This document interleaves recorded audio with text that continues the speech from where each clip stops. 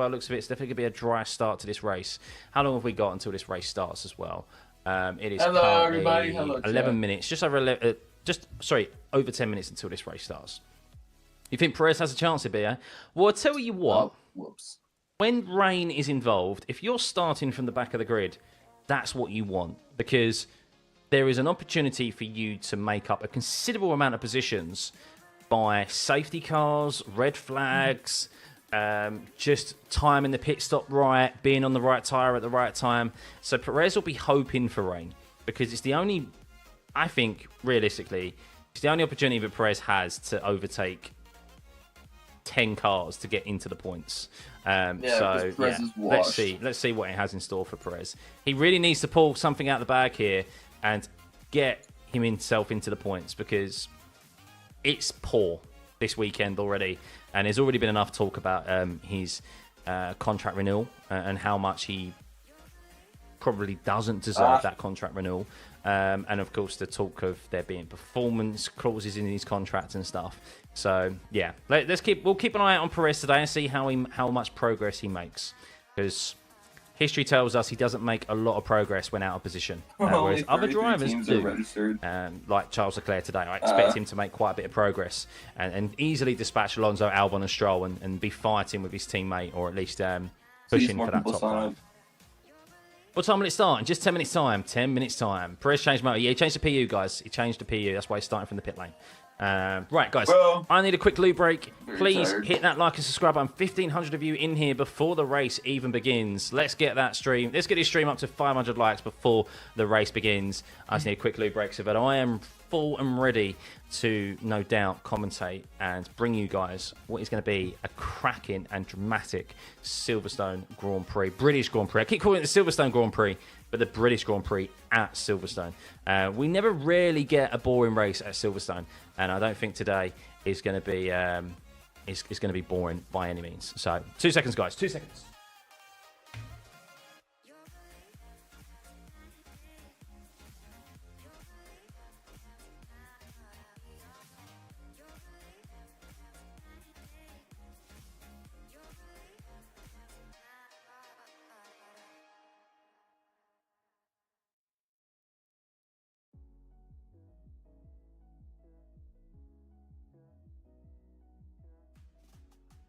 Vibes before the race starts.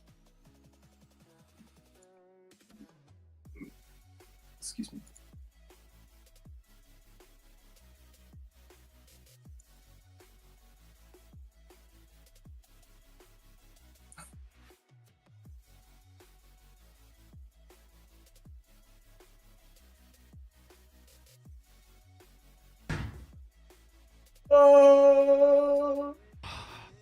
There we go.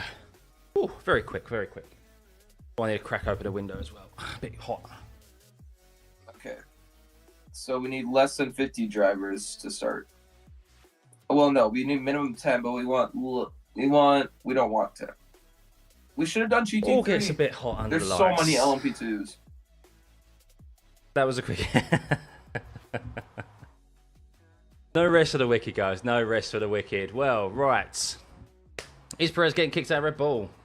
Well, I'll tell you what, if he doesn't pull his finger out of a certain area of his body, he's one step closer. He's one step closer, that is for sure.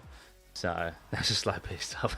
If it rains, Lewis for the win. If it stays dry, Lando for the win. Interesting, Brett. Yeah, I tend to agree. I think if it rains, you're going to see the cream rise to the top. But Lando's no slouch in the rain. My worry is that McLaren have set up the car for wet weather conditions, and that's why they were slightly slower yesterday. So I think they'll be hoping for it to rain, whereas maybe the likes of Mercedes aren't. Supposedly, that if you look at the comparison in lap times yesterday, I was watching Sky and Karun Chandhok. I think that's how he's pronounced his last name, but Karun. He was comparing the laps, and you saw the Ghost's car, so they were overlapping the laps. And George Russell definitely gains a lot more. He's got definitely running less rear wing, that's for sure. He's got more top speed than Lewis. I think Lewis has set up the car for a little bit more downforce so that he is more suited for the wet weather conditions that we are predicted for today. So we'll see how that plays out. But we could see George Russell pull away from Lewis Hamilton in the field at the start, maybe. But then as the rain comes in. So, yeah, this race is definitely going to be in phases, that is for sure. Might be in for a corker race. I think so, Brett. I think so. Thank you, Marlin. Thank you. It's a 1,000-step march, though. Can you be a mod? Not yet, football. No, I only provide mods to guys who I know have been very supportive of this channel for a long time and have been long-time viewers, subscribers. So, yeah. I appreciate you wanting to be. If you continue to turn up to my live streams and support the content, then, yeah, I will do. But not right now. George with DRS could be a rocket compared to Lewis. Yes, Buzz. Yes, that is a potential. So I think a lot of the teams are running different setups. I think they may have gambled a bit on qualifying or sacrificed maybe a little bit out of qualifying for the race today. It was definitely a conscious decision that I think they would have had with their engineers and with their team. And yeah, maybe, of course, maybe I really thought we wouldn't see the Mercedes out on top, to be honest with you. I thought we'd only seen Mercedes on top in wet conditions, but it turns out we saw them on top in dry conditions. So maybe they've just got an all-round good car here this weekend at Silverstone. But I do think the McLaren might be set up more to wet weather conditions. Max's car, who knows what that's set up for. Max is going to be strong today. Don't rule him out whatsoever. And Oscar as well. Remember, Oscar got shafted yesterday by his own team. They left it way too late to get him out of the pit lane. And he was rushing around. He couldn't prep properly for his lap. And he was rushing around to get within the time limit to set a lap. So Oscar is also one to be wary of today. Because, yeah, he could quite easily, of course, trouble to the front three there in qualifying yesterday if it wasn't for McLaren's poor decision making in waiting, making him wait so long, because he came out behind who was it, Alonso and Sainz. So your sixth race with us, welcome, pleasure, welcome back, Scorpio, welcome back. Right, guys, we are only moments away from finding out what the tyre blankets are. Oh, here we go, right on cue. Some tyre blankets have been pulled off of the cars. And we can see here, majority of drivers starting on the medium compound tyre on the brand new set of mediums that they have available to them. And then we have Zhou and Ocon, the only drivers on the soft, and Perez starting from the pit lane, the only driver starting on the hard. So that is most definitely a goal-hanging tactic for the Red Bull driver, so that he can go long on a set of hards and hope for some rain, a safety car, a red flag, and he's obviously gained back those positions he lost in qualifying. So interesting. I guess the medium tyre is the right choice. I still think if it's dry conditions, it'll be a medium to hard race, and I guess the medium obviously leaves that option open to a lot of drivers to mix up their strategy. But yeah, that's generally what that indicates to me. We've got Zhou and Ocon obviously hoping to get some extra grip off the start line and gain some positions on the first couple of laps. But how long will those soft tyres last? We don't know. And of course, the wet weather. When is that going to arrive? 60% chance of rain, guys, is what is being forecasted. So only moments away until we have the formation lap. And this British Grand Prix gets underway, hotly anticipated, with 3 Brits in the top 3 for... Is that the first time ever? It's got to be the first time ever, isn't it, guys? Got to be the first time ever. Max's car is set up for max conditions, people. He's going to be strong today. He's going to be strong.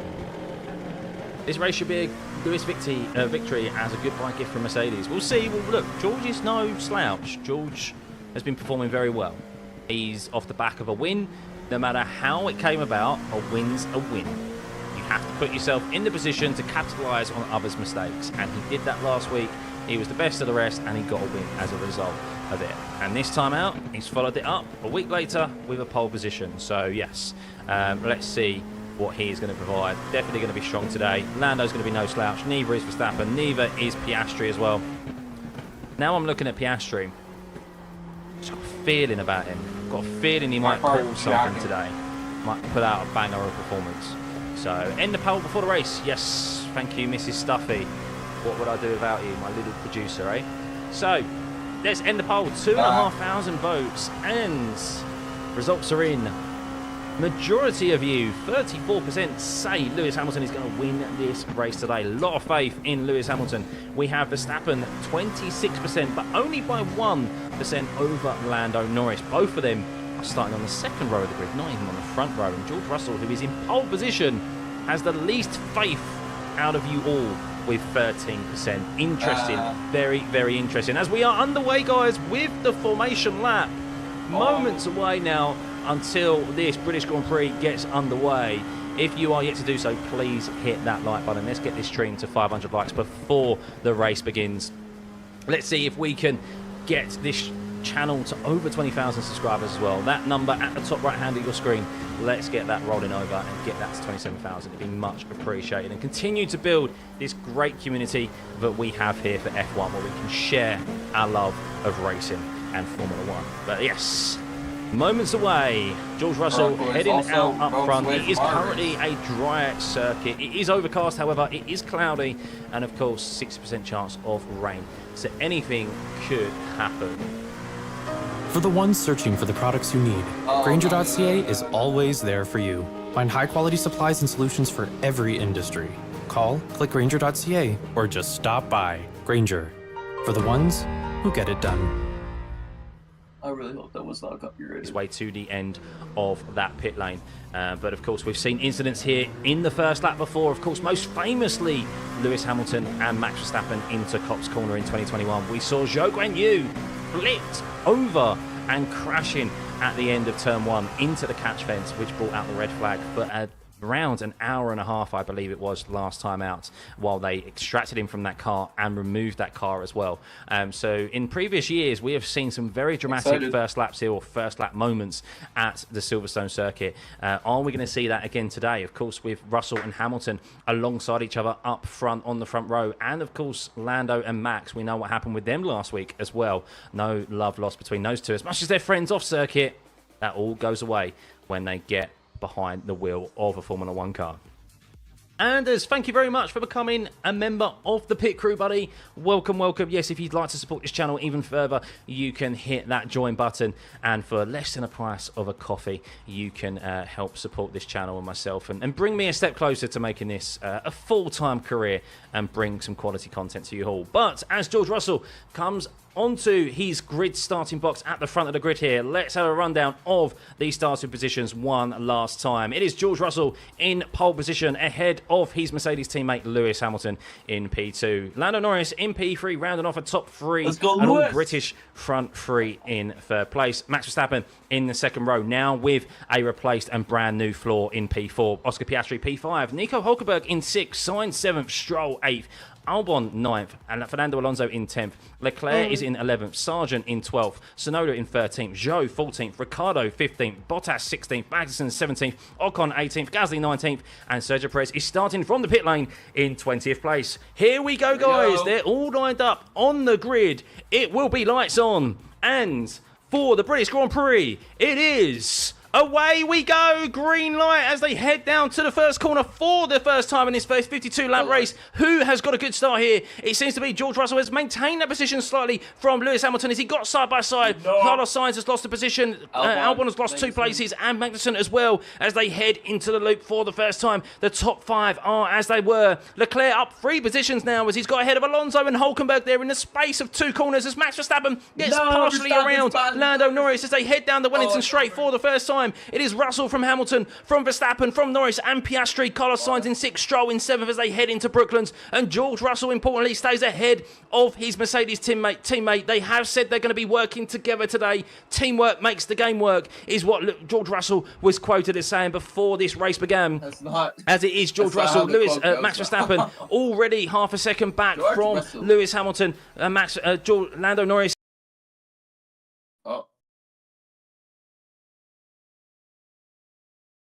is in P4. Piastri is where he started in P5. Leclerc, a great start from him. A few changing positions as they head through Magnussen Beckett's for the first time. As I'm just watching the race start,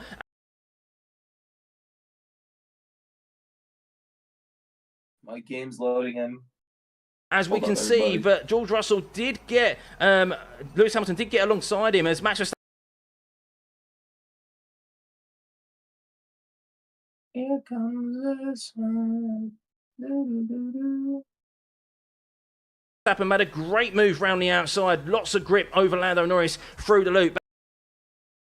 Oh, my game, just low. But as they head down into Stowe for the first time, it is Russell, Hamilton, Verstappen, Norris and Piastri. Those five starting to break away slightly from Carlos Sainz, but it is pretty much a DRS train which will be activated next time out as Perez is trying to catch up to the back of the pack on the hard compound tyre as Gasly is in the pit lane. Gasly hasn't even started this race. What has gone on there? Gasly, unable to start this race, is back into the pit lane for him. That is a poor start for him. But George Russell ahead of Hamilton and Max Verstappen, as Max Verstappen is hounding Lewis Hamilton at the moment, 7 tenths behind. But DRS will now be activated for the first time this race. Only a single lap, but we have to wait now for DRS to be activated. No longer is it 2. So let's see how much time Hamilton is able to gain on George Russell, and likewise Max on Hamilton, as it's a purple first sector there for Lando Norris, 4 tenths faster than Max Verstappen, as he gains a lot of time there on Max and gets very, very close to the rear wing of Max Verstappen. I think Max had a little bit of a rear wobble, through the first sector as he was following in the dirty air of Lewis Hamilton, as he is briefly losing the DRS to Lewis Hamilton here, but is regaining it. He's right on the edge as they head through Maggots and Beckett's, but George Russell is your leader from Lewis Hamilton, from Max Verstappen in P3, Lando Norris in P4, hounding Max Verstappen, Piastri in P5, Sainz in P6, upper position, Stroll upper position in P7, Leclerc, a great start from him, what he needed, starting in 11th, up 3 positions in P8, Hulkenberg in P9, Alonso in P10 where he started, Tsunoda up 2 positions as well in P11, Albon is down 3 positions and only 1 place ahead of his teammate Logan Sargent in 12th and 13th. Zhou, where he started, in 14th. Ricciardo in 15th. Ocon up 2 positions in 16th. And Magnussen and Bottas and Perez are 17th, 18th and 19th. And we have a confirmation of that retirement of Pierre Gasly, who I'm not entirely sure what occurred there, but maybe he was not even able to make it to the grid, or they wheeled him back in. Of course, a power unit change for the Alpine driver. But Verstappen has lost the DRS to Lewis Hamilton here. He is the first driver, other than Magnussen and Bottas down in 18th and 17th, to lose the DRS. So this is important for the 2 Mercedes drivers of Russell and Hamilton to get away from the pack behind. And what this will do for Verstappen is that he will be under attack now and vulnerable to the McLaren of Lando Norris and Oscar Piastri following close behind. So let's see how that unfolds. But Verstappen definitely struggling in the first sector compared to the Mercedes. There is an incident noted between Nico Hulkenberg leaving and gaining an advantage through turn 3. So we'll see what happens with that, as Perez is now catching the back of the pack, which is Valtteri Bottas on the hard compound tyre. But it seems to be that in the slow corners that Verstappen is losing time to the Mercedes drivers. But Russell there is now out of the DRS of his Mercedes teammate Lewis Hamilton. So those two looking to pull away from Max Verstappen and increase that gap, because we know that there is a risk of rain at any point throughout this race. 60% chance, guys, if you're just joining us, is what is informed throughout this race. It is forecast that rain could be coming through around an hour into this race, 4 o'clock. So let's keep an eye out on that and see what happens. I have the TV coverage available to me to keep an eye out on the weather. At the moment, it does just look cloudy. There are breaks of sun, so it is a dry race for now. But of course, as is with the British weather, that could change on a dime. So George Russell flying at the moment, half a second quicker than his teammate last time around with a 31.7 and George with a 31.2. He is really getting his foot down at the moment. Maybe Lewis, of course, just already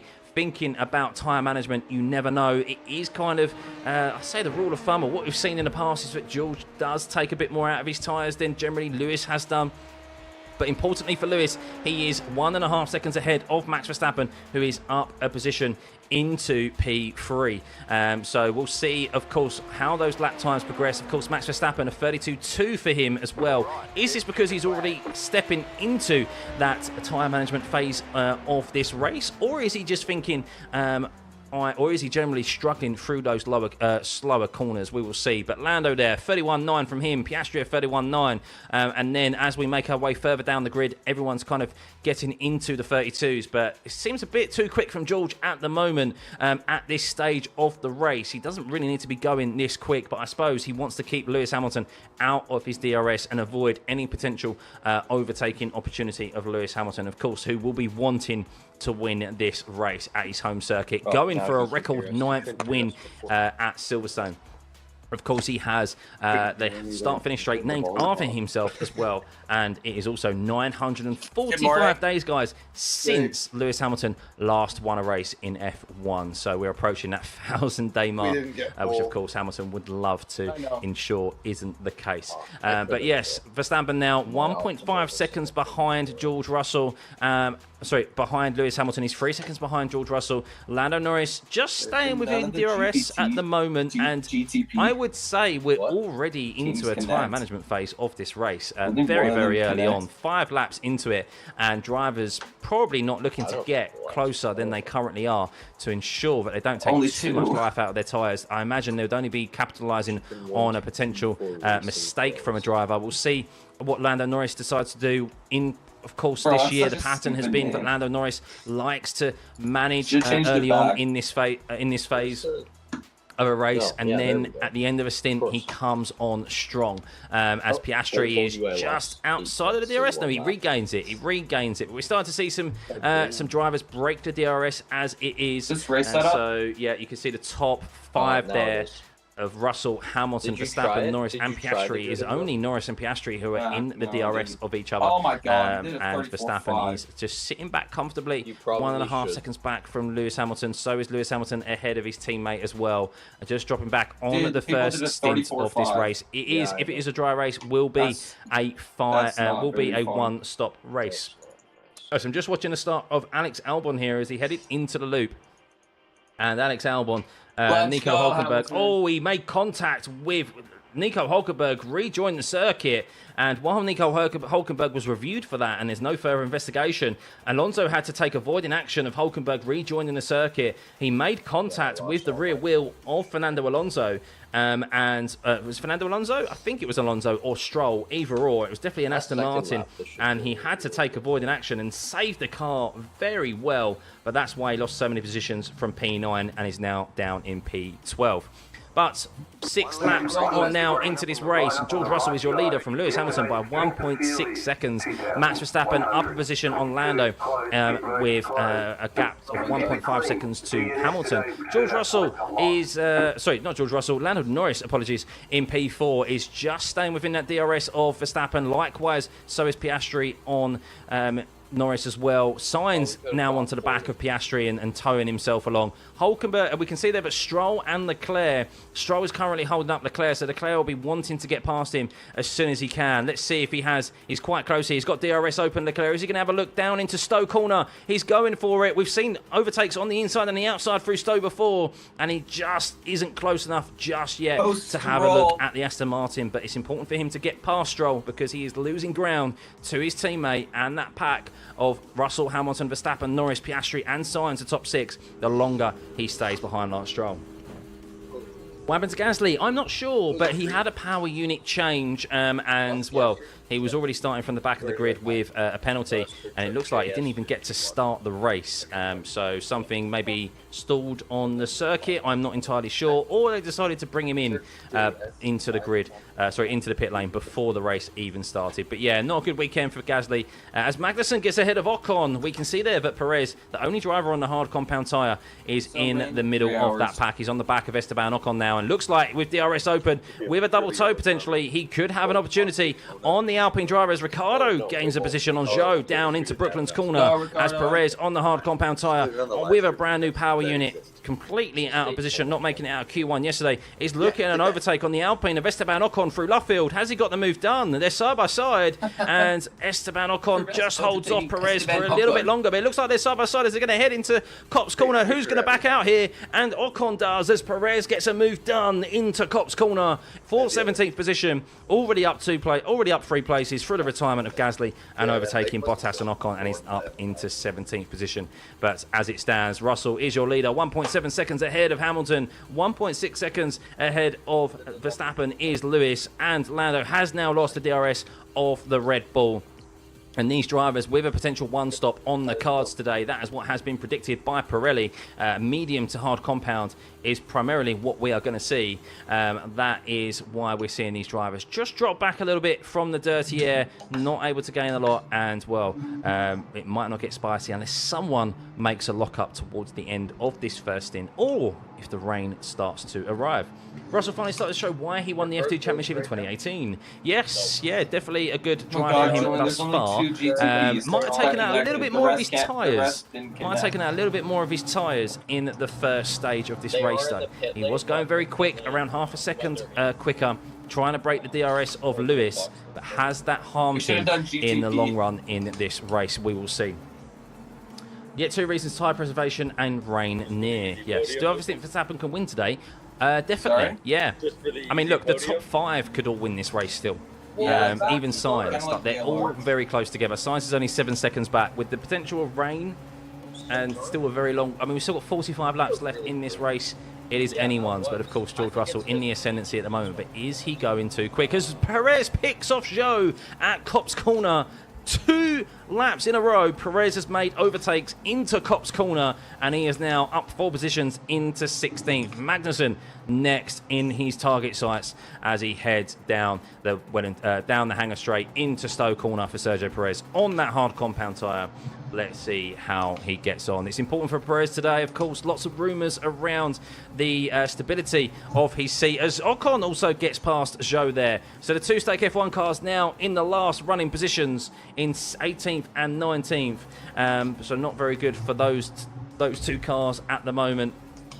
One on the mediums and one on the softs. Definitely off the pace, those 2 are. But yeah, Perez, of course, lots of rumours around his contract and the stability of his seat in the Red Bull team. And he needs, of course, after yesterday's poor performance and mistake in qualifying, to recover as many positions as possible. Points or nothing for Perez today. Nothing but points will be seen as acceptable from starting down the back of the grid. Bottas driver of the day, yeah. Charles, come on. You'll have a slowdown in front. Yeah, so Charles Leclerc struggling in the dirty air of Stroll. He has been within the DRS of Lance Stroll for quite some time, and he's just not been able to gain on the Aston Martin. Is that a testament to how good the Aston Martin potentially may have improved, or is it more so how much Charles Leclerc is struggling in that Ferrari, with them reverting back to the spec that they used at Imola, the brand new upgrade package that they brought in Barcelona? They've binned it off. They've gone back to the Imola spec. So definitely not all is well at Ferrari as it stands. And, well, Charles Leclerc struggling to get past the Aston Martin of Lance Stroll is doing a good job at the moment. He is, respectively, only 3.5 seconds back, 3.6 seconds back from the Ferrari of Carlos Sainz, who is in 6th place. But you can see there the gap increasing as Charles Leclerc's engineer has said rain is expected in 7 laps time, ladies and gentlemen. 7 laps time.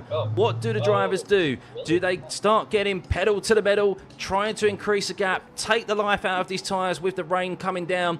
Or is it not enough? Is it just going to be a light sprinkle? Is it just going to be a couple of corners and you pray that you eke out these tyres? Decisions to be made by the drivers and the teams right now, as Lewis Hamilton is 1.5 seconds back from his teammate. And I'm looking at the weather radar on one of the pit wall, and it looks like it's a very, very big patch of rain that is coming over. So we'll see how heavy that is. So maybe this 2.5 second gap that has formed between Max Verstappen and Lewis Hamilton is due to them being told to get a move on with this inclement weather.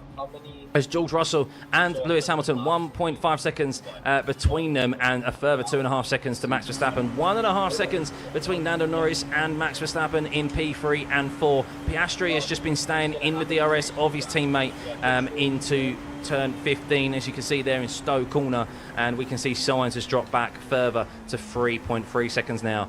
So very, very interesting stage of this race. What do the drivers do?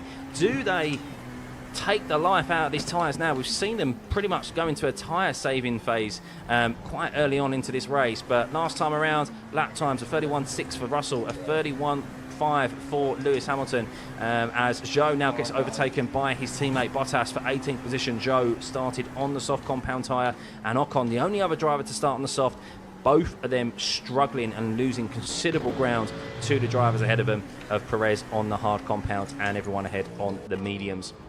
So that decision to start on the softs has backfired, of course. This early stage of the race, starting on the softs, never preferable really, due to how much load is put through the tyres with that extra fuel on the car. The car is the heaviest it is at the start of a race, of course, 100 kilograms of fuel that these cars can start with. But yeah, let's see how that gap stays with Russell and Hamilton. That's staying quite consistent, and the gap is edging out a bit further between Lewis Hamilton and Max Verstappen into P3, with it 2.7 seconds now.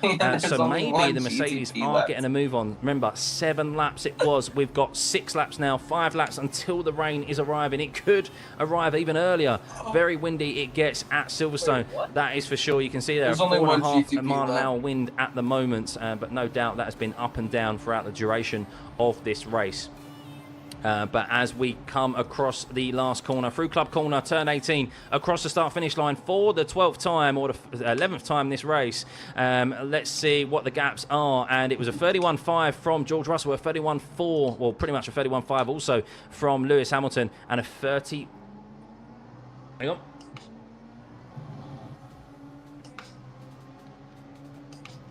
Nothing really concrete coming from the engineer of Lando Norris. Just them saying we need to keep it simple, but no actual confirmation of when rain is going to arrive. But you can see that gap, 3 seconds now to Max Verstappen of Lewis Hamilton and Max Verstappen. 31.8 last time around for Max, and a 31.5 for Lewis Hamilton and George Russell. I bet Haas take a risk on the rain. They love it, Anders. Yeah, potentially. They do like it. I mean, Hulkenberg's going well quite now in P9. He's just behind Charles Leclerc, towing himself along. Although Fernando Alonso is catching. Fernando Alonso's going quite nicely as well. This race is very much up in the air at the moment, just because the Mercedes are up front, and it does seem Lewis Hamilton gaining a little bit on his teammate. Gaining a little bit, a 31.4 last time around compared to Russell's 31.5, so a 10th gained by Lewis Hamilton. That gap now to 1.3 seconds, over 3 seconds now it is to Max Verstappen. Lando Norris 1.2 back from Max Verstappen, and Piastri just sticking tightly behind Lando in that DRS, towing him along. 4 seconds, they've increased that gap to the Ferrari of Sainz in P6. Leclerc still struggling with Lance Stroll, cannot get close enough and stay close enough through Maggers and Beckett's to have an opportunity with DRS open into Stowe Corner. So yes, the Ferrari seems to be quite draggy or struggling in the dirty air of the Aston Martin. But once again, that gap has Lewis chipping away at Russell's time here. Well, oh, he's just locked up a little bit there, though, Lewis. He's just gone wide through the first couple, through turn 3 and 4, and that gap that came down to almost a second has shot out half a second to 1.6 back from George Russell, and that's the nature of the first couple of corners here at the Silverstone circuit. Turn 3 and 4 easily can make a lock-up, and, well, that can cost you a lot of time, as Hamilton was just chipping away at George's gap there, and it's now gone out to 1.7 seconds. So it's going to take him a little while to recover from that lock-up and spike in temperature. No doubt that he has occurred on one of those tyres that he's locked up into turn 3. Gasly is holding Perez. No, Gasly has retired from this race. Still not entirely sure why Gasly retired. No doubt it was a power unit issue, as he was on his 5th power unit for this race. As Zhou has pitted to the medium compound tyre, absolutely suffering on those softs. Only one of 2 drivers to do so, Ocon, who is also suffering as well. Look at the gap between Esteban Ocon and Valtteri Bottas there from Sergio Perez, or the field ahead of him, as Perez is on the back of Magnussen now. 32.5, almost identical lap times last time out. And Leclerc finally gets past Lance Stroll into Stowe Corner, lap 14, and he has finally dispatched the Aston Martin of Lance Stroll into turn 15, commonly referred to as Stowe Corner, and he'll now be able to focus in on his teammate up ahead. But how much has that taken out of the tyre life of Charles Leclerc? We will see. But of course, rain is on its way, as was predicted, and if it is true we are only a few laps away until those first drops are going to come down. Oh, guys. Interesting start to this race. If you can please hit the like button. We've got 597 likes. Let's get that up to 1,000, shall we? Let's get that up to 1,000. There's 6,000 of you in here in this stream, nearly. Big thank you to everyone for tuning in. And if you can hit that subscribe button as well, if you're new to this channel, or if you're recurring to this channel, returning viewer, and you haven't hit that subscribe button yet, please do. It's just a token of appreciation to know that you're enjoying these watch-alongs and, yeah, help continue to build a great community that we've got here to enjoy this F1 season. Ferrari look decent enough, so I hope the pace is back. We'll see. Their pace is not good enough with the front four, though, as Lando Norris has gained considerably on Max Verstappen there. 3 tenths last time out, and he's less than half a second behind Max Verstappen now as he went down with the DRS into Stowe Corner. So was that a slight issue from Max Verstappen, or was that just a really good lap from Lando Norris? We will see. But a lot of time gained there by Lando on Max Verstappen that lap, and he is well within the DRS. Well within the DRS now, half a second back from Max Verstappen in the tow. Of course, doesn't want to lock up the tyre here, but we could see these two go side by side, wheel to wheel, only a week later, of course, from the Austrian GP, the Red Bull Ring. Let's see as they come out of the loop there, turn 5. Let's see how close Lando can get. It seems to be a little bit too far back, half a second back on Max Verstappen as they head down the Wellington Straight into turn 6, which is Brooklands. And yeah, it looks like he deactivated his DRS a little bit early there as he went into Brooklands. Not close enough to have an opportunity just yet. Still early on in this race, 38 laps remaining.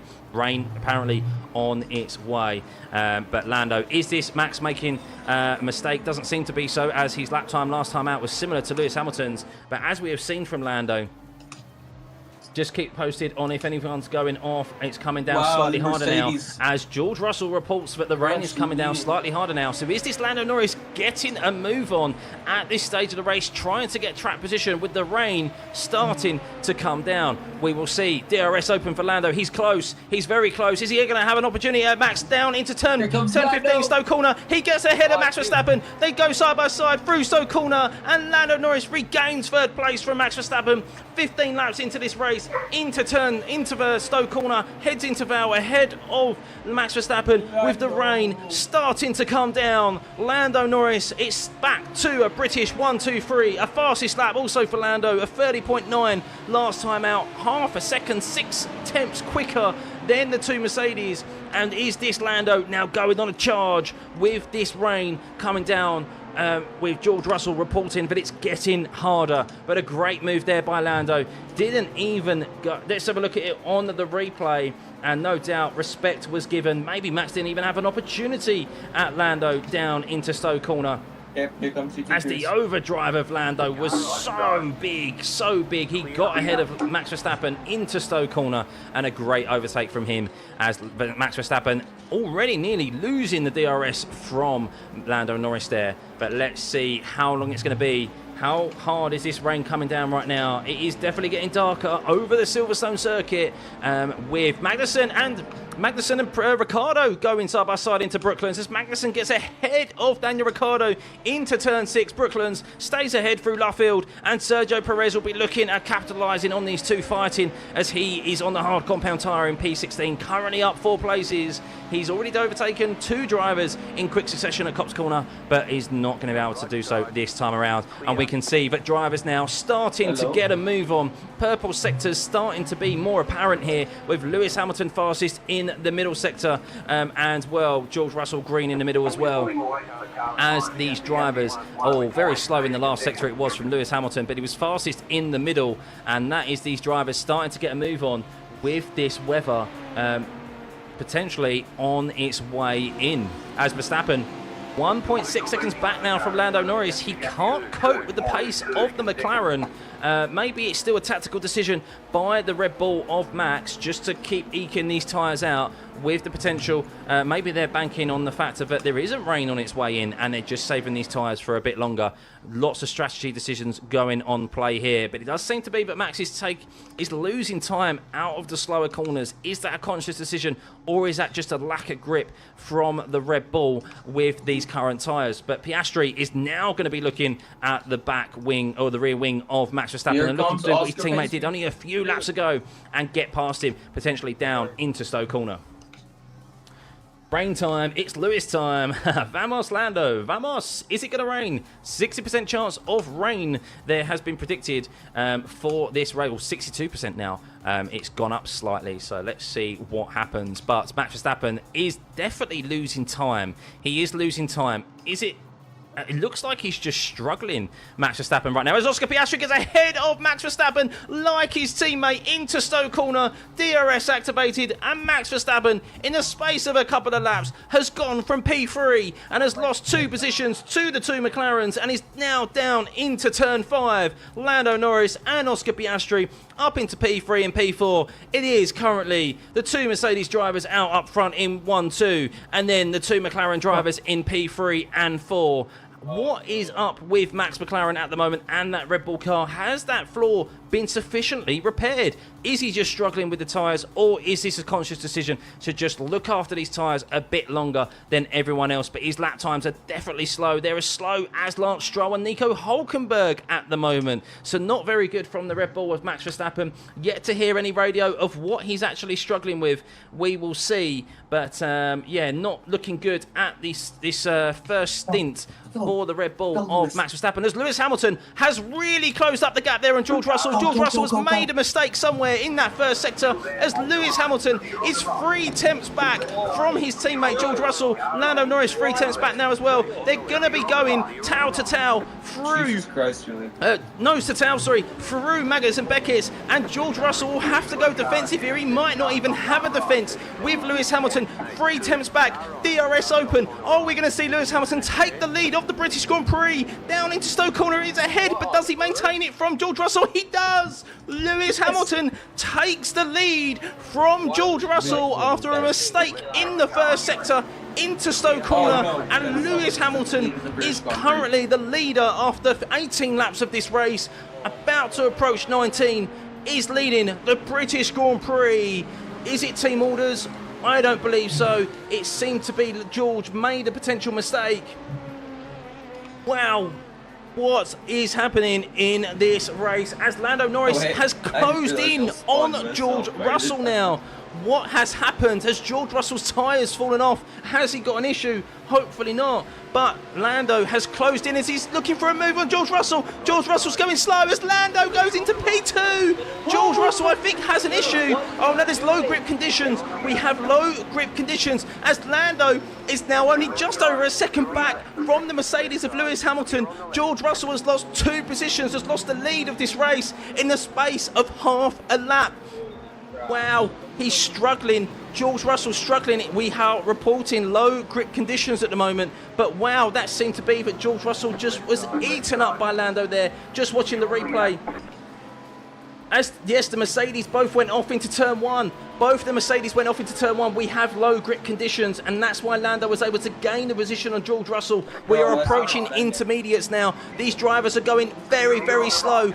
They are going so slow right now. They're eking their way around this circuit. It is a very wet Silverstone, and that's why George Russell lost a position to Lando Norris. And, well, Lewis Hamilton, let's see. As Norris was reporting, they both rejoined very unsafely. Let's see if anyone decides to come into the pit lane, but it is low grip conditions at the moment. Let's see, pit lane right into turn 16, and no, they all stay out, but we have at the moment the 2 Mercedes drivers, the top 4, separated by 2 seconds, guys, as Max Verstappen is losing more time to the drivers up ahead, as Lewis Hamilton is struggling here. Lewis Hamilton struggling, he's lost a position to Lando. Lando is leading this race. Lando is leading this race as Lewis Hamilton might get overtaken by George Russell. What is happening right here? I don't know what's occurring. Lewis Hamilton, is he in P2 as he comes out for the loop? George Russell's all over the back of him. Oscar Piastri also looking to capitalise here, but Lando is in the lead and seems to have the grip. As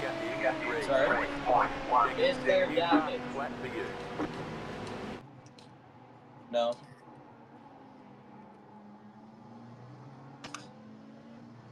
No damage. Struggling through the first couple of corners there as Lewis Hamilton is going to lose. Oh, he stays ahead of Oscar Piastri as they head through turn 8. How has Lando got so much grip at this stage of the race? I don't know. But wow, Lando Norris, so much grip, easily got past the Mercedes of Lewis Hamilton, and Lando is leading by 1.6 seconds from Lewis Hamilton, and we have Hamilton under attack from Piastri, George Russell close behind as well. But in the space of a couple of laps, it's all flipped on its head, this race, with the top 5 or top 4. Max Verstappen recovers a little bit there with a 42.4, 3 seconds back. As we can see here, with the DRS will be over. DRS has been activated, as it is definitely wet conditions now. As Piastri gets past Hamilton into Stowe corner, it is a McLaren 1-2 as we are 20 laps into this race, and they still stay out there on the dry tyres. No one's pitting to the intermediates just yet, apart from Leclerc, Perez and Ocon, who have gambled right now. But it's all flipped on its head for the Mercedes team, as Norris has overtaken Hamilton and Russell for the lead of this race in the space of 2 laps. Zhou rejoins on the intermediate tyres and is going to get in the way of this battle for the lead, as Hamilton and Russell are now 3rd and 4th, guys. What is going on? Oh my god. Wow, if you're liking this race, if you're liking this stream, please hit the like button. We are just a few away from 1,000 subscribers.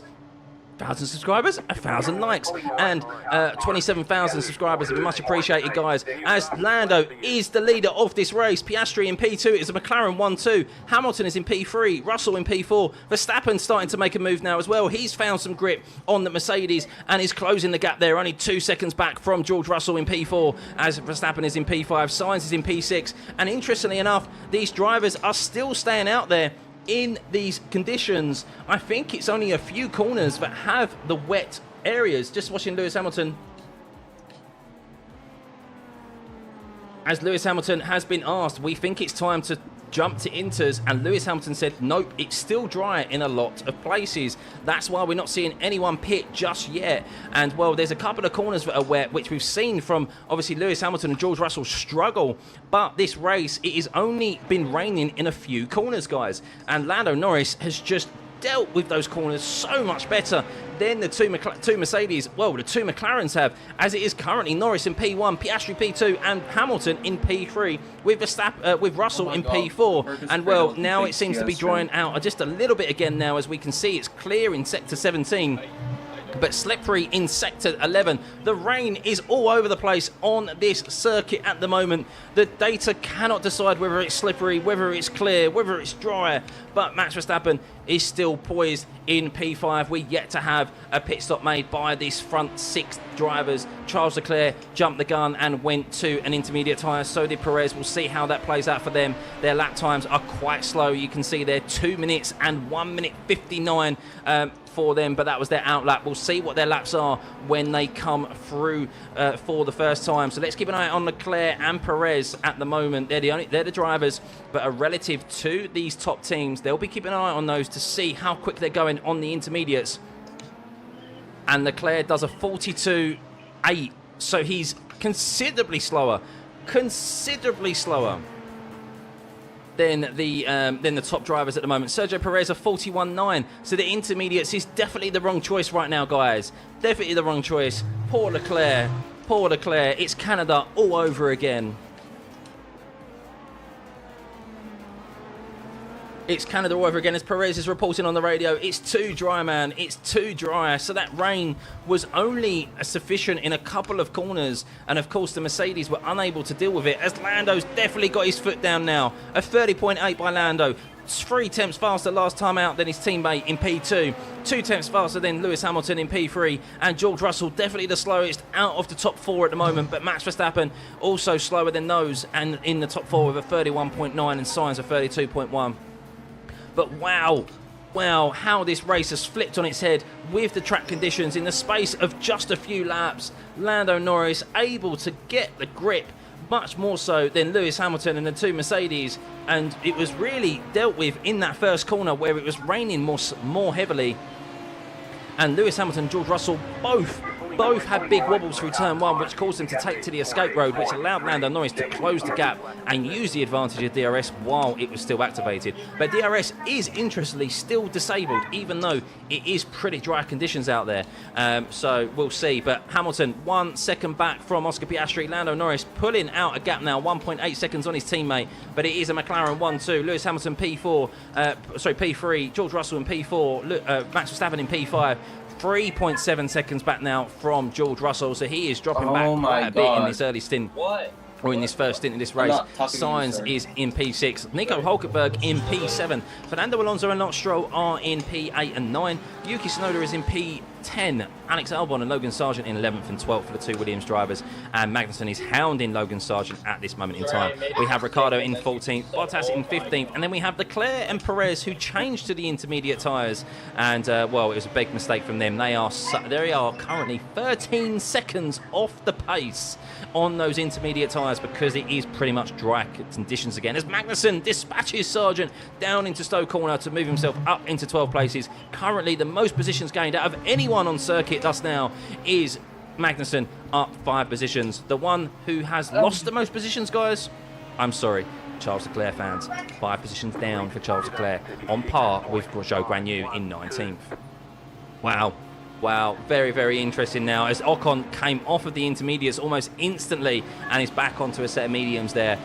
So we'll see how long it'll be for Leclerc and for the Red Bull of Perez to see if they stay out there or if they come in onto a set of dries. As we have been informed, it is normal grip conditions again and DRS has been re-enabled. Wow, what an interesting race, guys, this is. And we've still got 29 laps remaining. If you could please hit the like, but we are 40 likes away from 1,000 likes.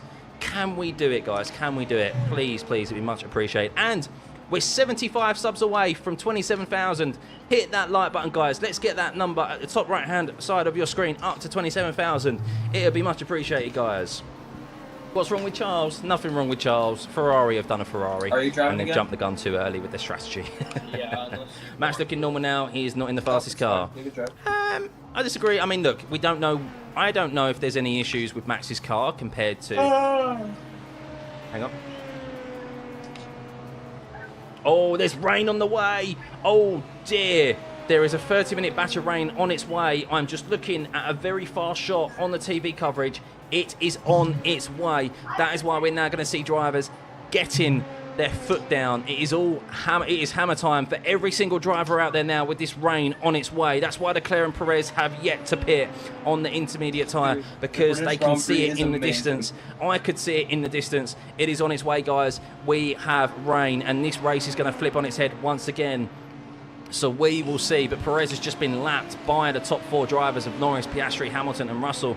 Russell is now struggling on this set of tyres, maybe taking, as we suggested, too much out of them in the early stages of this race, now lapping in the high 31s. Max Verstappen lapping in the 33s. He's killed these medium tyres as well. The Red Bull not looking good in this early stint, but of course, we do know this race can completely flip on its head with this weather on its way, guys, on its way. Over 1,000 likes, 1,100 likes, thank you, guys. Max is being hounded by the Ferrari of Carlos Sainz there as they're looking to approach and lap Charles Leclerc in P16. Yes, you heard that correctly, lap Charles Leclerc in P16, but Carlos Sainz, can he get an overtake done without DRS on the Red Bull with Max Verstappen before they head into the pit lane, no doubt. But it does seem that their first sector times are pretty consistent with what we've seen. But let's see if they decide to pit. It's going to be essential.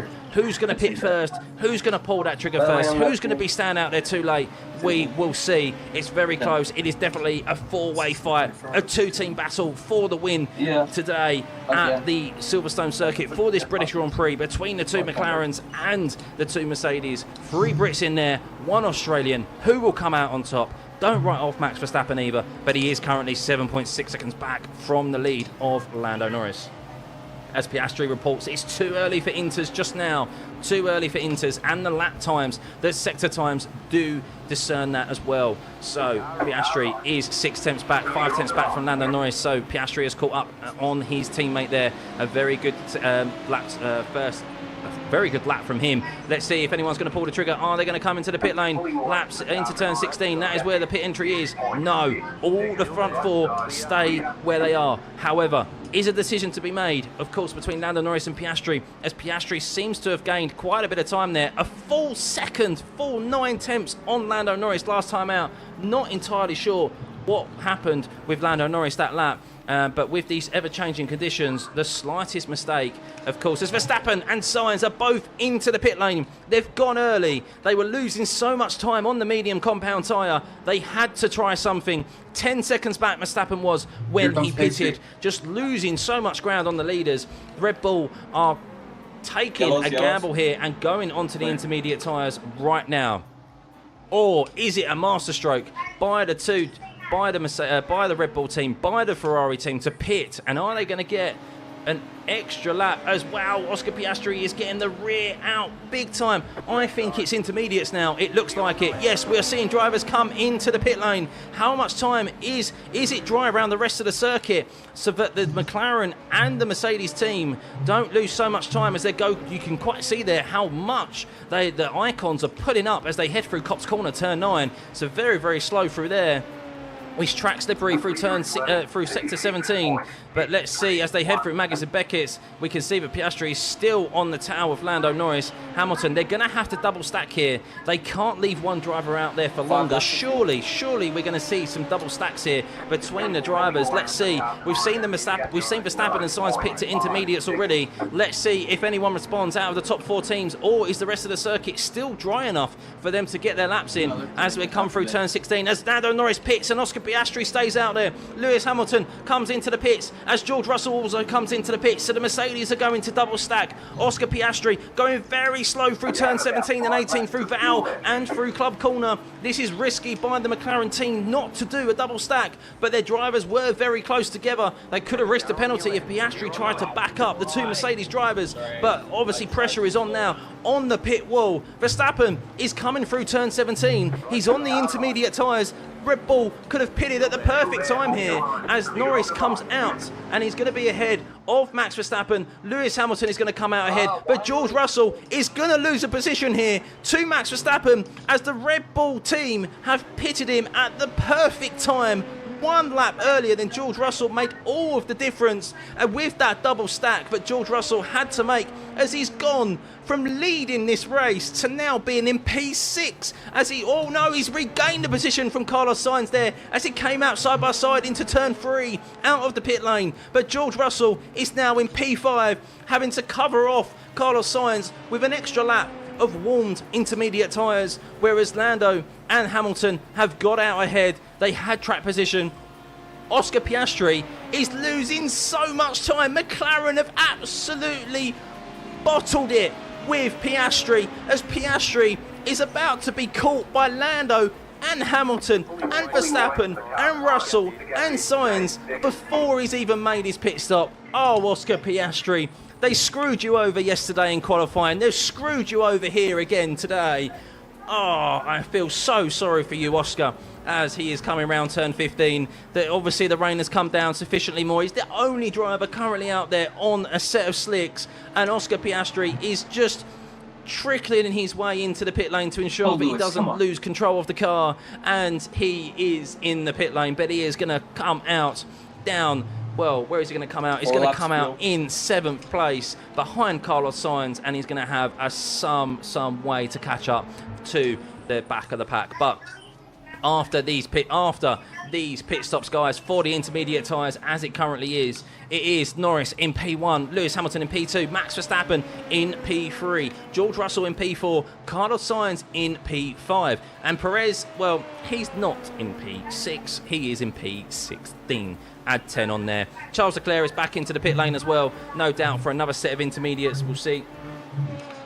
Max Verstappen, great call for the Inter. Come on, we're back in this race here, so we'll keep an eye on his lap times and see how he gets on. But at the moment, yes, it is definitely a British 1-2 between Norris and Hamilton. George Russell lost out there, maybe taking too much out of his tyres in the early stages of this race, which lost him those positions to Lando, to Hamilton, to Piastri, and then that's put him out of position in regards to being the first driver to get the priority in the double stack. So you're always going to lose time if you're the second driver there, and well, he's now got to chase Max Verstappen. But let's keep an eye on those lap times of the Norris and Hamilton as they will set their first proper time laps as they come around the start-finish line. But 24 laps remaining in this race. Is there any more rain on the way? Will it get stronger? Will we have to see the wet compound tyre we will see. At the moment, it's kind of a consistent drizzle as I'm looking on the TV coverage, guys. But wow, how's your tires what feeling? a race this is. And I just want to check Zhou Guanyu. I think Zhou Guanyu has made 3 pit stops already. Zhou Guanyu and Esteban Ocon have made 3 pit stops already. This could be a tire limited sim. That's when you know you've ballsed up your strategy, isn't it, guys? That is when you know. But Oscar Piastri, feel sorry for him there. Feel sorry. They screwed him over by waiting too long in qualifying yesterday, and he still did a good job to get into Q5. And, well, he's been screwed over here today with them keeping him at not going for the double stack. If they went for the double stack, they could still potentially have, not necessarily a 1-2, but they could have at least had Oscar Piastri in that top 4. Now he is currently 4 seconds off of Carlos Sainz, and he is currently 18 seconds off of his teammate who's leading this race, where he was only half a second behind Lando Norris when they pitted. So yeah, poor strategy decision there from McLaren, whereas Mercedes decided to do the double stack, and it's worked out for them. They always knew they could potentially lose a position, but it was the right decision. Now, intriguingly here, guys, the first timed lap there by Norris and Hamilton was in the low 40s, a 40.2 for Norris and a 40.4 for Hamilton, whereas Max Verstappen was a 41.5, George Russell a 40.4. So Max Verstappen maybe potentially made some setup changes to his car for this weekend, and it hasn't played out for him, as the Red Bull is definitely not looking the quickest car. It is definitely between the McLaren and the Mercedes, so we'll see how they get on for the remainder of this race. But wow, 23 laps remaining, guys. Lando Norris in P1, Hamilton P2, Verstappen 9 seconds back from Lando Norris and 6 seconds back from Lewis Hamilton. George Russell closing that gap on Max Verstappen, as Max just seems to be losing time. He's only done 3 laps on this set of intermediate tyres, and it seems to be that he is struggling, and Max is no slouch in the wet weather conditions as well, guys. So something not right with that Red Bull this weekend, as he is considerably losing pace, as George Russell gained 8 tenths on Verstappen that lap, and Verstappen lost 1.5 seconds to Hamilton and Norris. But of course, Norris and Hamilton are also very good in the rain. So yeah, very, very interesting. Very, very interesting at this stage of the race, guys. Hope you're enjoying the stream. If you are enjoying the stream, guys, please hit the like button.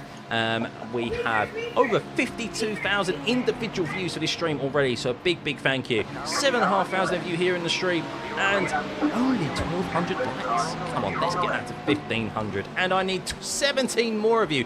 15 more of you to hit that subscribe button, and we will get over 27,000. That'd be really appreciated. Really appreciate the support, guys. And yeah, we're building a great community here, and I hope you're enjoying it as well. So I can see the chat going up and down, but yeah, focusing on trying to provide some great commentary for you all, as there is a lot happening in this race with 22 laps remaining. As Verstappen is reporting, tyres are degrading a lot, and I think that's a carryover from what we saw on the medium compound tyre in the dry. So that's definitely a characteristic of the Red Bull at this Silverstone circuit this weekend, which is unlike the Red Bull. Normally it's been so good on its tyres. Big thank you. Look at that, 27,033 subs. Much appreciated. You're all absolute legends. 27,033 of you are legends. 34 of you are legends. So yeah, big thank you, guys. But let's get back to this race, shall we? So Norris in P1. He has regained the positions on Russell and Hamilton. Of course, when that weather came down, we had that sprinkle of rain, didn't we? We had that sprinkle of rain, and that's what allowed Lando to catch up to the Mercedes drivers. But at the moment, 3.2 seconds. So Norris and Hamilton are lapping around the same amount of time. 41.3, 41.5. There's about 2 tenths between them at the moment. Of course, not entirely sure what's happening. Hamilton radio. The rain is going to last for another 6 laps at least. As Hamilton said, there's no more rain. There's no rain anymore, mate. Interesting. But we definitely have a fight for P1 and P2. Max Verstappen keeps losing time. George Russell, 41.9 for him now, as his ground, or the gains that he's making on Verstappen are starting to slow just a little bit. You can see there, Oscar Piastri gaining on Carlos Sainz. Go on, Oscar. I want to see you recover this after being shafted by McLaren's strategy team.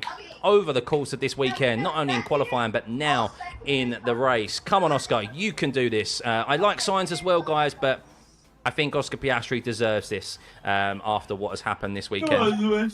Let's give you guys a Leclerc update and a Perez update. Well, both of them have been lapped.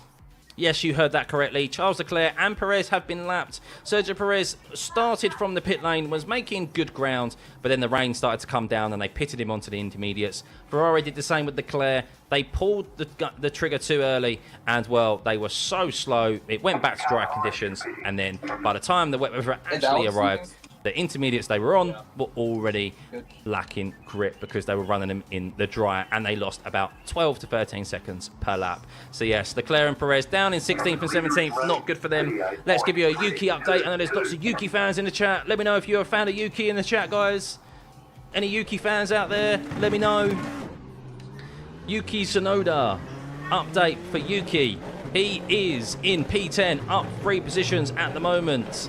Doing very well. He is, importantly, 4 positions ahead of his teammate, of Daniel Ricciardo, who is up 1 position into 14. So Yuki, at the moment, 2.5 seconds back from Alonso, looking to chase him down. And look, credit where it's due, Lance Stroll currently 8.5 seconds ahead of his teammate in P8. So Lance Stroll going quite nicely as well.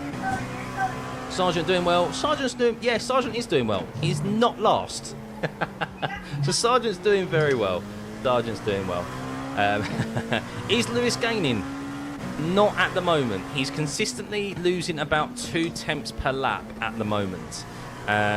From what I can see. We'll see when they cross the start-finish line again. That gap is 3.5 seconds, 3.6 seconds.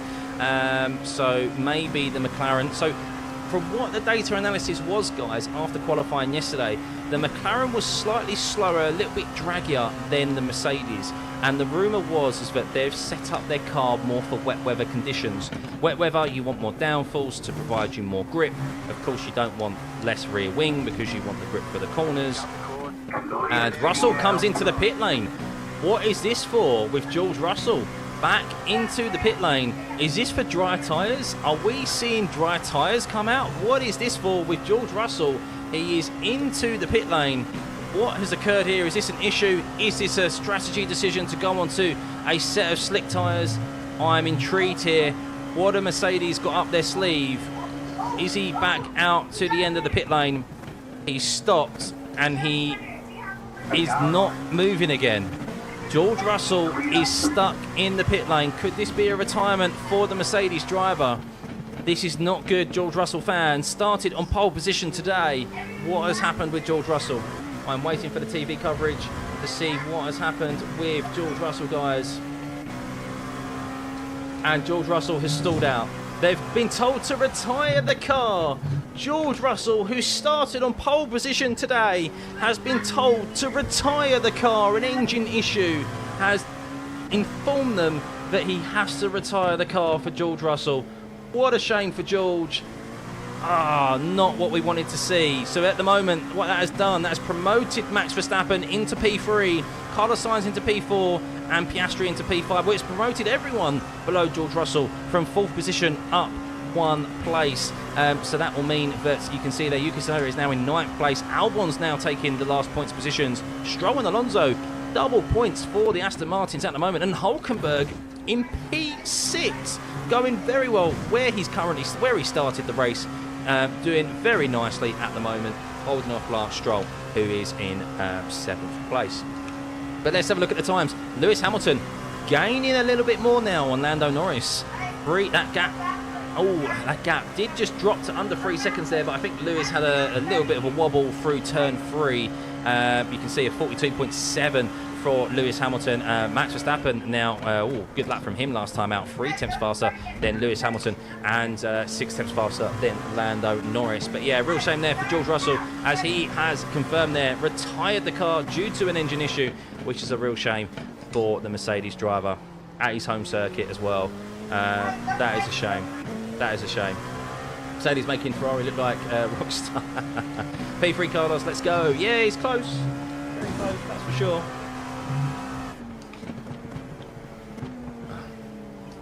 So, guys,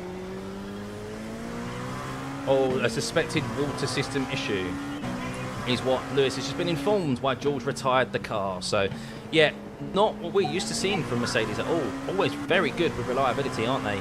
So that is a real shame for Jules. But what that has done is that has ensured that Max Verstappen now has a 9-second lead, or nearly a 10-second lead, over the next driver behind him, whereas George Russell was closing that gap on him for the top three. He now has the freedom of knowing that there's a very large gap between the next driver on grid behind him.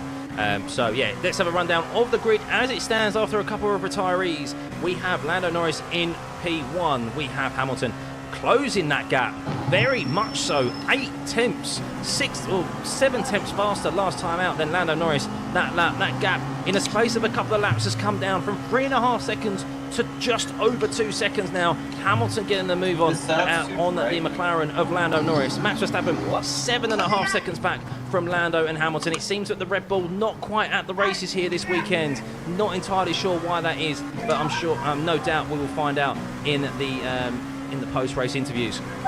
Carlos Sainz in P4. Oscar Piastri, after being shafted by his team and made to stay out later and not double stack, is now in P5. A good recovery from him at the moment, but yes, he should really be fighting for the win today, and it's tussling it up there with Lewis Hamilton and Lando Norris, as that gap has come down to under 2 seconds now with Lewis Hamilton and Lando Norris. Hamilton definitely gaining on Lando, but Zhou Guanyu is going to get in the way of Lewis Hamilton here through Maggers and Beckett's. How much time will he lose? We will see. Zhou Guanyu really needs to get out of the way here as well. He's already made about 4 pit stops today, Zhou Guanyu, but you can see there he gained to 1.7 seconds, and Zhou Guanyu just holds up Lewis by about 3 tenths through Maggers and Beckett's. Unfortunate area for Lewis Hamilton to catch the lap car of Zhou Guanyu, the Stake F1 driver. But Hamilton definitely closing the gap on Lando Norris there. So a real shame from him, as he was really gaining and could have had that gap down to under 1.5 seconds on Lando Norris. But no doubt it seems to be Lewis in a much better position at the moment on the intermediate tyre than Lando Norris. So we will see. It is a repeat, guys, of Sochi in 2021. Lando Norris leading, Lewis Hamilton chasing. Who is going to win this race? But it's so much more. There's so much more on offer. It's the British Grand Prix. Lando going for his first ever win at the British Grand Prix. Lewis Hamilton going for a record-breaking 9th, and to win his first race in 945 days. Yes, you heard that correctly. It has been nearly 1,000 days since Lewis Hamilton last won a Grand Prix race. That was back at the end of 2021. But you can see there, the gap is closing. Lewis Hamilton, he did get down to 1.7 again, but it seems Lewis Hamilton just went a little bit deep, and he lost that bit of extra time to Lando. Of course, he's going to be approaching that dirty air as well. Catching one thing, overtaking will be another. But let's run down the remainder of the grid. Nico Hulkenberg in P6 going nicely as well. He has a 3.5 second gap over Lance Stroll, holding him off quite well. We have Stroll in P7, Alonso in P8, as Stroll is 8 seconds ahead of his teammate at the moment, going very nicely. Yuki Tsunoda up into P9 with that retirement of George Russell. He is now up 4 positions into P9. Albon back into the points places positions after starting 9th and being out of position at the start of this race in P10. Magnussen up 6 positions in P11. A great drive from Magnussen after a poor qualifying yesterday. He is in P11. This could be a double points finish again for the Haas team.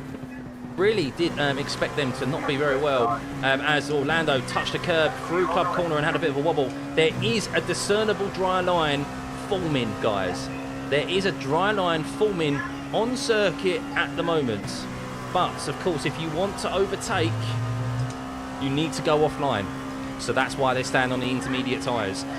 We can see that Logan Sargent up into 12th place, where he started.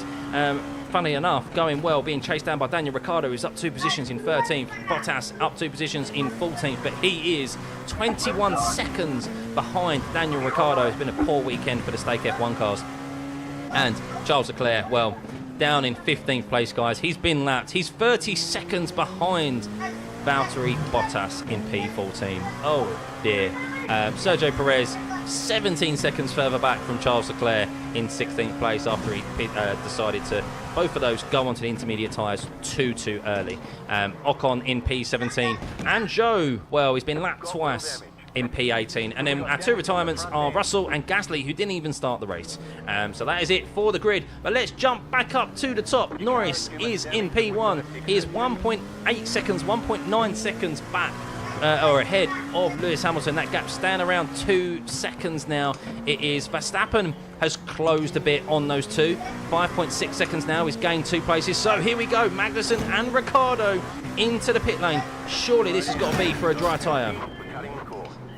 As Verstappen asked, do we stay out? And he said, yeah, you're faster than the cars ahead, keep it going.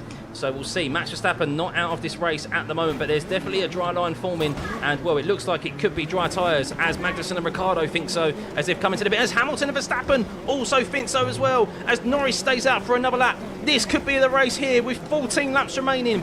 Does this decision work? Lando Norris going 1 lap longer on the intermediate tyre. Lewis Hamilton onto the softs. He comes out. How dry is it? Can he make up the time? Surely McLaren are going to respond here. He also had to deal with a little bit of traffic as he went through the first sector. Lando Norris there as he loses a position. Verstappen has definitely closed the gap as well, as there's now 2, 3. Let's see how many seconds there are as they come out. So 4.6 second gap now there is to Verstappen and Hamilton, as Hamilton also has to deal with a slow Valtteri Bottas, who will get out of his way, no doubt, and Carlos Sainz. The DRS is probably close to being enabled, that is for sure. It's very, very slippery in the pit lane, so drivers have to be very careful. But Lando Norris on the intermediate tyres, how much time can Hamilton do here?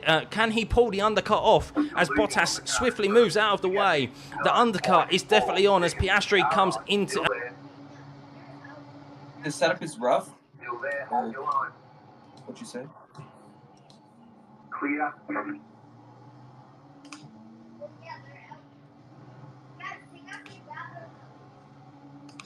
Down your left. Clear.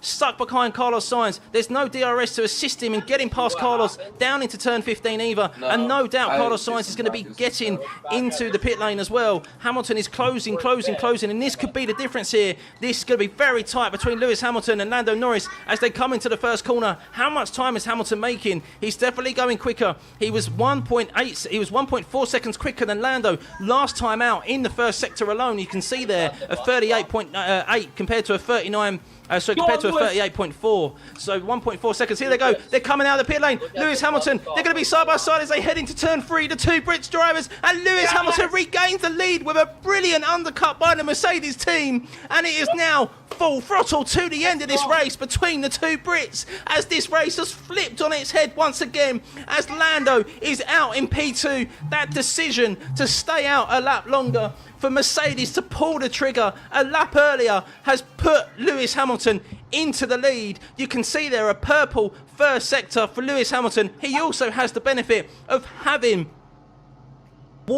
an extra lap of warmer tyres, and he is now in the ascendancy to win this British Grand Prix with 13 laps remaining. Lando Norris 2.5 seconds behind. Max Verstappen 4 tenths back. He is on the hard compound tyre, Max Verstappen, so a difference in strategy there for the Red Bull team. Will that pay off? Will the soft compound tyre last to the end? Have Red Bull pulled off a strategy masterclass here, and will the soft tyre last to the end of this race? You would think so, as the soft compound tyre, well, these drivers, these cars are on the lowest amount of fuel they've had, as Max Verstappen fastest in the middle sector there, half a second. Sorry? Are you on play mode?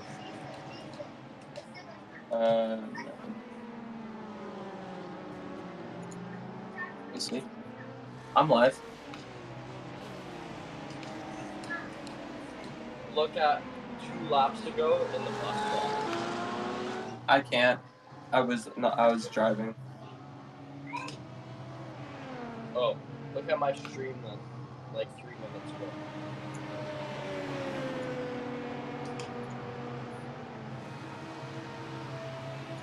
The medium compound tyre.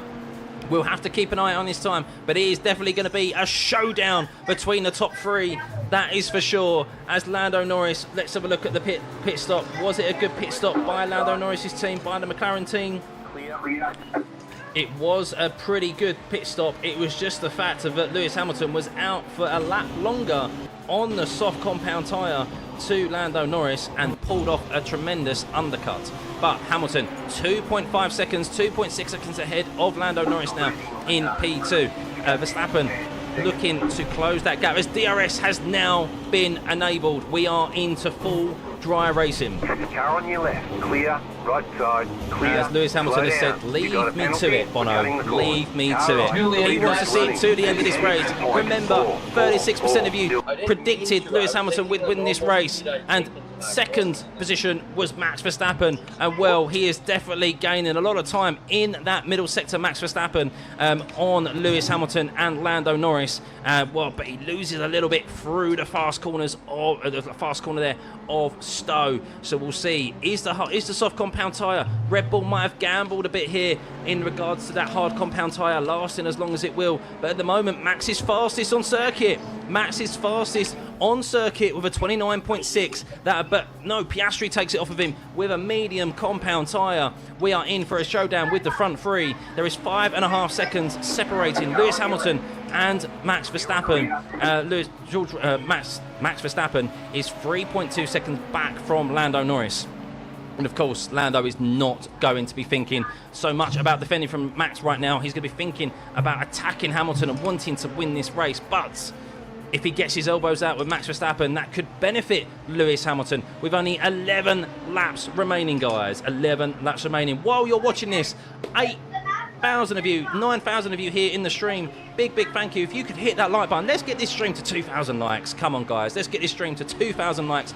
And if you haven't hit that subscribe button yet, please do. At the top right hand of your screen, 27,100. Let's get that to 27.5. Come on. Surely there's 400 of you in here. 300 of you haven't hit that subscribe button as of yet. As Max Verstappen, he's gaining a considerable amount of time in that middle sector. Wow, that hard compound tyre is amazing through the middle sector. How is it so quick in the middle? And that is where he's gaining a lot of time. 2.7 seconds back now from Lando Norris. But that is really the only sector that he is gaining time on the other drivers. Is it enough? A couple of attempts every lap is not going to be enough for Max Verstappen. But, well, of course, if he's close out of Magnussen Beckett, that is what matters, as Lewis Hamilton had a much better last sector there, 24.4 compared to Norris and Verstappen. Importantly for Hamilton, he is 5.5 seconds ahead of Max Verstappen with 10 laps remaining, guys. We're into the last 10 laps of this race. Lewis Hamilton is your leader from Lando Norris in P2, Max Verstappen in P3. There is 5.5 seconds separating the top three. Piastri in P4 should be in this battle, but unfortunately was left out to hung out to dry, shall we say, as it was raining on the slick tyres, and McLaren decided not to do the double stack, and that is why he is down in 4th place. Still good for him, as he is 10 seconds ahead of Sainz in P5. A great race thus far for Nico Hülkenberg in P6 for the Haas team, as they are looking, as Magnussen is trying to chase down Albon for that last points position, but looks like it's too big of a gap.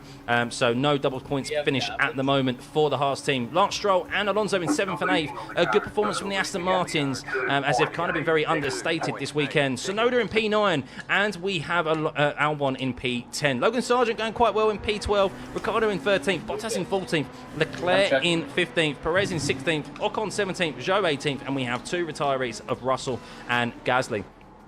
But we can see there that we have Lewis Hamilton had a slower lap there, a 29.7 for Lewis Hamilton. That gap is now down to 2.1 seconds with Lando Norris, as he took out 3 attempts on Hamilton in that last sector alone, with Verstappen closing down the gap. He's gaining every single time through that middle sector on Hamilton and Norris, and he set the fastest. He was 6 tenths faster than Hamilton last time out, and well, Norris refused the brand new medium tyres that were available to him, and Lewis Hamilton looks like he also refused a hard compound tyre as well. He wanted to be on the soft. 8.5 laps remaining, guys. Lewis Hamilton 2.3 seconds back from Lando. Of course, catching is one thing, overtaking is another. We have seen here in the early stages of this race how drivers were caught in a DRS train. It was difficult to overtake, and the lead driver was really able to manage the pace. So Max is catching, but will he have enough to be able to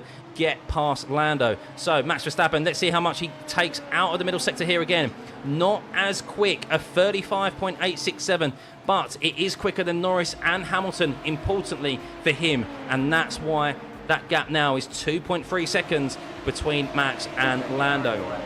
2.1 seconds between Norris and Hamilton. Almost identical intervals there between the top three drivers, and none of them yet able to get into the DRS. A 29.6 for Lewis Hamilton, a 29.7 for Lando Norris, a 29.37 for Max Verstappen. So he is gaining, he's chipping away at that time, but is it too much for him to not be able to have an opportunity on Lewis Hamilton? I think he might be able to have a go at Lando, and we know how that ended last week, but that could play into Lewis Hamilton's favour.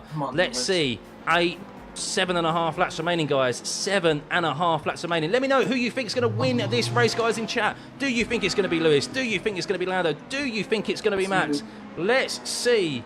Let's see. Who do you think? It all depends on if this soft compound tyre can last to the end. Red Bull have banked on the soft compound tyre, losing its performance and dropping off a cliff. We will see, as Max Verstappen is on the hard compound tyre. He's not even on a set of mediums, he's on a set of hards.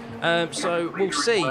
We'll see. Oscar Piastri going quick as well, 29.2, but he's so far back from everyone, which is a real shame for him, as he could also be adding to this. This is a 35.5 for Max Verstappen. That's 0.4 of a second taken out of Lewis Hamilton there in the middle sector alone. That hard tyre is very grippy through the middle there, as Lewis Hamilton remains 2 seconds ahead of Lando Norris, but Verstappen slightly eking into the time of Lando, 2 seconds back. Lando no doubt will be looking ahead, but he will also be keeping an eye on his mirrors as well to see where that Red Bull livery car is. Russell supposed engine problems. Yes, it was. It was. Lots of people saying Lando, 104 wins to 7-time world champion. We'll see. We'll see. We've got 7 laps or 6.5 laps remaining to find out if Lewis can hold on to this race. A good lap time from Lewis last time out, slightly faster than Norris, but Max Verstappen is gaining on Lando here. You can see he's 1.4 seconds back from Lando Norris now, as Lando's losing time to Lewis Hamilton. 1.46 seconds back, Max Verstappen is. He'll be within the DRS, no doubt, as they head down into Stowe Corner. The amount of grip he's got on that hard compound tyre compared to Lando's softs, but we know that Lando is going to fight this hard.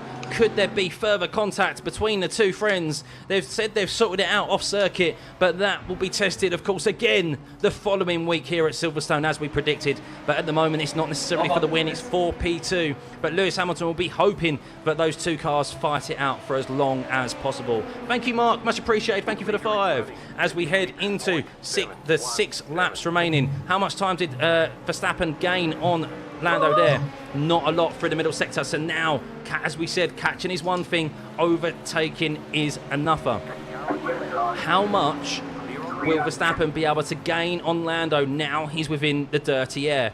In the free air, it's all well and good having that extra grip, but it very quickly disappears once you're in the dirty air, within that 1.5 second range of the car ahead.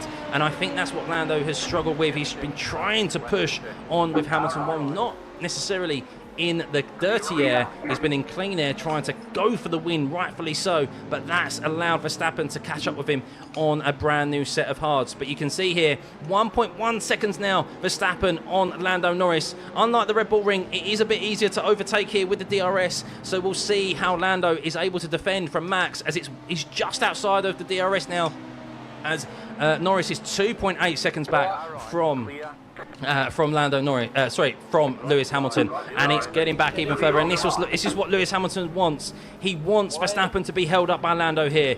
Maybe Lewis is just holding on to a bit of tyre as well for the end of this race. We will see. And just managing this soft tyre, ensuring that he's got enough to defend from a charging Max Verstappen. This is where the dirty air really comes into play through Maggotts and Beckett's, and Max Verstappen is just outside the DRS. He wasn't close enough. He will have DRS next time around down the hangar straight. That is for sure. Big thank you for all of the donations coming in. Thank you, guys. Thank you, Kataro. Thank you, Texas. Much appreciated. As Verstappen is gaining land. Oh, but he loses just a little bit on the exit of Stowe Corner there. You could see that gap got under 1 second, and it's just gone out over it again. But it reduces under braking into Val and through Club Corner, and that gap to Lewis Hamilton, importantly, with 5 laps remaining, is 3 seconds back. Can Lewis Hamilton win this British Grand Prix? Can he break the all-time record of wins? He's 9th at Silverstone, 3.1 seconds back now. Let's see if Lando is able to defend from Max Verstappen as they head down into down the Wellington Straight, down into Brooklands. If he can hold him off, this will help Hamilton dramatically as they go down into Brooklands, and it seems that Max is not able to get past Lando into Brooklands, and that will help Lewis just a little bit longer. But we know obviously that Max has the drive. He's only 4 tenths back. Will we have a go through Copse Corner? It is wet through there off the racing line, so no doubt he probably won't. So he'll be stuck behind Lando through Maggots and Beckett's. There's a bit of traffic coming into play as well. This will help Hamilton with the DRS. 3.4 seconds back now from Lewis Hamilton. No doubt this will be an easy pass for Max. He just needs to be patient. DRS is open, and he will be able to breeze past down into. You can see the interval there, and Max Verstappen gets past Lando Norris comfortably into turn 15, Stowe Corner. He is into P2, and he now has the rear wing of Lewis Hamilton in his target sights with 4 laps remaining. Who knew? Who would have thought that Lewis Hamilton would be on course for potentially winning this race today? Who would have thought that Max Verstappen would be on course for potentially winning this race today? Can you drive next? Yeah, I can.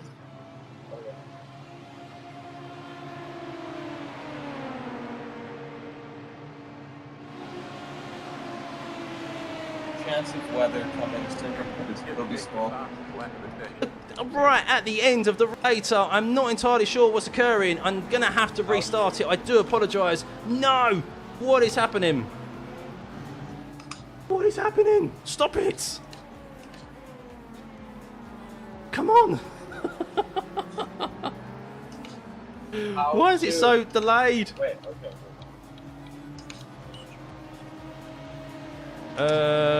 Here we go. We're back. Apologies. Why did it freeze? Why did it freeze? 4 laps!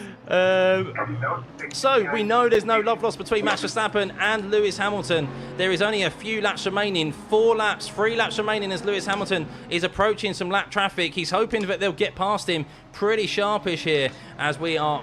Normal service resume, guys. Normal service resume. Not entirely sure why that happened. But if you could hit the like button, let's get this stream to over 2,000 likes if you can. Nearly 8,500 of you in here. Do apologise that we had an interruption there in the interim, as we have 3 laps remaining. Lewis Hamilton 3.2 seconds ahead of Max Verstappen. He has some lap traffic to contend with as he heads through the loop.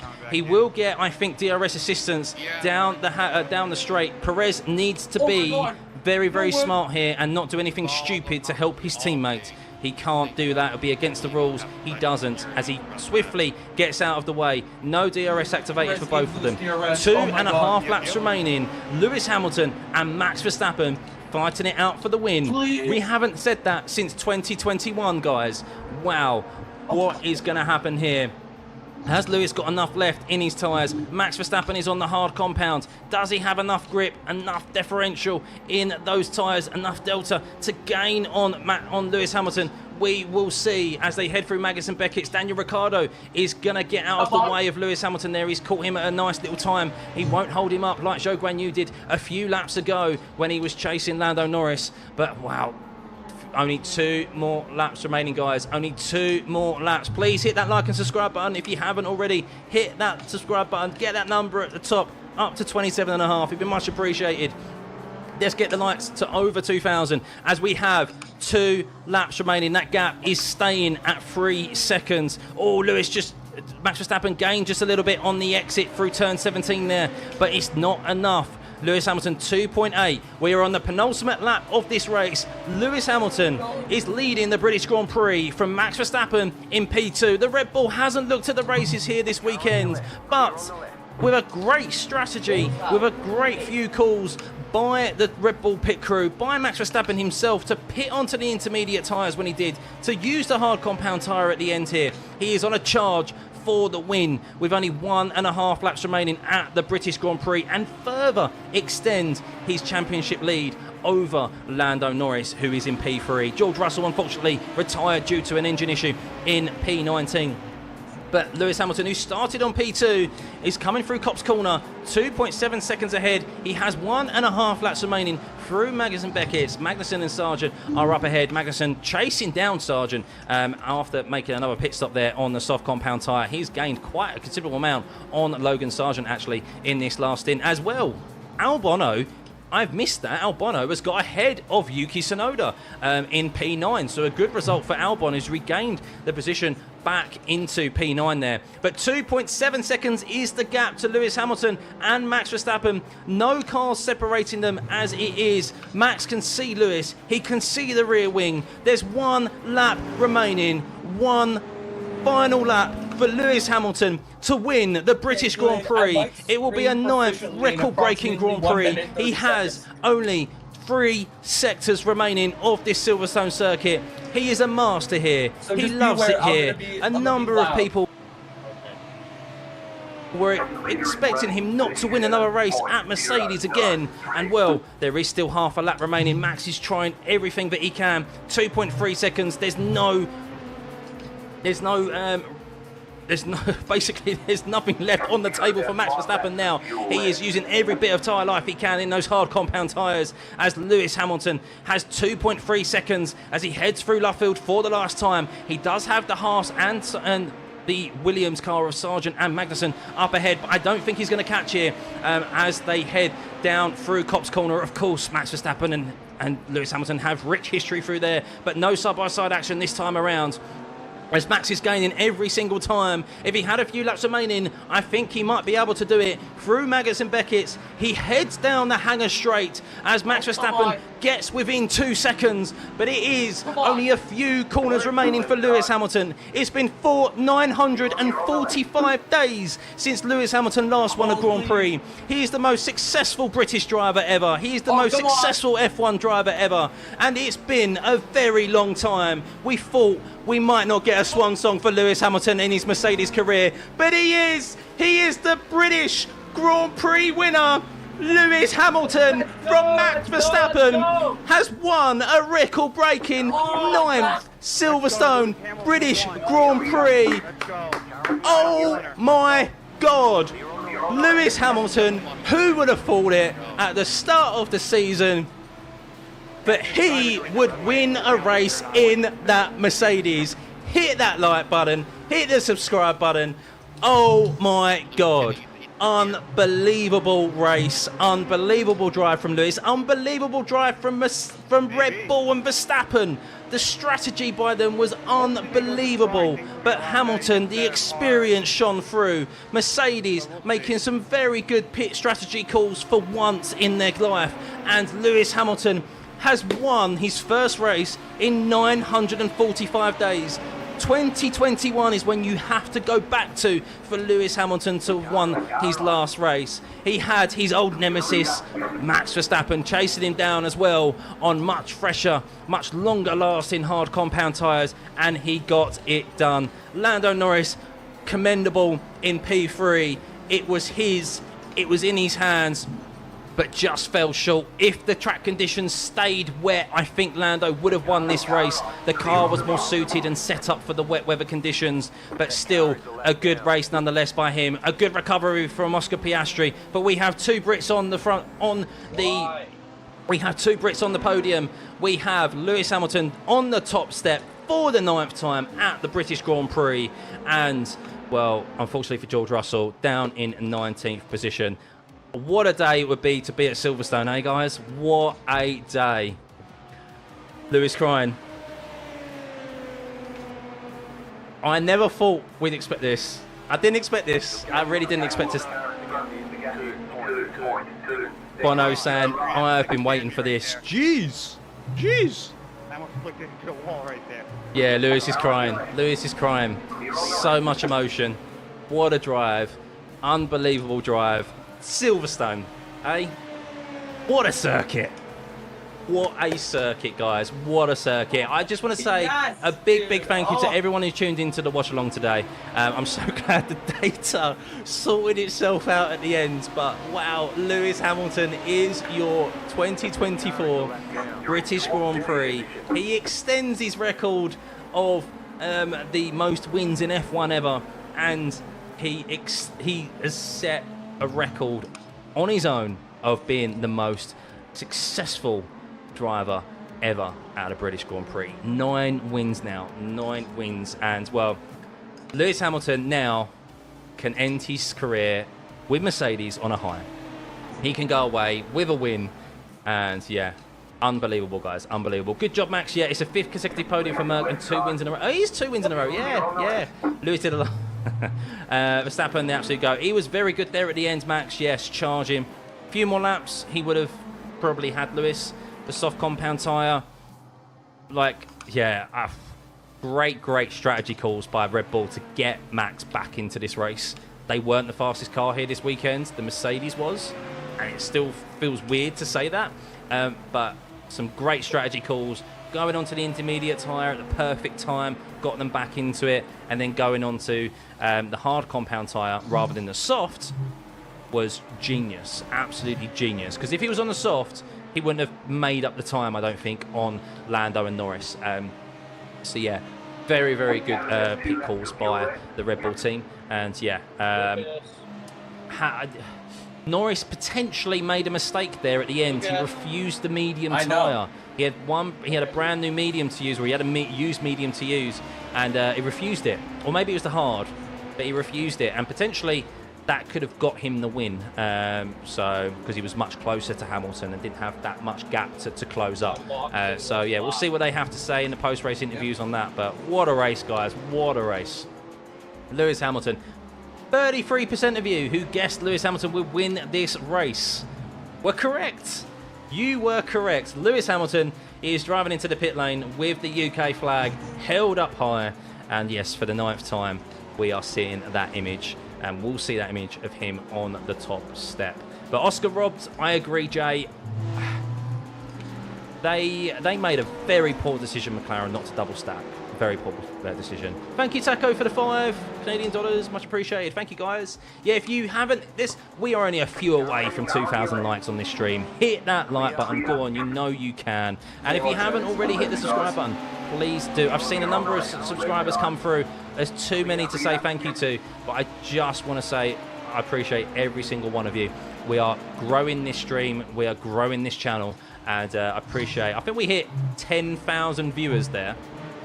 Right at the end, we hit a peak of 10,000 viewers. So my 2nd most successful stream ever. That's all thanks to you guys. So I'm glad you enjoyed the content. We'll be back in, of course, 2 weeks' time. That's the end of the triple header. What a way to end a great triple header. Who would have thought when we entered that triple header, we'd be coming away with 2 Mercedes wins and one of them belonging to Lewis Hamilton. Unbelievable. Unbelievable. Yeah, it should be Lewis or Max the driver of the day, I swear to God. Well, let's do it, shall we? Let's do driver of the day. And it's a shame Kevin Magnussen wasn't able to convert a position. But yeah, let's do it. I think I've got a funny feeling who might be driver of the day. Let's see, shall we? Who else should we do? Who else? I think Piastri earns a mention, actually, because I think Piastri's done well. I wouldn't say Lando deserves driver of the day, but let's see. Let's see. Okay, punch it. But wow, what a drive from Lewis. What a performance from Mercedes all weekend. Shame that George Russell couldn't be up there as well. But yeah, it was a topsy-turvy race, guys, wasn't it? It was a topsy-turvy race. So, and yes, lots of people have been saying he's washed. He's too old. He hasn't got it anymore. That is what Ferrari is getting. That is what Ferrari is getting next year. He's still got it. It's just the drive. It's the mentality up there. There's one circuit and there's one Hulkenberg driver of the day. He's done well. I wouldn't say it was driver of the day. He's finished best of the rest. Leclerc effed up. Perez effed up. George Russell's out. I wouldn't say Hulkenberg was driver of the day. He had a good drive. I wouldn't say it was driver of the day. But yeah, the fact of it, Mercedes have had like, I mean, what a step up for Mercedes. What a step up. Ferrari obviously got issues and they need to figure things out. As Lewis is hugging his dad, he's crying within the helmet. So big hug for Anthony Hamilton, Lewis's dad, and Lewis there. Very emotional, obviously, time. So, but at least Lewis goes away knowing he's won a race with Mercedes in his last year, and the mentality as well. As I was saying, people were called him washed. People have said he shouldn't be going to Ferrari or whatever. Look, there's a mentality thing, and there's one race that he would definitely be up for, and it's the British Grand Prix. So, Haas gained 20 points in 2 races. Yeah, done well. Merck's comeback must be studied, and has Red Bull fallen down. So the intriguing thing with Red Bull is that they got themselves back into this race today, primarily due to the changing conditions. If the conditions stayed dry, I still think Lewis would have come out and won it eventually ahead of Norris, because the only time he lost those positions was because George started to lose his tyres.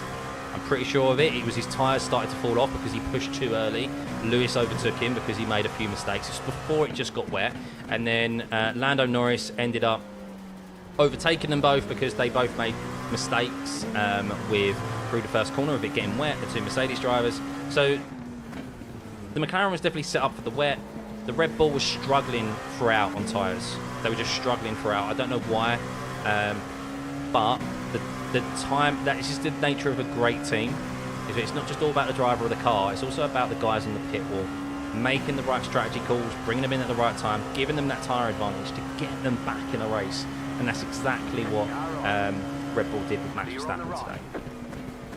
Was Russell leading Hamilton when he was forced to retire? No, Russell was P4 chasing down Max on the intermediates, and then he had to retire. Norris doesn't deserve the car. I disagree with that, Jay. I disagree with that. The McLaren this weekend was definitely set up for wet weather conditions. I'll be intriguing to hear their actual interviews after the race and their assessments of it. But the data after qualifying suggested that they were a little bit more draggy than the Mercedes. So in dry conditions, they was always going to struggle, which they evidently did in that first stint. Mercedes were putting out a gap.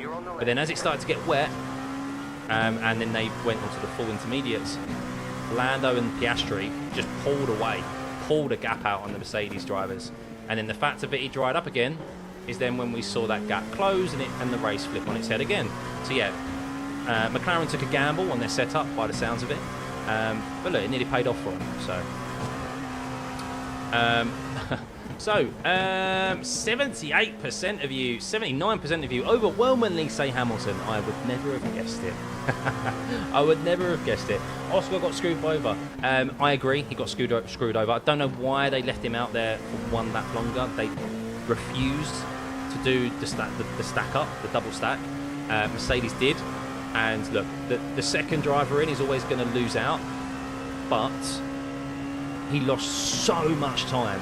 He basically got taken out of the race by him staying out there for one more lap. They should have double stacked and he still would have been in this race and still could have maybe got you never know, he was on the medium tyre there, had a fight with Verstappen at the end for the last podium position, and Lando's in second place, and they've got maybe a double podium position, McLaren, rather than a third and fourth.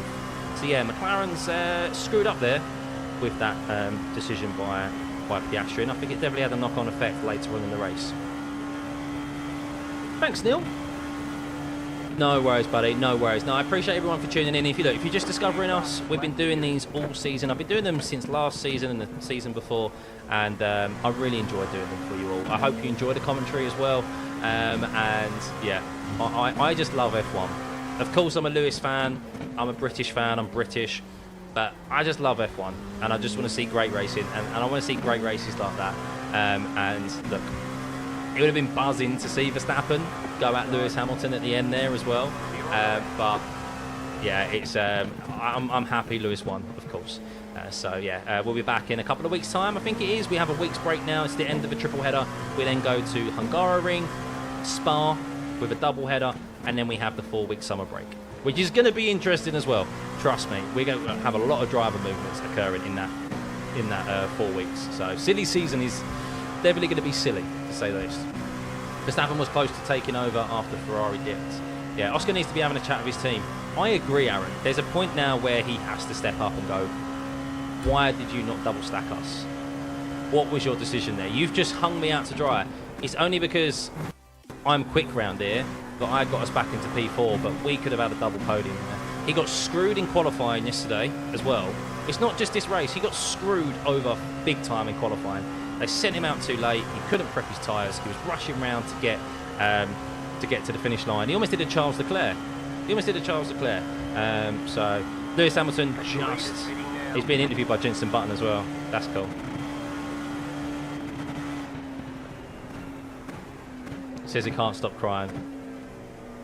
Great race and even better with your commentary. Thank you, Monique. Thank you, guys. Thanks, Scott. Yes, I don't know how many subs we had this stream.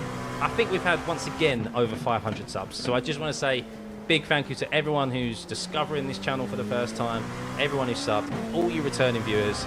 Hey, over 2,000 likes as well. Thank you, guys. Thank you.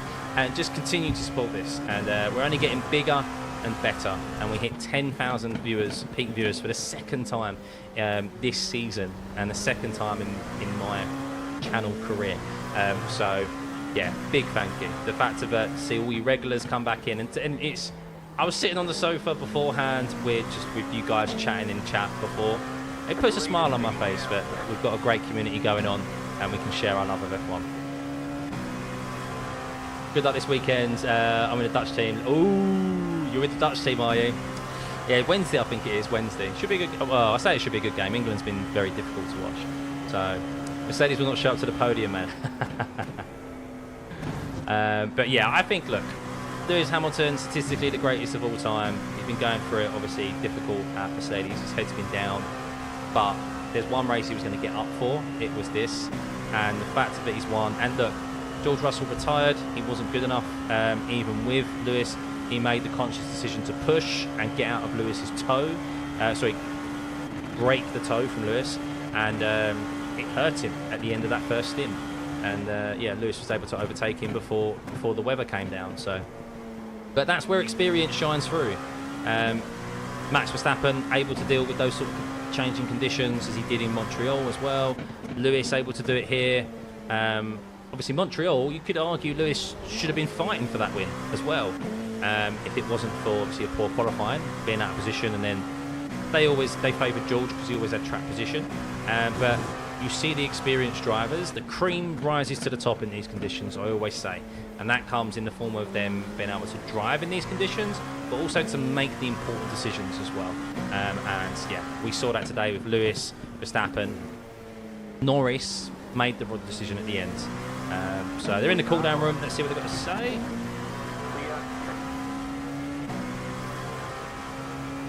Max and Lando in there at the moment. Lewis will be joining them in a second. Tyre strategy messed up Montreal. Yes, yeah. So thank you, Bevo. Much appreciated. Yeah, thank you, everyone. I always appreciate the compliments. It's always nice. Another poor showing from McLaren. Lando Piastri that only prior today. I know it wasn't a poor showing from Lando. No, Lando refused a harder compound tyre at the end. I think they said they had a medium available.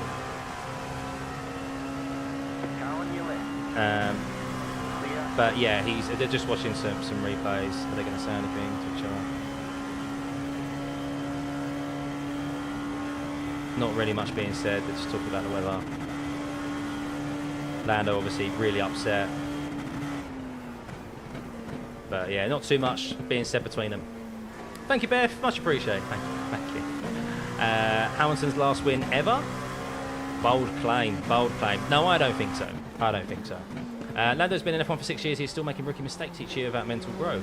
I disagree. I think it was until the last stint where the last stint was where he fell down. Just that tyre choice. It was just a poor decision.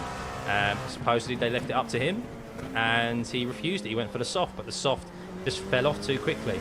If he stayed on the hard, if he went onto the hard or the medium, he definitely probably would have caught Hamilton, I think, or had an opportunity of closing that gap for sure, because Lewis's tyres were falling off towards the end.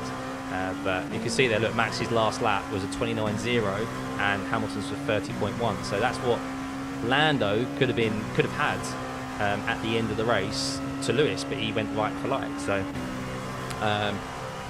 yeah, sometimes it works out for you, sometimes it doesn't. Thanks, LSK. We won't have any of that here, downforce. We won't have any of that down here.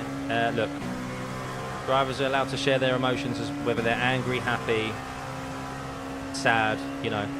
So after their group, do you think Max and Lando agreed to not move under braking? Max didn't even defend against Lando early. Maybe. Yeah, maybe. Obviously, we're not privy to those conversations. But I think the reason he didn't is because defending at Silverstone is a lot harder when you've got a tyre delta. So Lando was starting to gain, he was starting to push, and Max was struggling on his tyres. I think that was quite evident. And yeah, there's just no point fighting. There's no point losing more time than you need to, especially early on in the race. There's a long way to go.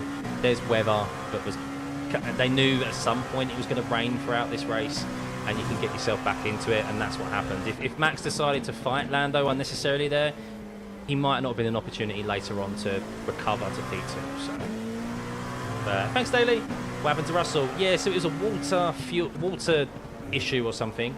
An issue with the water hose or something to the engine that forced him to retire. So yeah, why put them in that room? I know there wasn't any. Bono's on the podium with him as well. Bono's the one up there accepting the constructors thing, constructors trophy. But yeah, not much talking between Lando, Lewis, and Max when they were in there actually, which was interesting. So. Bro is ignoring you like a politician. What did you say, Sylvian? What did you say? I haven't seen what you said. I apologise. There's lots of stuff coming through the chat, so if I miss a comment, I apologise. Feel bad for Sergeant. P11 again. Could have P10. Yeah, it's a good performance from him. Good. He's had a couple of good, decent ones. Much better, but too little, too late for Logan Sargent. Too little, too late. I mean, like what happened to George Russell? Yeah, he had that engine issue. To be honest, closer races are better for F1 than Verstappen, Hamilton dominance. Yes, it is. Yeah, that's what we all want. Like, I don't want pure dominance from one single driver or team. I mean, if there's dominance from a team, I at least want there to be two close drivers to have a fight, you know. But we've been devoid of that. But yeah, we want close races. That's what we want. So, Sylvia, you said the real winner is Netflix here. They're going to milk out this race. Why wouldn't you? Why wouldn't you? I think that was one of the best races we've had this year. Wouldn't you say? What's been a better race this year than that? I think where do we have some good fights? Austria was only good at the end last week, wasn't it? I'm trying to think what else was been interesting. Canada was very good. I think Canada was a great race. I think that's got a good shout. I think Canada and that are the two best races we've had, I would say. What would you think? What would you think? But anyway, let's just decide. What would you rate that race out of 10, guys? Oh, they're giving the proper trophy as well. The proper trophy. So the gold one. Canada and Silverstone. I agree, sorry, yeah. Great minds think alike. 9 out of 10, 10 out of 10. This is the best race so far. I saw Gasly pit exit at lap 1 and noticed DNF lap 10. He didn't start, Eden. No, he didn't start, I don't believe. Thank you, Zap. Thank you. Poll for race rating. I can do that, yeah. I'll tell you what, we'll do that. Let's end it. 1,200 votes. 78% of you said Max Verstappen was Max Verstappen and Lewis Hamilton was driver of the day. Shock.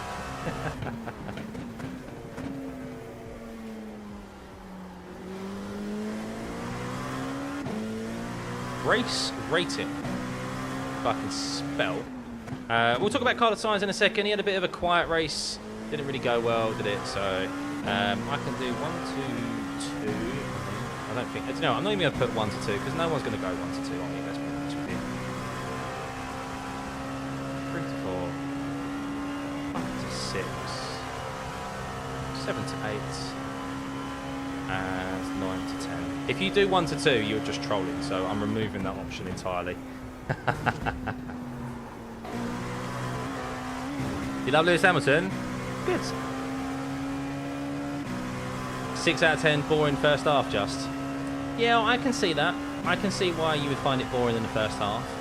I think the thing is with most races now, the way F1 works, the start of races are never interesting now anyway, to be honest with you. Because they all realise if they can't make an overtake, especially on this set of tyres, if they can't make an overtake within like the first 5 laps of like being within DRS, they're just better off dropping back and looking after the tyres in the first stint. And then it's the first round of pit stops where the race then starts to get interesting. So I do get that, but that's how do you change that? I don't think. I mean, harder wearing tyres, or I don't know. But then harder wearing tyres means that you're going to then get less stops, and yeah, it's just F1. Tomorrow's another day. Congratulations to Lewis's team and the fans. Exactly. Is that our? We've had Max win, we've had Lando win, we've had Carlos Sainz win, we've had George win, and we've had Lewis win. We've got 5 race winners halfway through this season, guys. Who would have predicted that at the start of the year? No, and Leclerc, 6. Sorry, I apologise to Leclerc for Monaco. 6 race winners this season already. Wow. That's a different race winner every 2 races, pretty much. What a season. Of course, Max has extended his championship lead over Lando Norris. He's going to win, barring a capitulation in regards to mechanical issues and stuff with the car. But that was, yeah, look, we've got 6 different race winners already. We were predicting at the start of the season Max was going to win every single race. F1 is in a much better place now. Much better place. I think that Lando will lose the championship. Oh yeah, he's not going to win. Max has won that. So 2 out of 10 TC. I see you. Don't do it. Don't do it. 9 out of 10. 64% of you. Woo. 5% of you say 3 to 4. You're just trolling, guys. You're just trolling. Changes are reverting whatever they did to the rules in the past 15 years. First place trophy. Yeah, that's the Silverstone trophy, isn't it? It was boring because everyone was overextending for the rain. Yeah, no, I get that. I get that. But then beyond that, it was after that, it was really exciting. So, very few races. I would say hardly any F1 race is exciting from start to finish now. There's always a lull at some point during the race, and it normally happens in the first stint. So, Oscar was F so hard. I agree. That was a big, big F. I called that out at the time. Wasn't happy about it. McLaren threw away a double podium there, in my opinion. They threw away a double podium. So. But they also threw away. I mean, Oscar got shafted all weekend qualifying yesterday. I know I keep saying it, but they let him go out at the back of the queue. He had to rush round to start his lap in time. Otherwise, they would have done a Charles Leclerc and not set one at all before the timer counted down, and that just compromised him because he didn't have enough time to prep his laps. He was just pushing. So.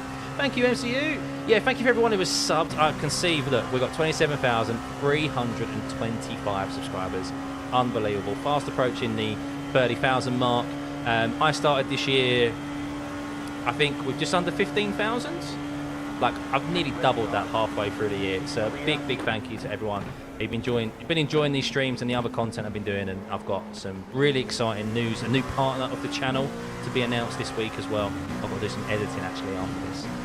So yeah, really looking forward to that. Piastri was catching Norris at the end of that first stint. He's done great work. Well, this is it, Warren. He was half a second behind Norris when he pitted. Now, they refused to do the double stack. Mercedes did do the double stack. And look, Piastri would have lost out. I get that. He probably would have lost out to Hamilton. But they had to do the double stack there.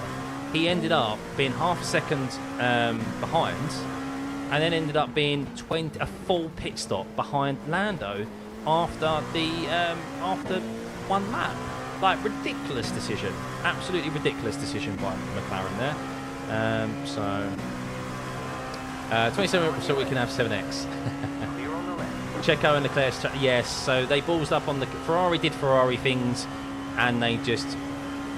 I don't know why they rolled the dice so much with Charles Leclerc.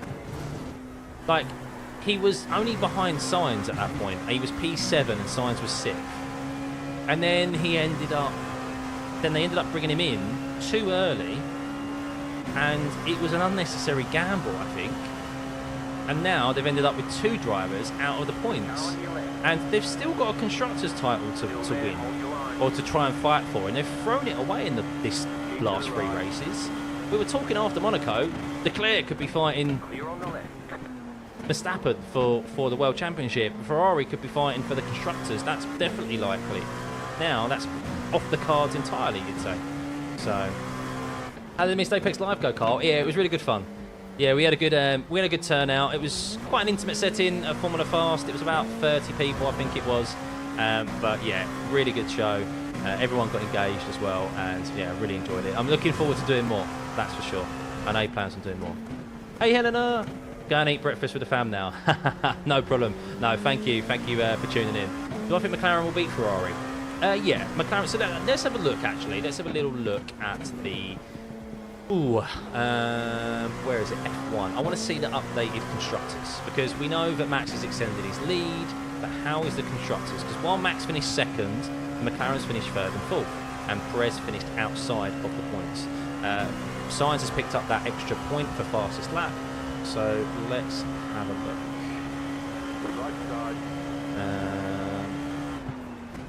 Have a look at the. Where is it? Latest. Where am I looking at here? Constructors standings. Here we go. So the constructors standings at the moment is... Ferrari is still 2nd. So Red Bull are on 373 points, guys. And Ferrari are on 302 points. We have McLaren on 295 and Mercedes on 221. So there's, about 80-something points between Red Bull and McLaren still. Ferrari are 7 points ahead of McLaren, and then of course the drivers, Max has just extended his lead to 255 points to Lando, who's on 171. So, but yeah, right, let's wow,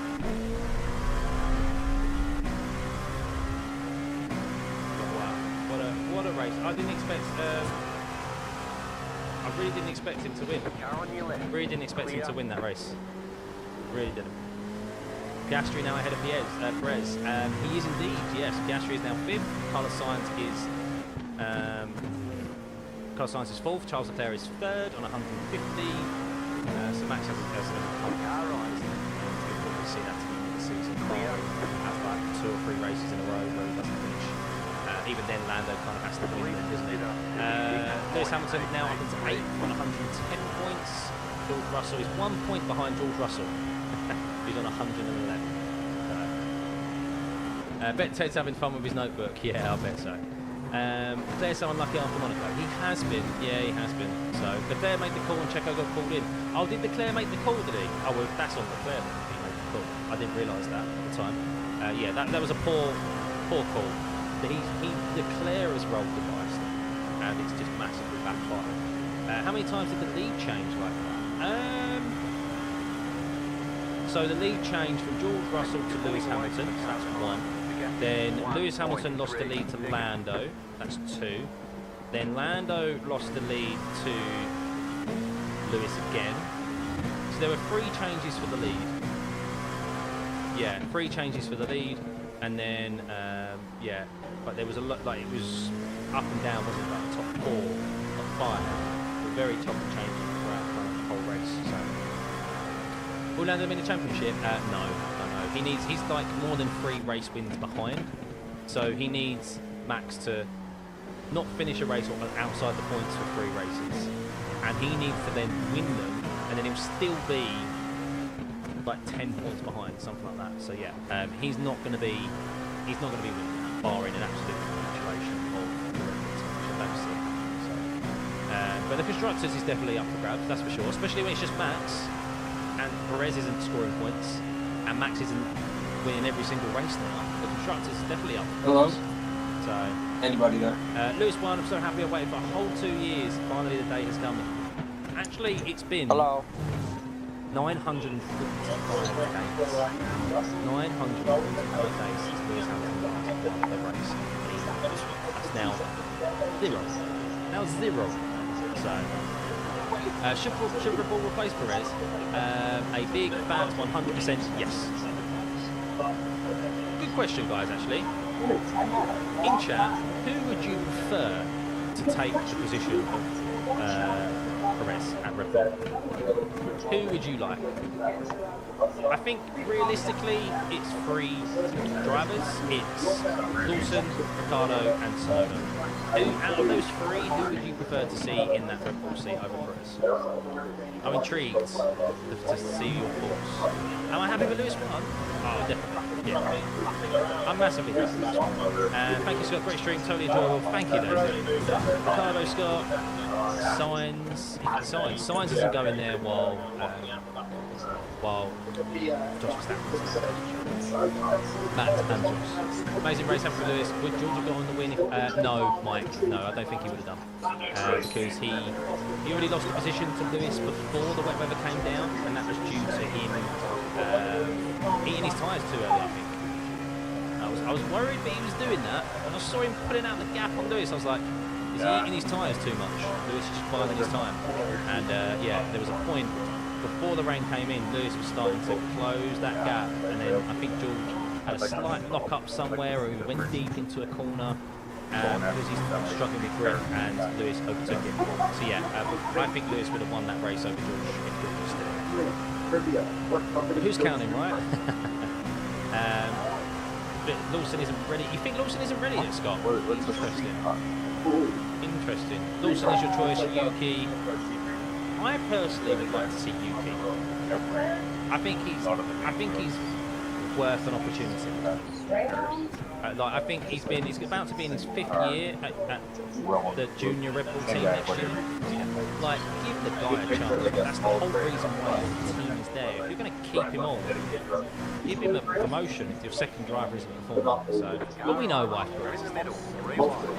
They want to keep Max at he seemed to be the better driver than Rick. Yeah, he finished ahead of him today. So, put Lawson in with Ricciardo to learn from and give you a go. Well, to be honest, I'm sorry, Ricciardo fans. What company? I think he's had his day, and I think that junior team needs to go back to being what it initially was set up for, promoting the future of Red Bull drivers. And look, you've got Isaac Adjar at the moment, who's leading the F2 Championship. He just won the feature race in F2 earlier on at Silverstone. He's also he's been fighting up front in F2. He's been doing the practice sessions as well. I think promoting. But come on, that's the whole reason why you've got that junior team. You've got that junior setup. You've got the junior academy. Like, Ricardo's had his day. Yeah, thank you. You're a great servant. You're a funny guy, but you're just not doing it anymore. Who'll win the next race? Lando, Max, Lewis, or George? We head to the Hungaroring, and well, it's a track that Mercedes have always gone well at. Correct me if I'm wrong, the last 2 years, the pole position go to both Mercedes, George Russell and Lewis Hamilton. Am I wrong there? So I think you'd have to say Mercedes are definitely looking strong for the Hungaroring when we head to next. And then we end with Spa before the summer break. I am ready, even with Sargent keeping the second half of the paddock. Anyone for Perez. Signs of proven winner, he would, yes. However, Mike, so I spoke to someone yesterday at the Missed Apex Live event. He was a former Red Bull employee. And he said there's no way in a million years they will ever have Jos Verstappen and Carlos Sainz Sr. in the same garage ever again. Carlos Sainz, because there were proper fireworks, like people having to be pulled apart. Like apparently Carlos Sainz Sr. and Jos Verstappen were pulled apart numerous times when they were teammates. And also, I don't think they want to risk that. I don't think that relationship is healed as much as people say it has. But yeah, Carlos Sainz would be much more close competition to Max. I'm not saying he could beat him. I don't think he would, but they don't want someone in there who's as good as, like, who can win races, basically. They want someone who can just, like, mop up the rest of it, you know. Hungary's always been the best track for Lewis other than Silverstone, so I believe. Yeah, I think Mercedes were good there the last 2 years. I think they got pole position.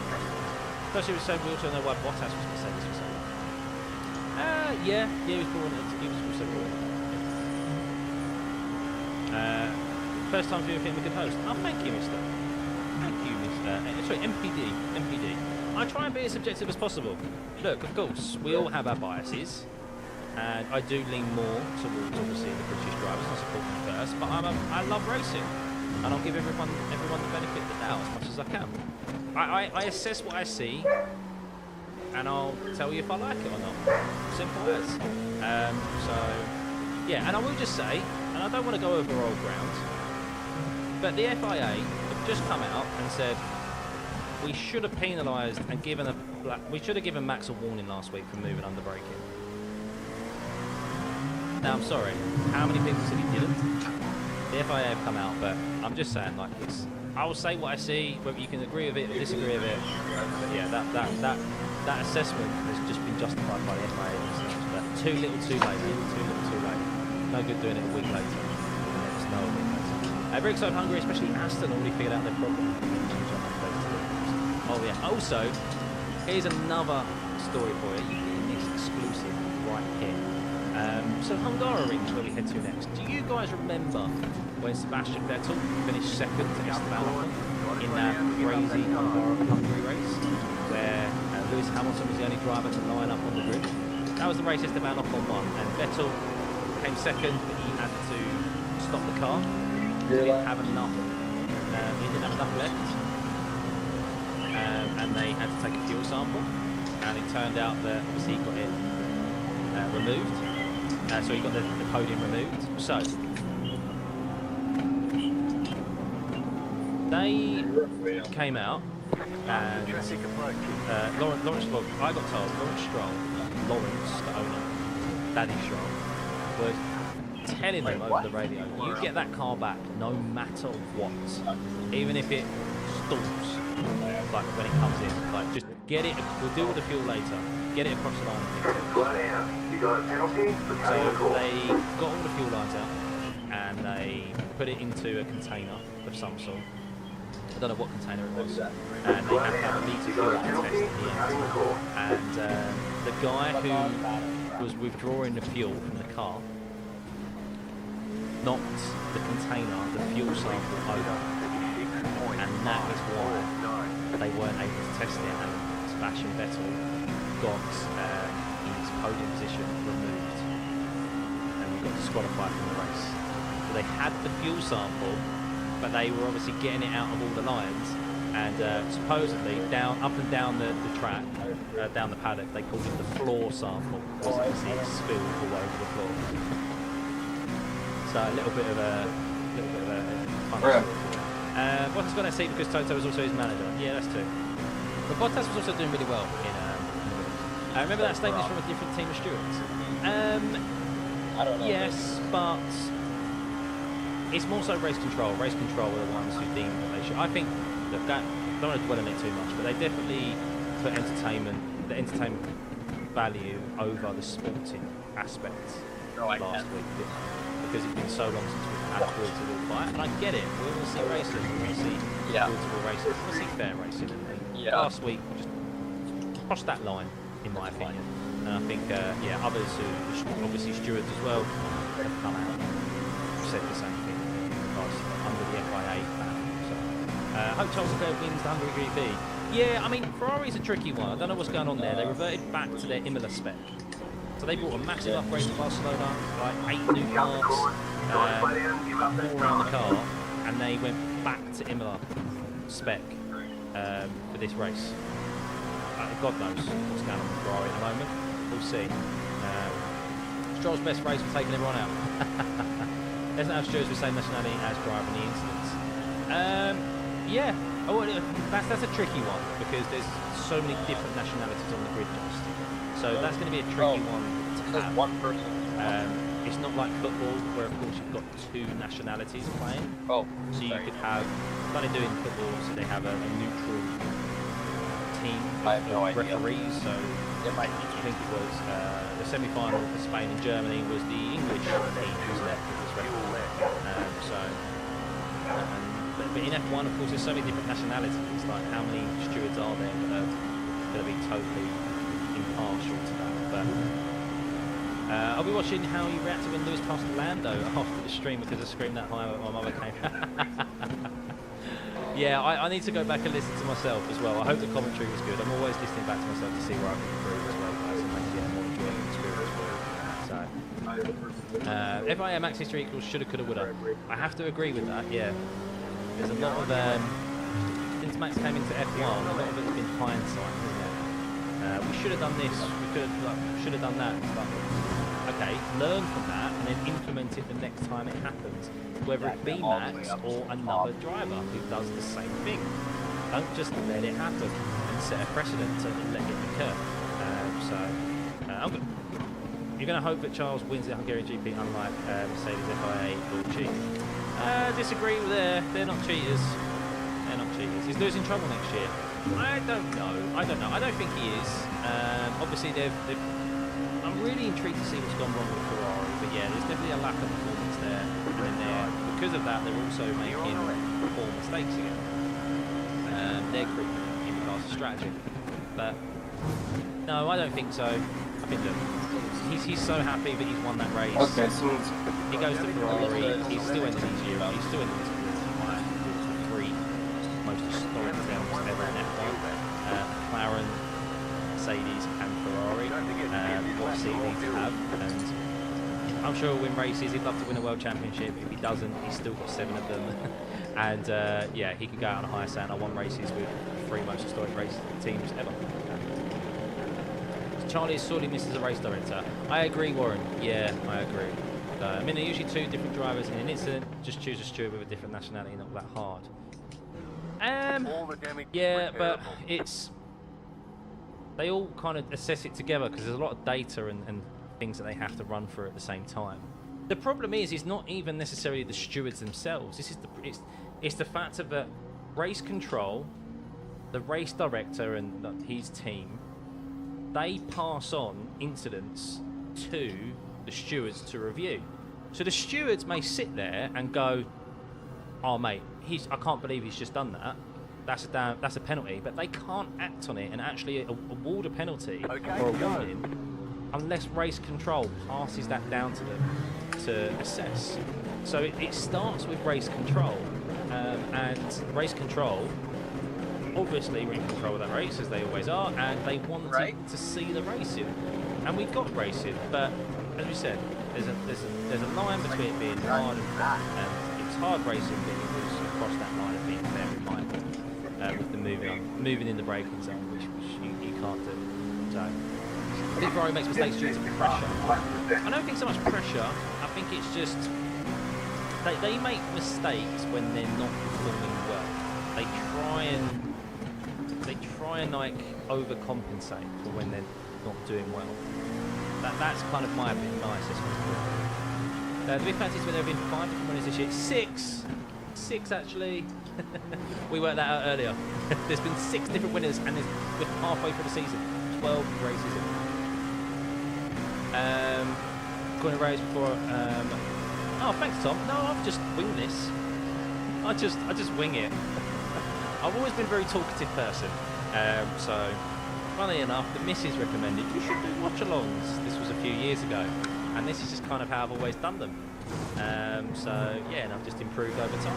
Just falling into it really, and I enjoy doing it. That's the thing. I really enjoy doing it. The reason Lewis is leaving Mercedes is due to the disrespectful contract. It was, yes, yeah. But I saw them try and bait Lewis into, oh well, if you had this Mercedes car last year, would you still be at Mercedes? Would you not be moving to Ferrari? And he was like, I'd still be moving to Ferrari. And it is because of the contract that they wanted to give him. It was a year plus year. They didn't want to give him an ambassadorial role. I think they wanted to cut back on the amount of money they were fronting up for his organisations that he has off the circuit. these charitable organisations, and they've quite evidently been caught in Max Verstappen, haven't they? Like the CEOs and stuff have been coming out saying how good Max is. So it's like, okay, yeah, you can see why he's moving on. You can see why. And of course, Kimi Antonelli as well. They're quite openly having a look at Kimi Antonelli wanting to get into the seat. So yeah, I can see why he moved, and it's Ferrari. He's not moving to any other team. He's moving to Ferrari, and they're fronting up all that money, and they're giving all that support to him. So yeah, and they'll earn a shitload of cash as well from signing Lewis Hamilton. Like, he's one of the few. There's very few sports stars in the world where you say their name and you know who they are, like outside of their sport, or you at least know what they do. So there's like Ronaldo, Messi, you have Neymar, you've got LeBron James, Michael Jordan, Tiger Woods. Like these guys, Lewis Hamilton, these are guys who are no one's ever bigger than the sport, but their name is known outside of their sport. People who don't watch the sport will know who they are. And that you sign someone like that, you're going to earn a shed load of cash. So he's also leaving that clearly they want to get Kimi in. Yeah. So moving on, the break is no longer in the rules. It's now based on can't make dangerous situations. It's open to interpretation. You should have a steward with no stake at all. Yeah. No, I get it, Just, and I agree. In an ideal world, yes, but it just doesn't work that way. It's just not feasible. It's just not feasible. Thanks, Mrs. Stuffy. Yeah, great advice. She is my muse. She is my little producer. So yeah, she does. She supports me. She supports me doing this really well, and I couldn't do this without her. So not necessarily approval, but just her support.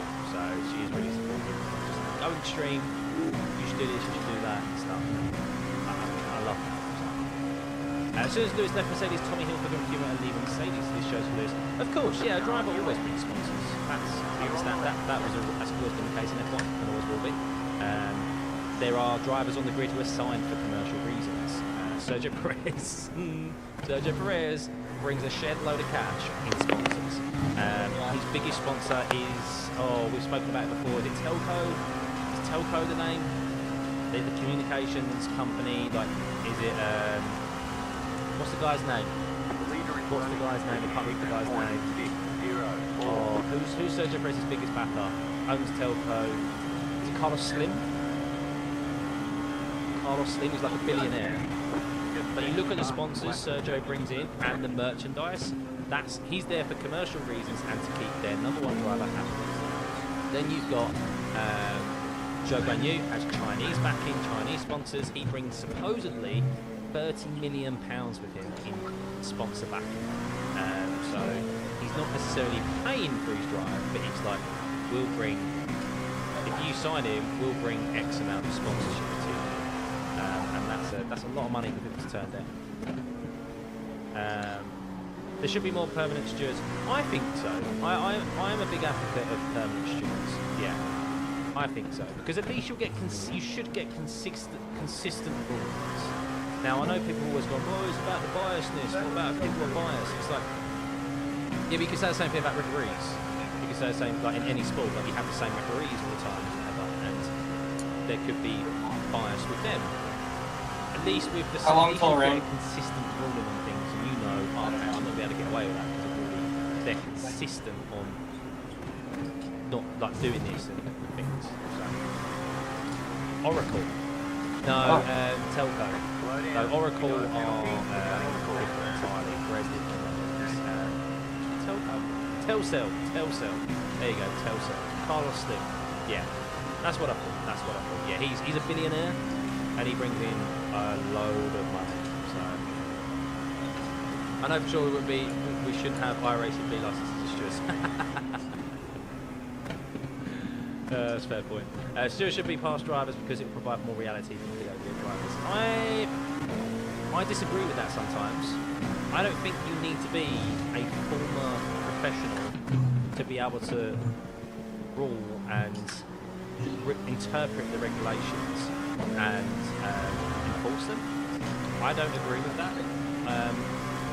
like football, you don't have to play the game to know tactics and to know how the game is played and stuff. It helps to an extent. That's why the current setup is that one of the stewards, there's 3 stewards, one of them is a former driver, so that they can kind of give a perspective. But ultimately, a lot of it is black and white with what you're ruling on. A lot of what they're ruling on is black and white and should be enforced, or like given a warning and stuff, like removing under braking, like removing over and things. It's like, yeah, he made, like Max last week, like, he didn't have the intention to hit Lando, of course he didn't, but he had the intention of squeezing him, and he'd already made one defensive move, so he's moved back over, but he actually didn't get penalised for the moving back over to the left. What he got penalised for was the not leaving enough racing room. He didn't leave cars on the outside of the race circuit. Now, I saw people say he could have taken it to the curb. The curb isn't the racing circuit. Lando is under no entitlement whatsoever to move onto that curb to avoid Max.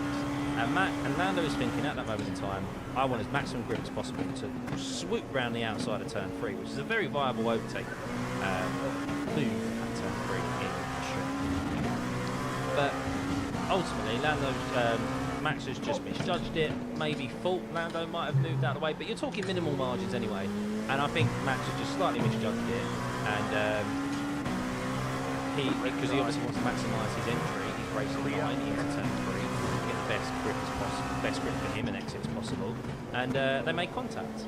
But that's like, yeah, you can see what Max was intending to do, but ultimately he didn't leave enough room, and that's why contact was made.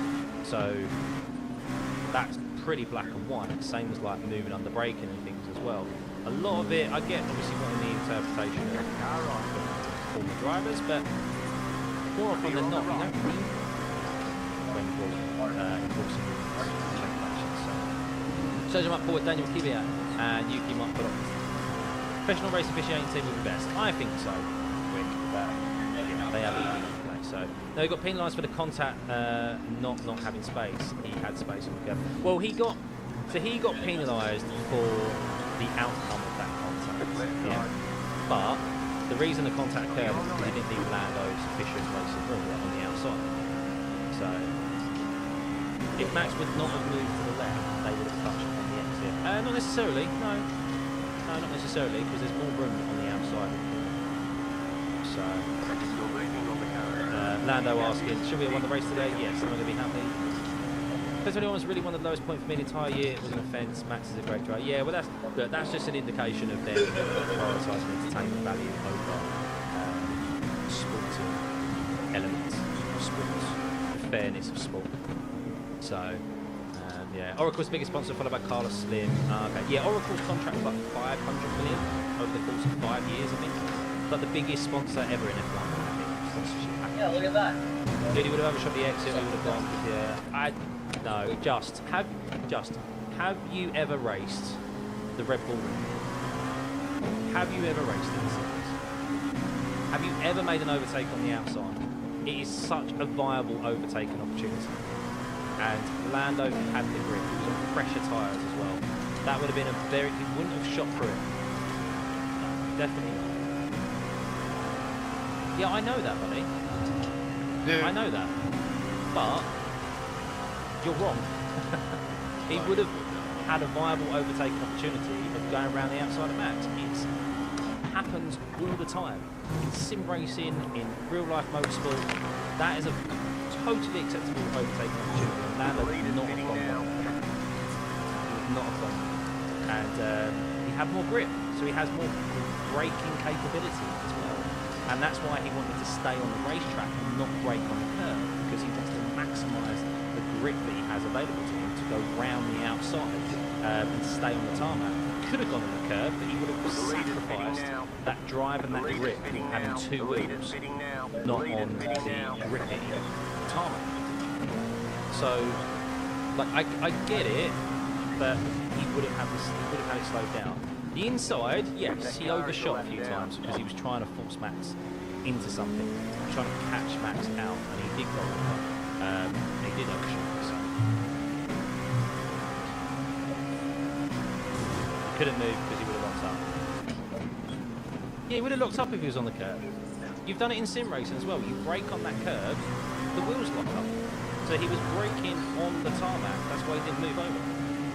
He wouldn't have gone. He wouldn't have overshot it.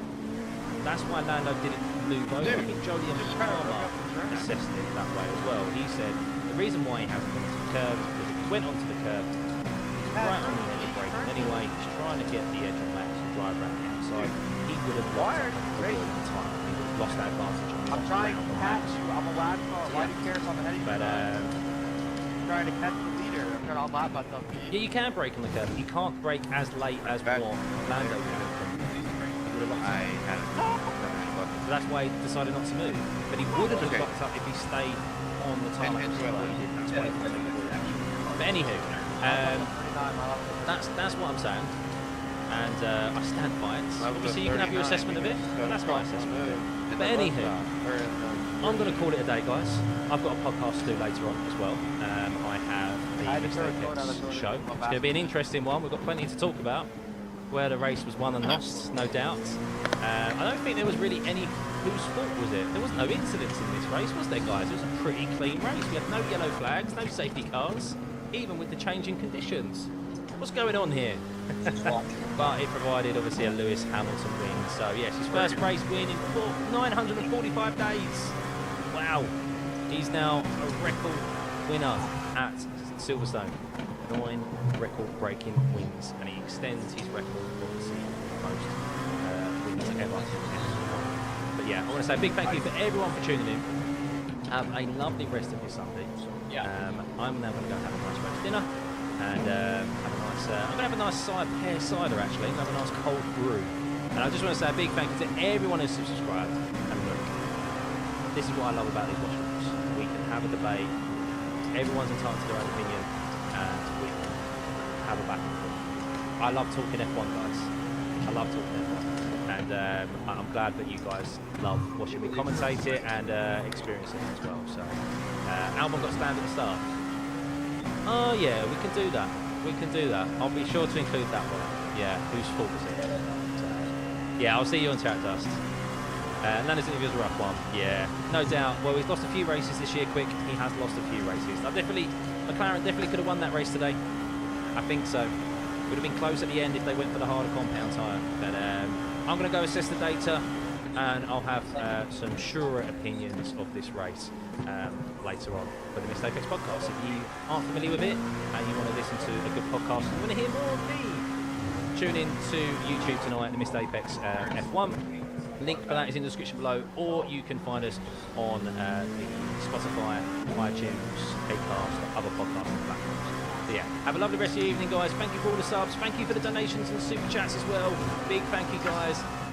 Love you lots, and we'll be back for the next watch along in 2 weeks' time when we head to Hungaroring. I will be live this week with some special content. We've got a new partner to announce on the channel. I can't wait to share it with you all. So yeah, have a lovely one, guys. Bye.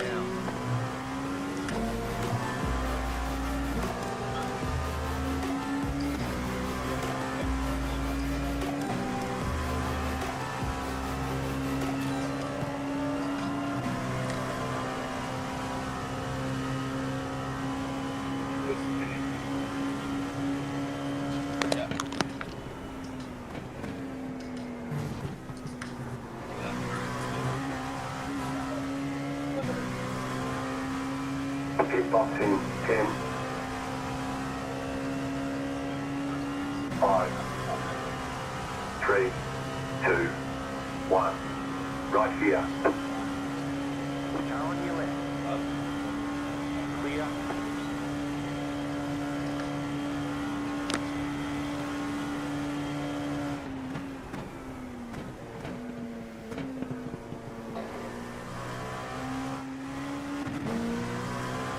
Car on. Clear. Move it.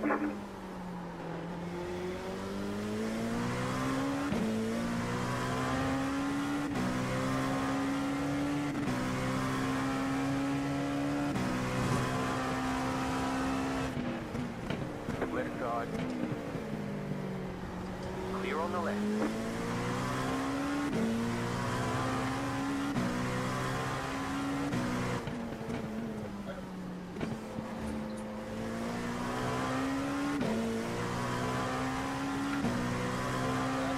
like.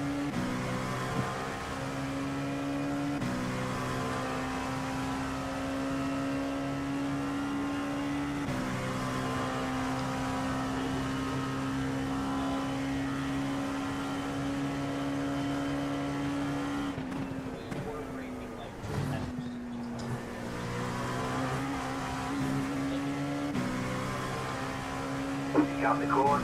Got to slow down and give up that time.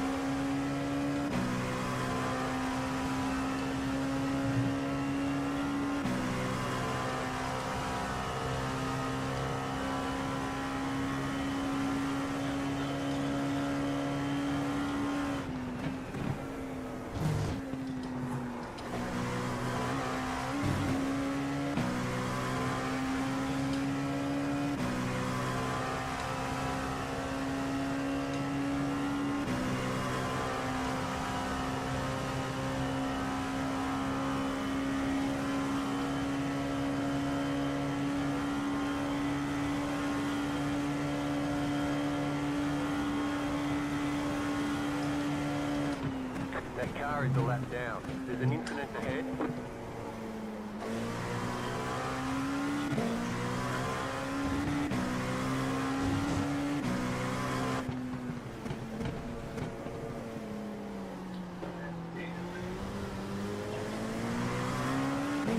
Left side. Still there, hold your line. Clear on the left.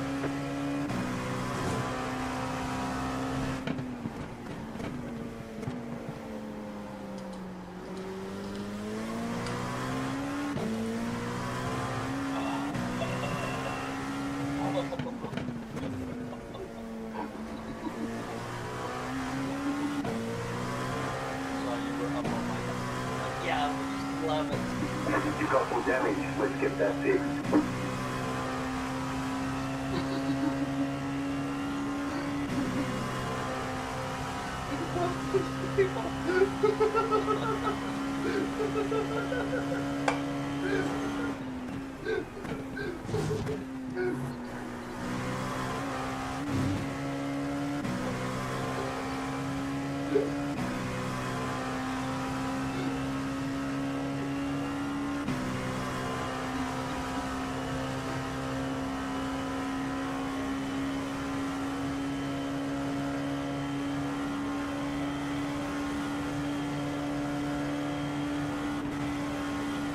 You want to see your replay of the back corner?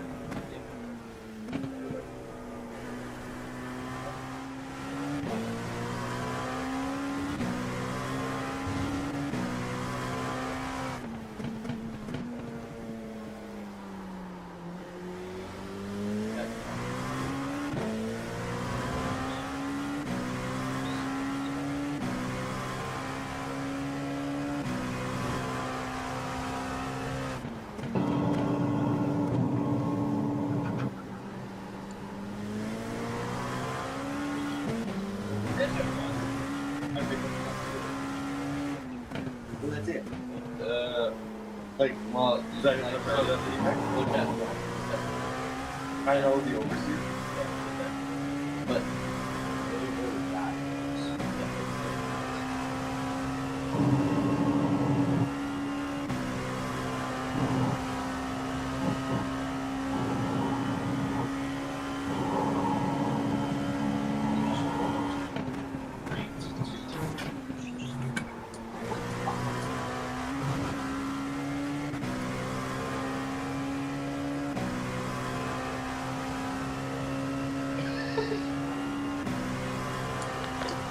leader.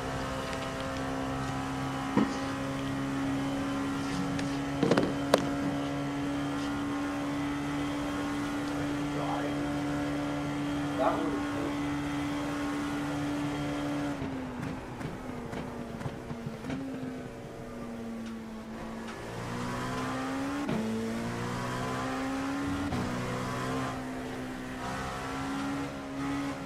Car on your left. Clear on the left.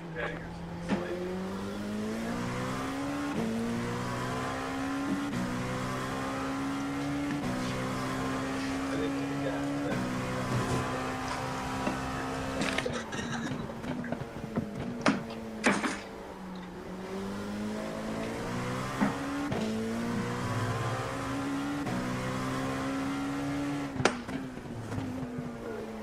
Here, we'll just do it.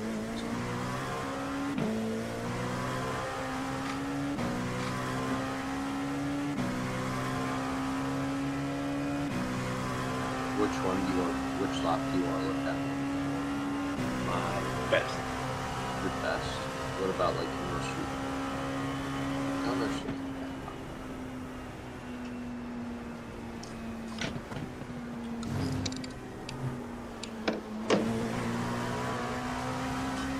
Hi, Lucas.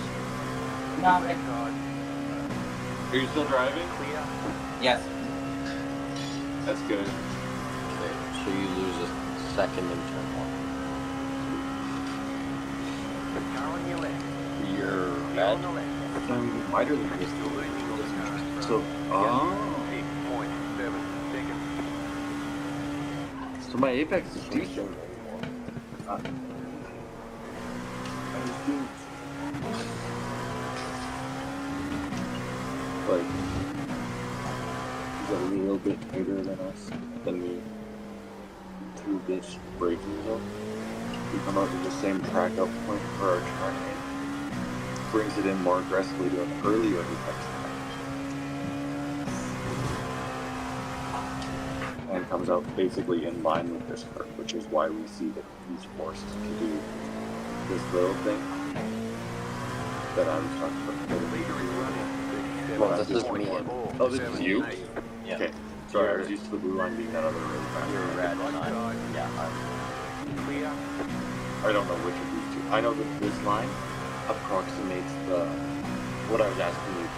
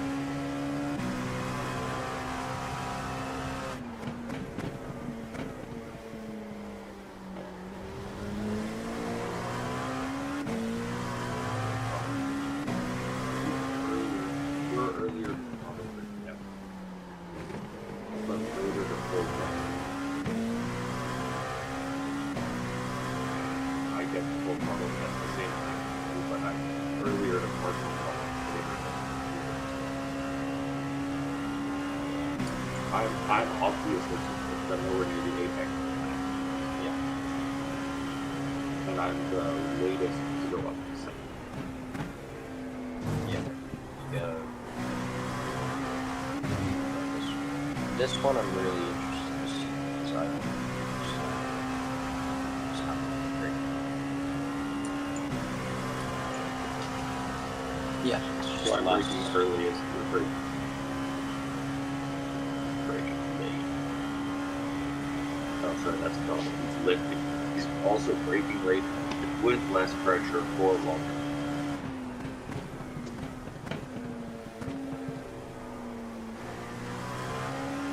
Oh, this is obviously a mistake. What's this? Oh, steering input.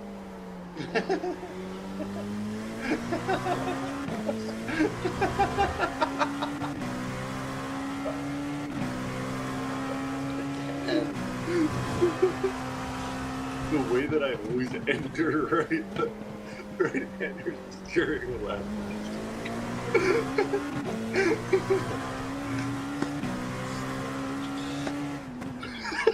So, at least he like did the right thing. A lot. I love that my car went to the right place on the track.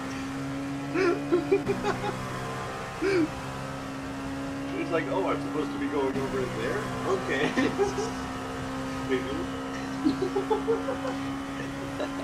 Me finding my apex.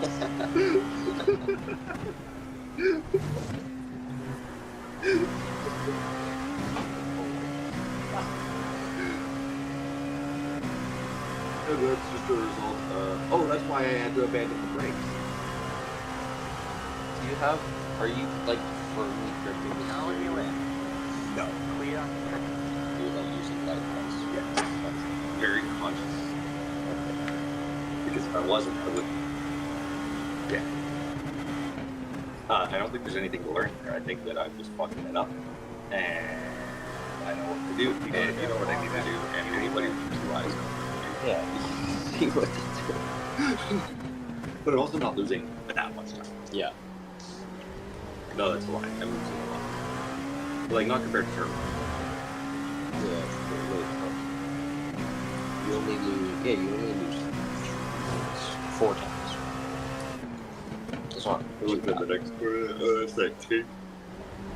No, this is the... Not king. I mean, like that inside grip on the thing. It just looks like this. Sorry, forgot surfaces are touched. This is the.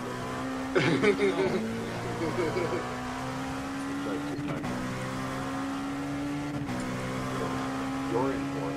Me and you are in for it. Yeah. Going into this.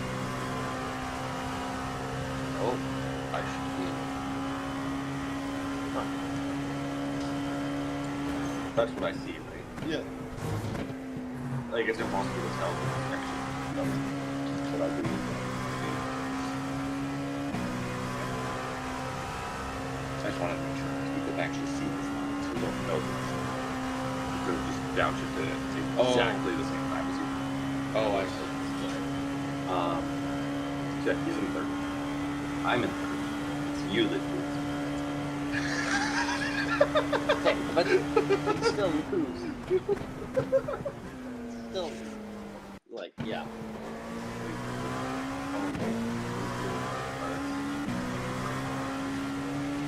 Now you in. Here. I'm down Keep to the right. 1.7. Clear on the left. By the time you come out of the corner, I'm down 2. That's not bad. I'm only down 3 tenths. It's pretty good for one. Yeah. Only 1 corners on the track. I'm down 3 tenths in each of them. That's only 3 seconds. Well, closer to 4.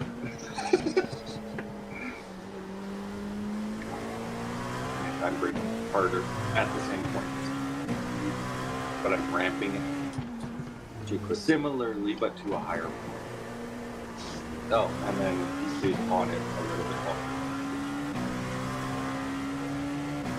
Other than that, like we're on broadly similar lines. I'm turning that much too late compared to you guys, and my exit is because I keep getting on the gas and spinning it for the inside of the corner.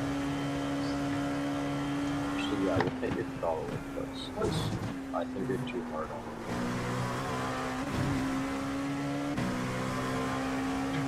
No, that's not it. I have more patience than you guys, up to exactly the same level as you guys. But you should watch my steering.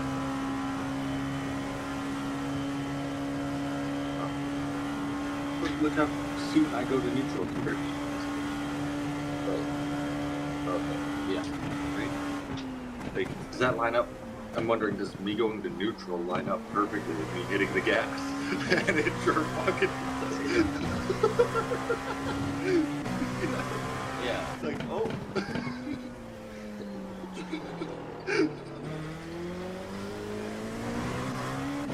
Yeah, I do think like I am a little bit higher on the gas here. But it's like I could start getting a little ramp here. Really.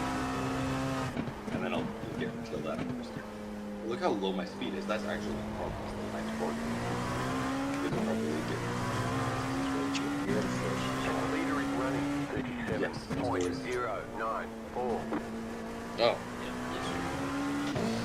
But look how much slower I am. 15 kilometers an hour down at Apex. Somehow I'm 3 kilometers down. Oh. You know what that means? I am damn good at getting the power. Okay. Too bad that was. Ooh, look at that breakout. I braking earlier, but almost the same pattern as you guys. I just did it earlier. See, I told you my braking was trying. I told you my brake pressure was good. Yeah, but... Oh, but you are just... Yeah, but you're keeping it for too long. That's what I said. And I told you I'm skipping the second brake. You've got to have fuel. Are you braking, boys? Okay, well, that should be obvious. You just carry more speed, trust the downforce. Trust the downforce Trust the in this thing? Yeah. That's what I do. Oh yeah, no, you're on the last one. Yeah. Right, good enough. Well...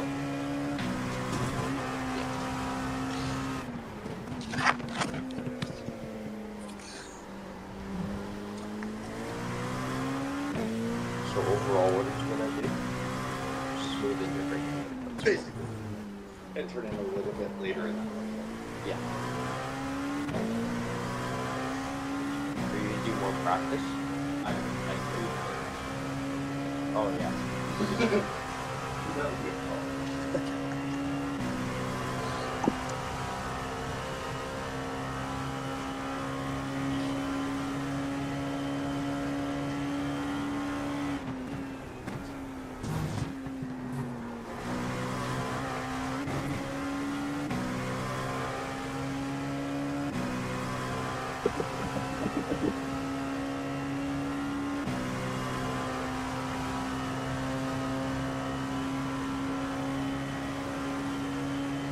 The car in front is pitting.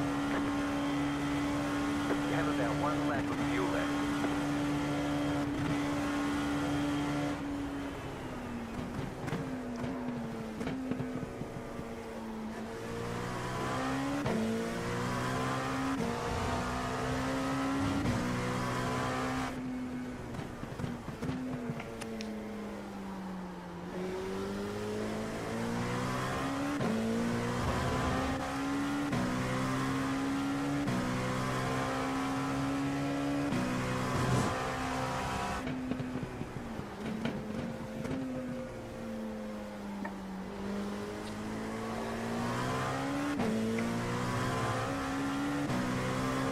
Car stopped on the right.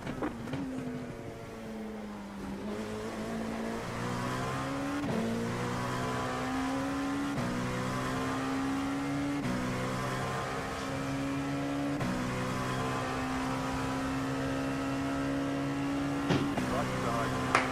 Clear on the right.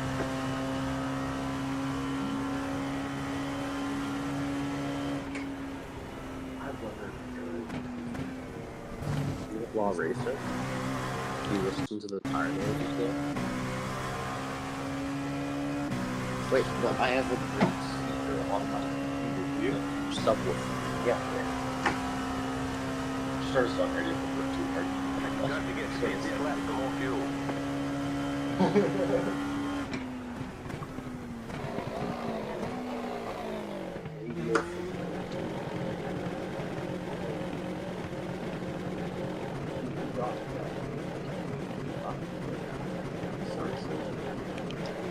You're back in fourth position.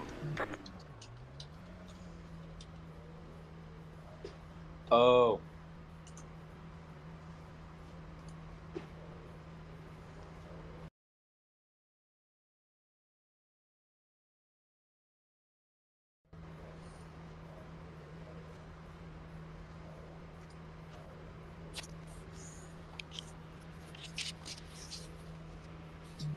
Oh.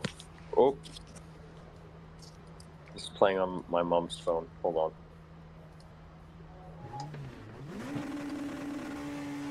No. Okay, punch it. Stop clicking things.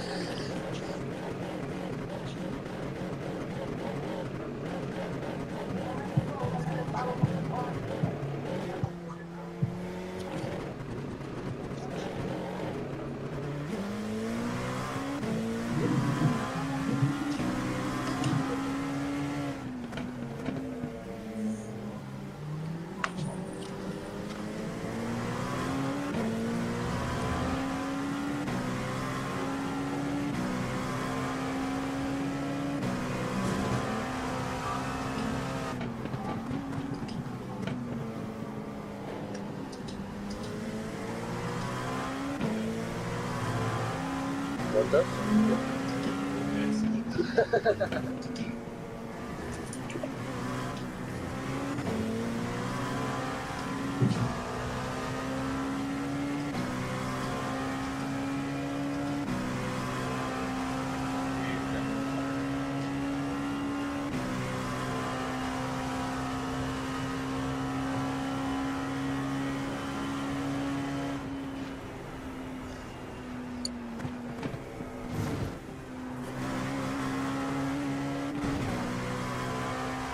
They say you cut the course. You'll have to slow down and give up the time game.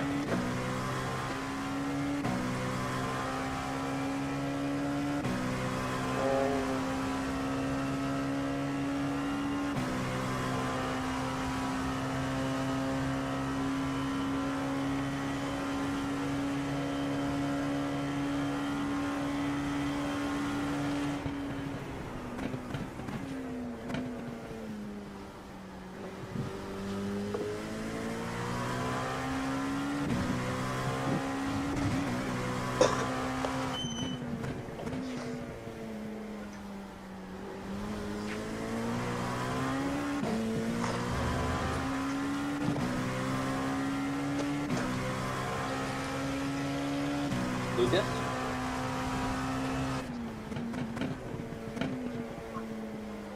Lucas?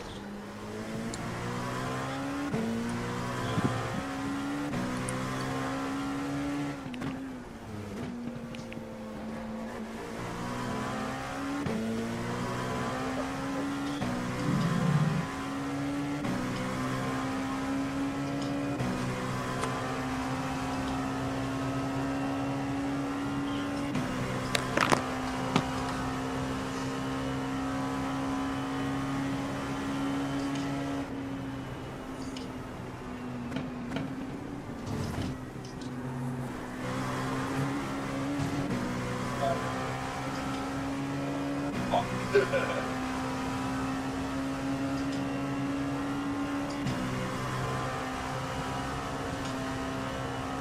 car in front is pitting.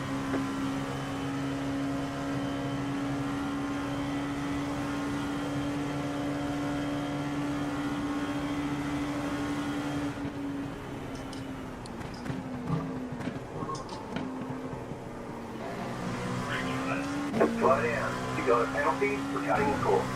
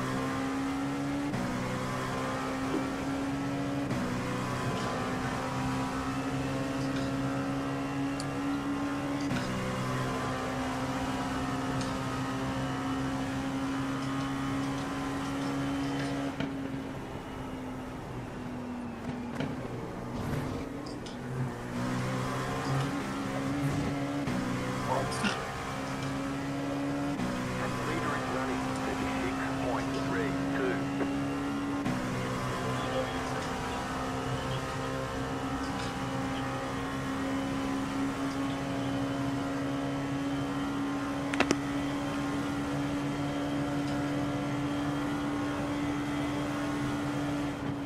You're back in fourth position.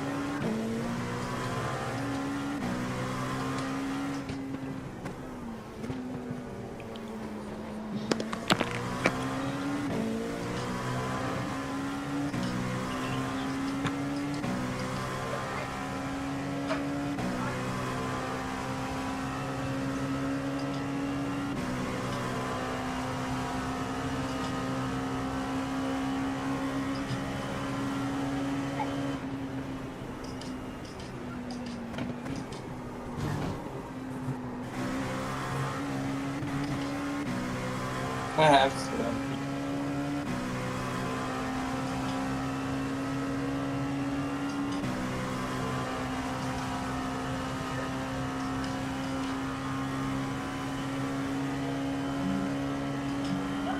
You're losing on the car in front. The gap is 10 seconds.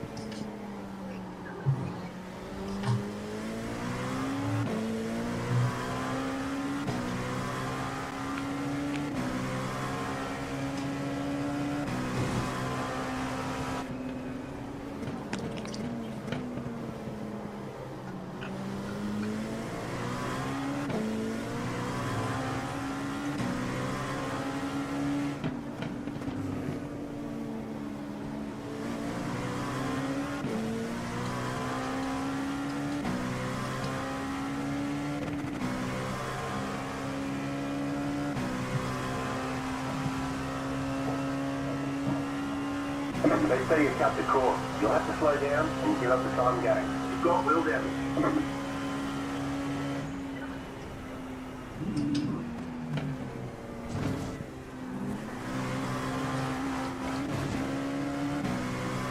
Left side. Clear.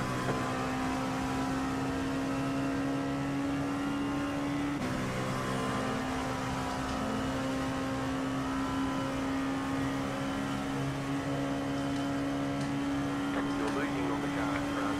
The gap is 9.6 seconds.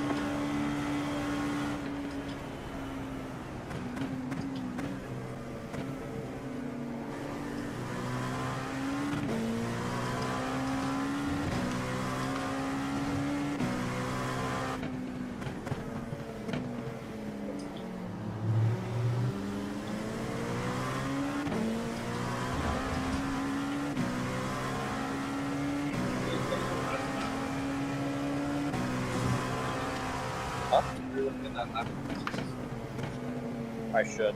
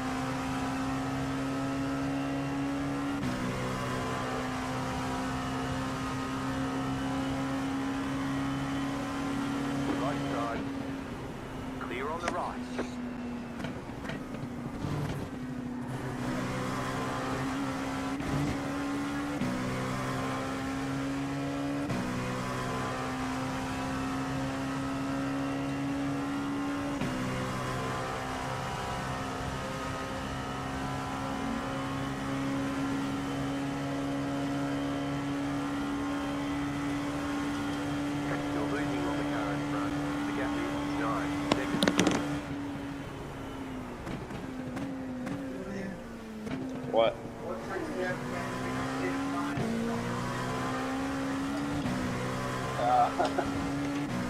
I'm working on recording pass.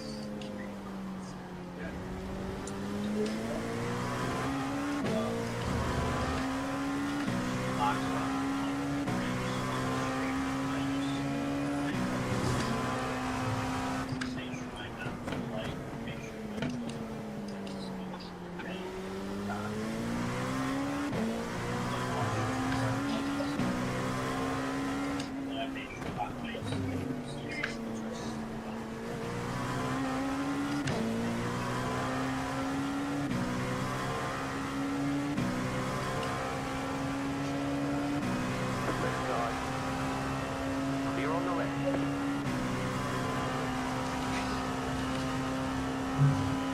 I can't find his lap.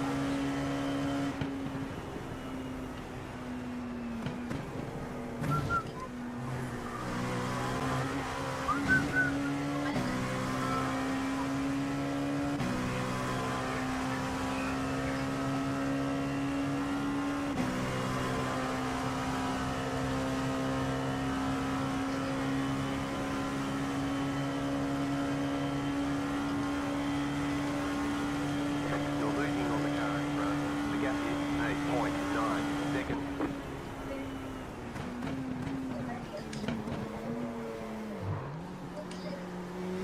Car on your left. Clear on the left.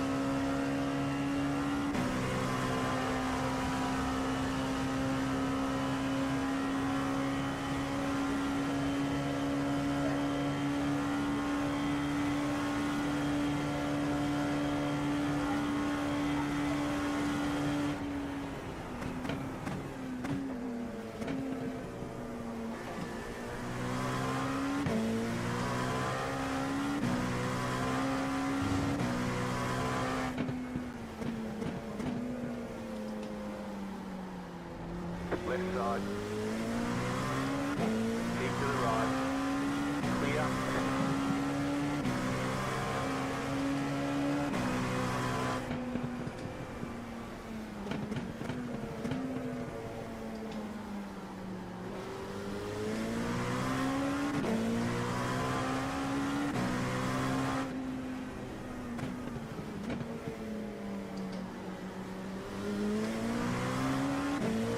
Car on.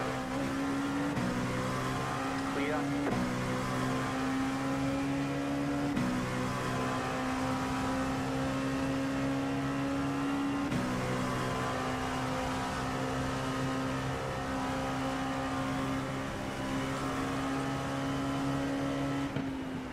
Right side.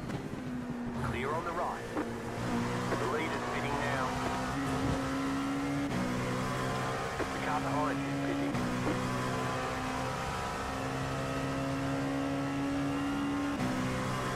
The leader is running 43.874.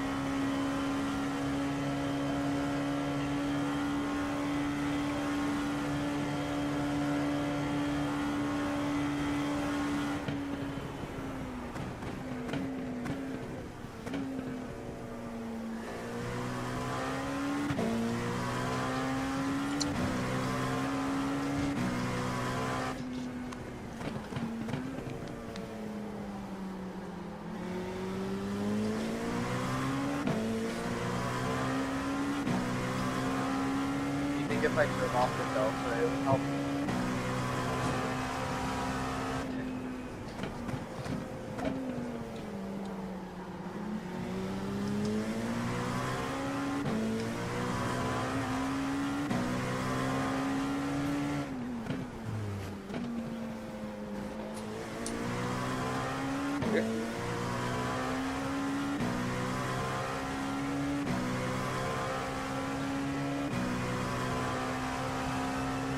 Come up. Come have some blood right here. I think you crashed yourself too hard.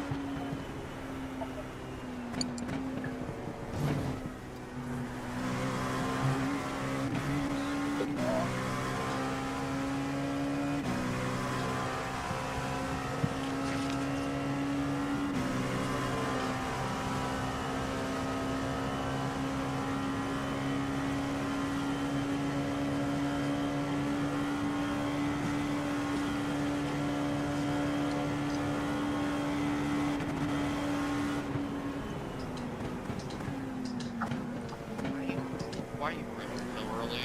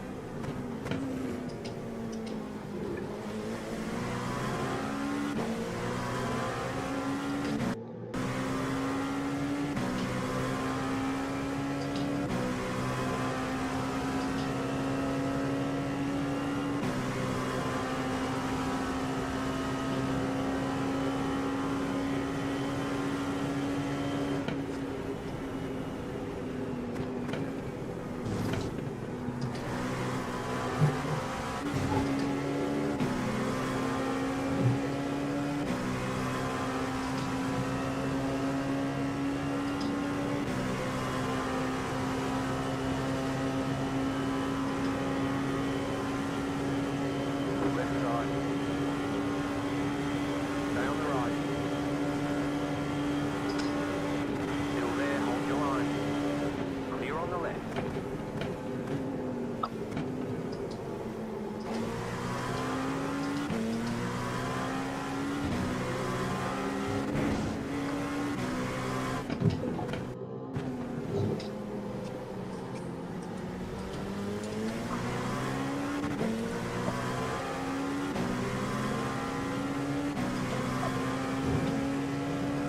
I got rain on my windshield. Just gonna walk on.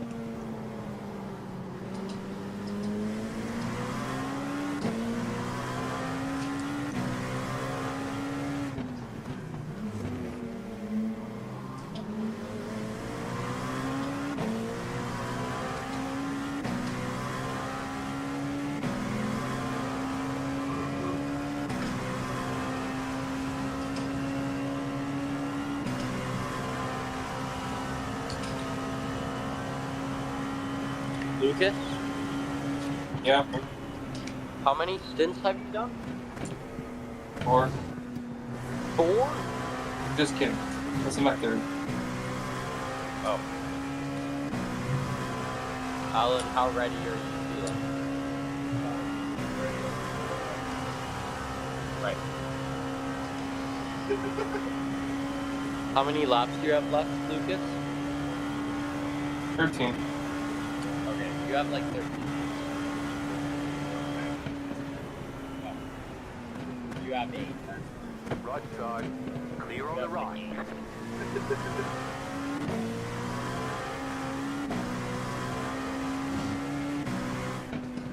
Car on your left. Still there. Clear. I don't know. iRacing likes to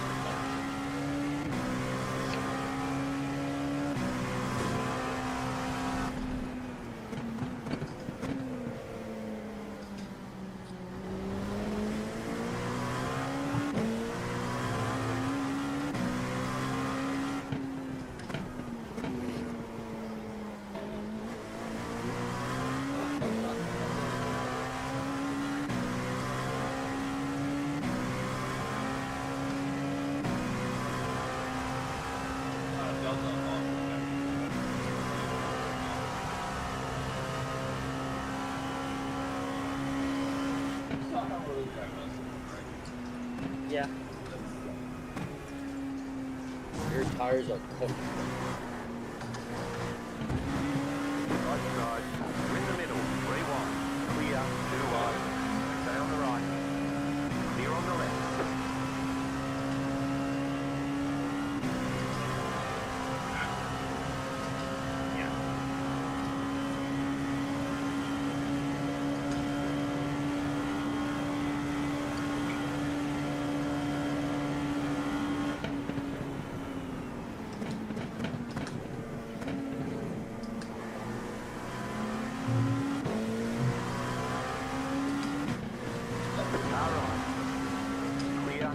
What's her? Oh.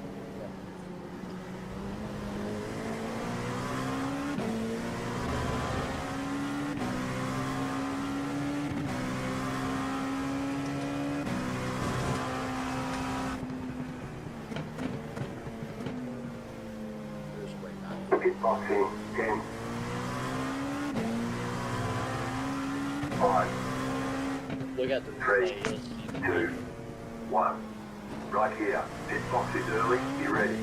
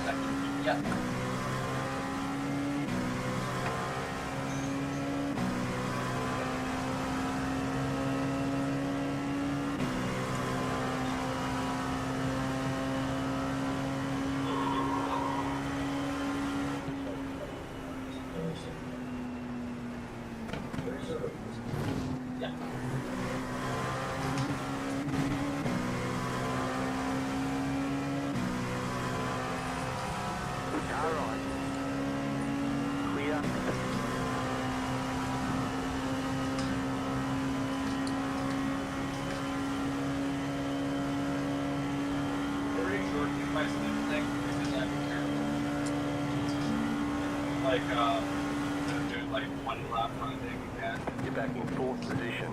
Looking good.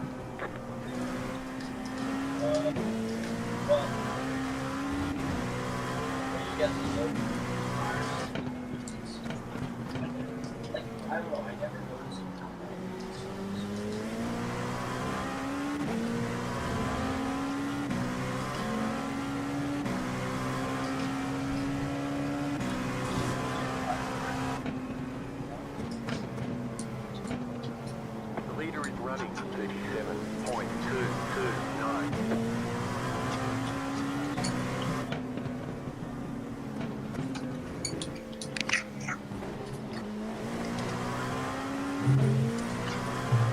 Left side. Clear on the left.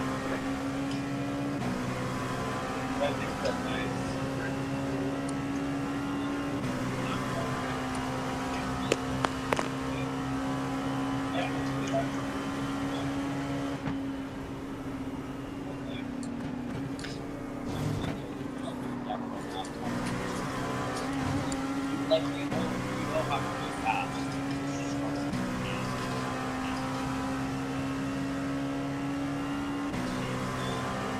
That was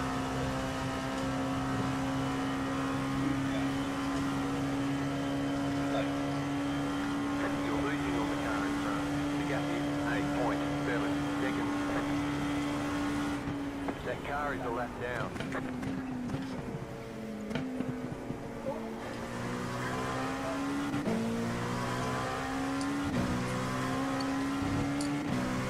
Left side. Clear.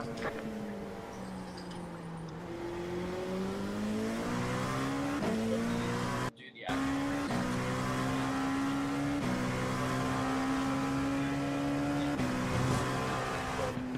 like you should pitch.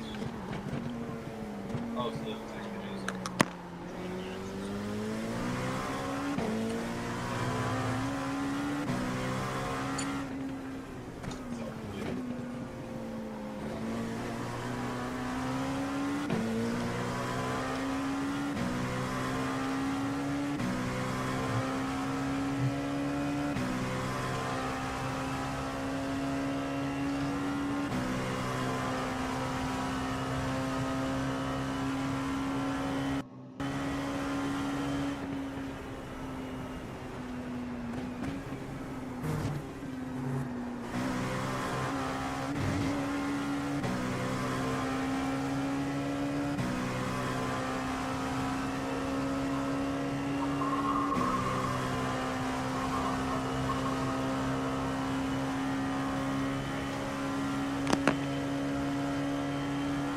You're losing on the car in front. The gap is 9 seconds.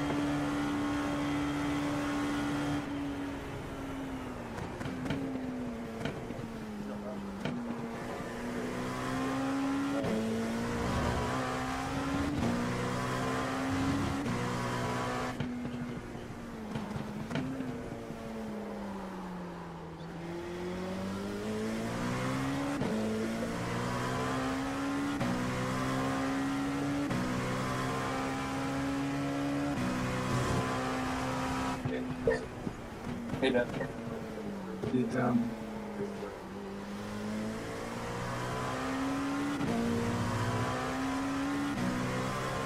I'm doing a stink yet. Alan's not done. No, Mike, Is he at 2 minutes? Yep.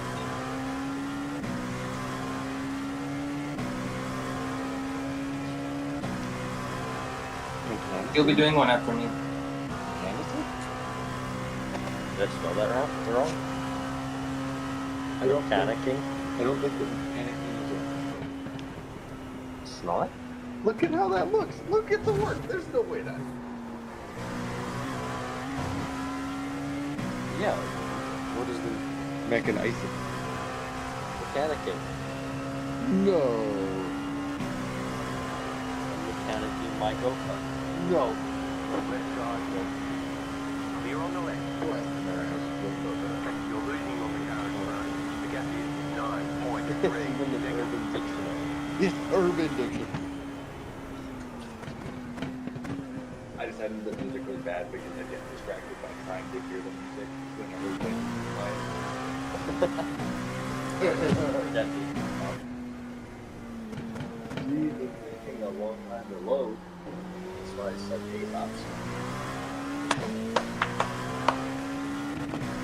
I thought you were telling me 8 laps. I started so slowly. Hit again. Just kidding. Okay. You can do 40 so you're only 3 seconds off. Yay. Only 3 That's seconds. not bad. Just feel safe. And it won't be that bad. Just feel safe. Just get it down. Just looking close a little bit. Take it easy. Get her on track. We should do that. Feel safe.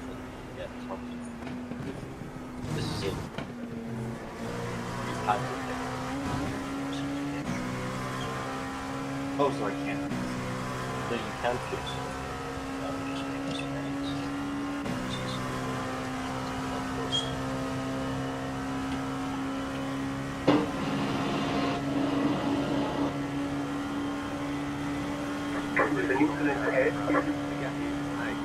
The leader is running 36.967.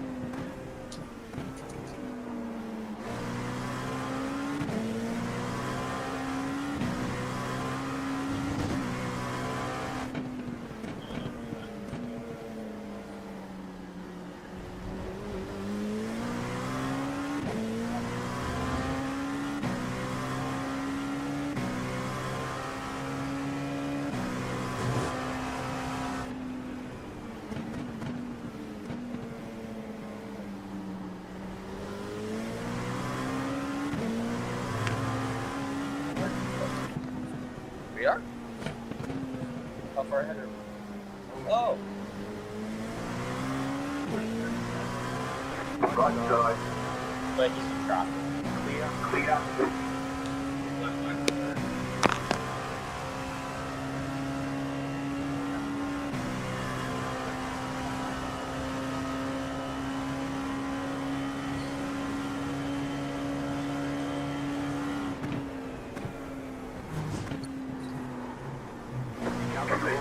What? Slow down, give up the time game. Bro, I cut the course on the first one, but didn't get an off track.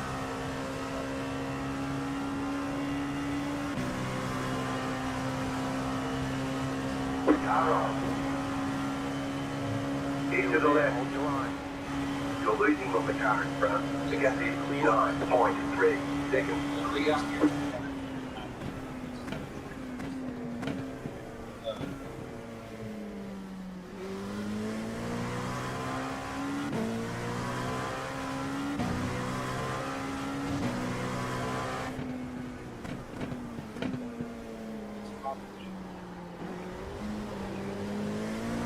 Car on your left. Clear.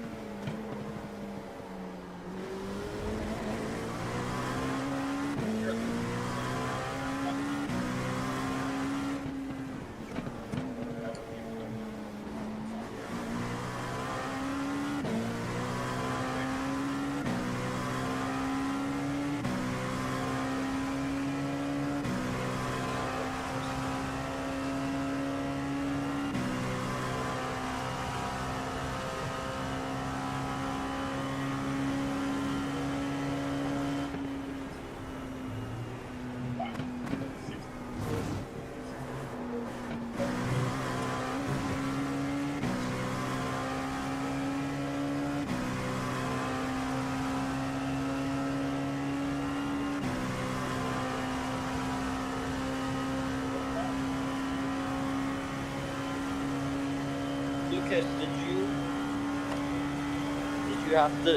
crash or something? No. Why did you pit in like the middle of a stint?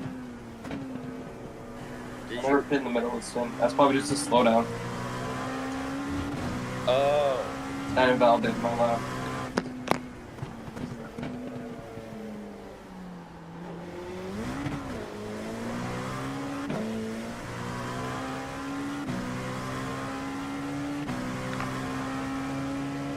I've been fuel saving all stint, by the way. The leader is running 37.9. Like a lot of fuel saving. You have? Yeah. Every lap.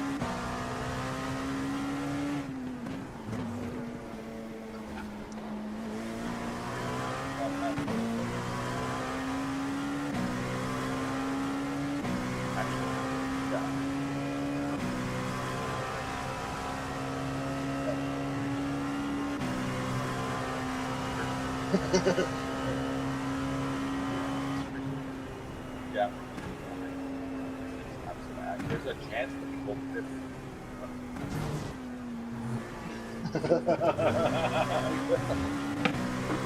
Car on. Clear, clear.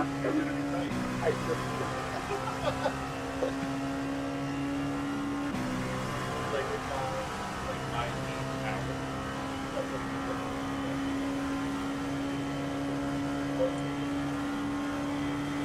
You're losing on the car in front. The gap is 2.6 seconds. Yeah.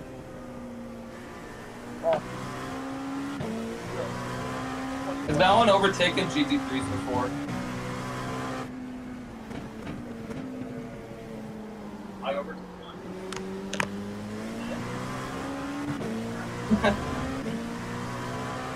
We're good. Yeah, everybody. Yeah. Like, at least we're on like hour and what getting started.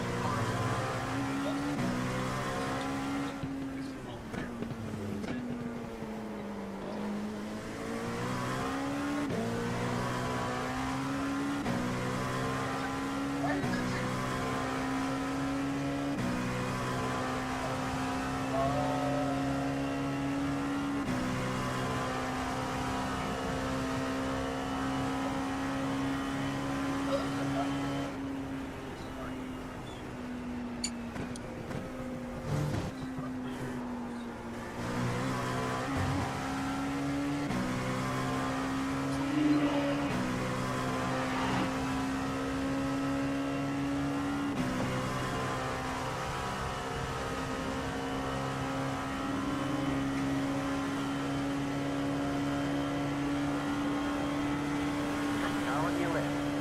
Clear on the left.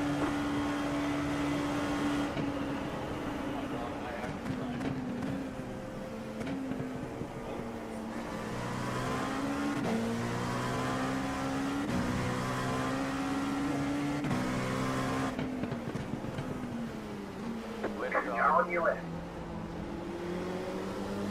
Clear on the left.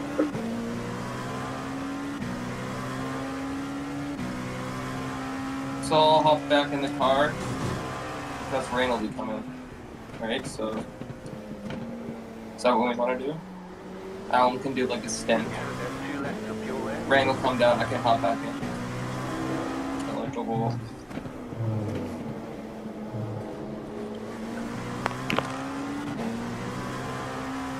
Because in 2 stints time, rain will come down.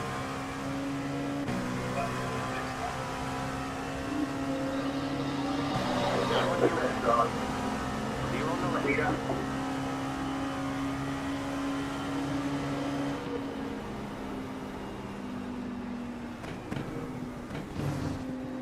Griffin.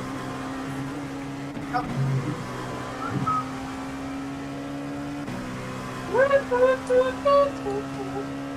How many hours?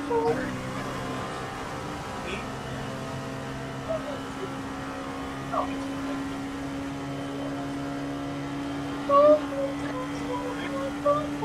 I can look but like, I'm kind of counting time, right? It's like, you know, isn't really playing iRacing, right? It's like, your phone right? Or like, sharpening your skates, like, off.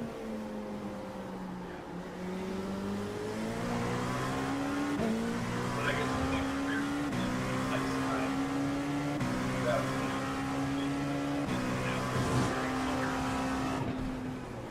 The least is did up 37.14. You have about one lap of fuel left.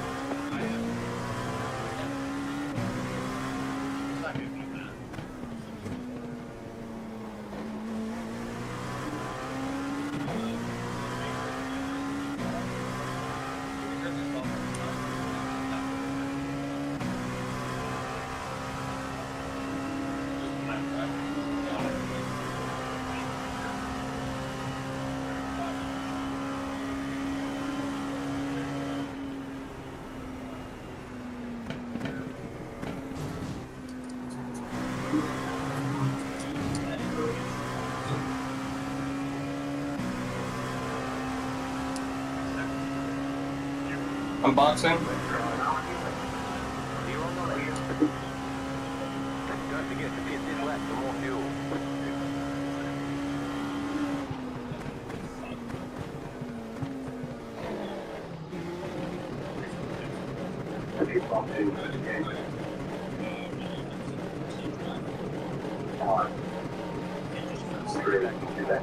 Position 1, right here. Lucas, get out.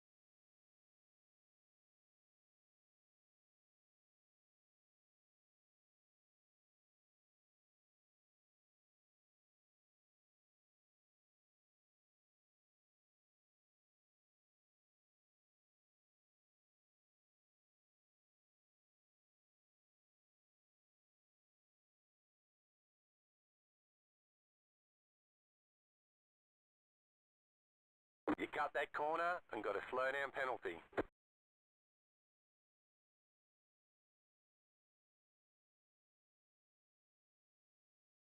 The car in front is pitting.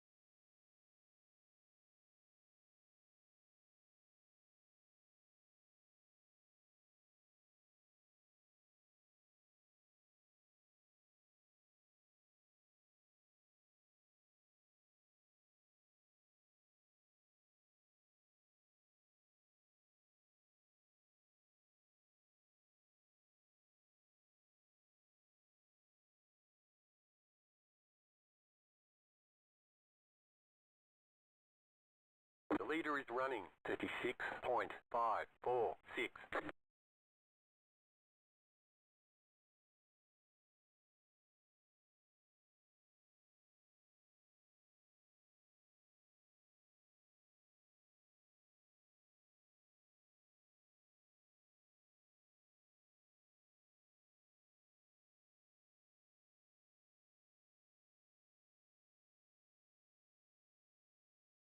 Left side, clear.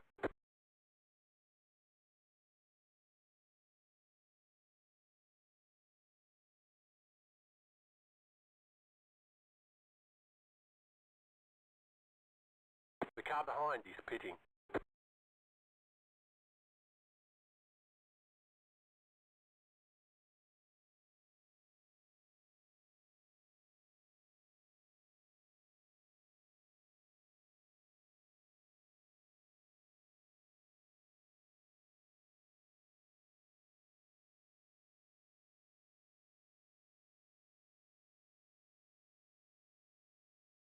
All right, $20 for someone to just absolutely sideswipe the leading LMP2. Bet. For legal reasons, this is a joke. Oh. For legal reasons, I have my PayPal on my car paint job. For legal reasons, if anyone does it, send me your Venmo, and I'll bless you because I'm feeling generous today. Left side, clear. This is all hypothetically, of course. Well, leader is about a second and a half behind me.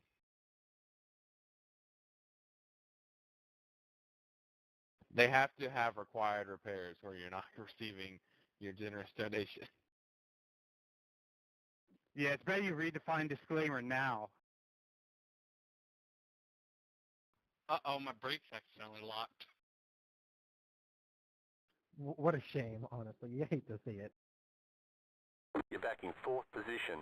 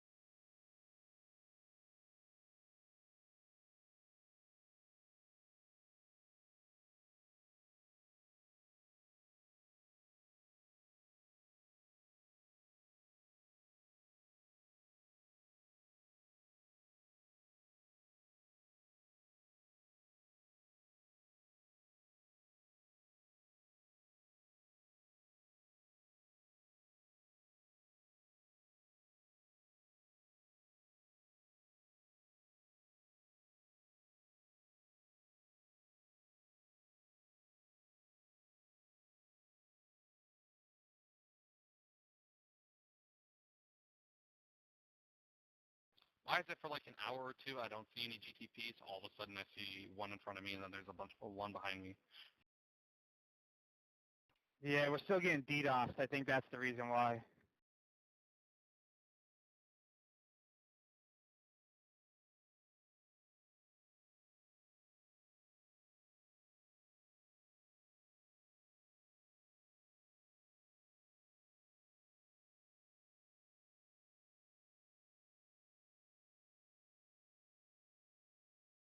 Right side. So Clear I on the know what right. you said, but because of compression and iRacing, it sounded a whole lot worse.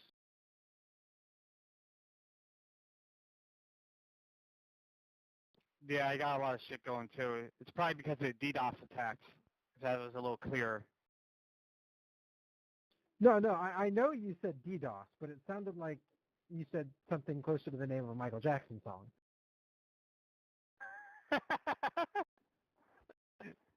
I swear to God, I was laying on my bed and I swore I heard someone say they got beat up.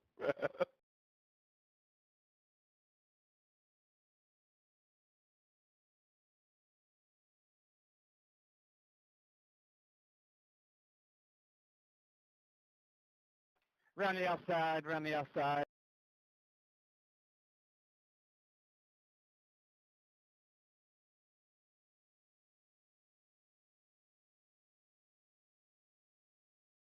You're losing on the car in front. The gap is 2.5 seconds.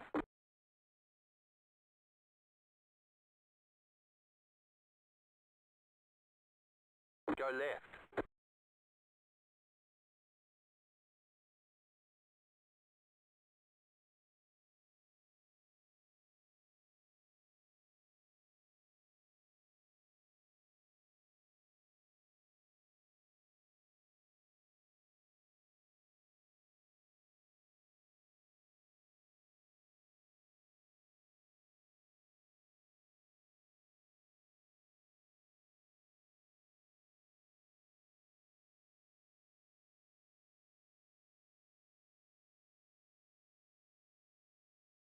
That chance of rain is increasing, boys. Finally, I've been waiting for it.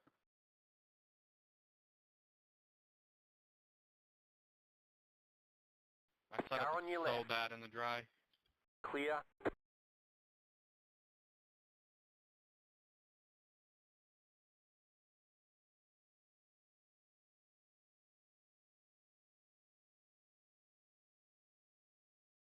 And by increasing, I mean it's up to 2 from 0, but hey, it's improvement.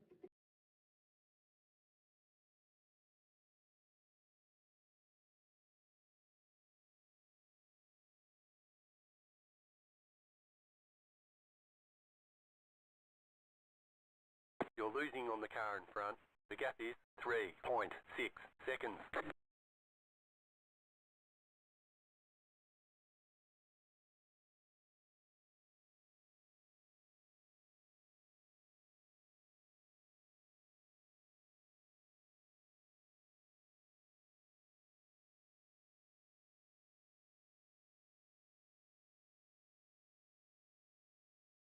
We're up to 3!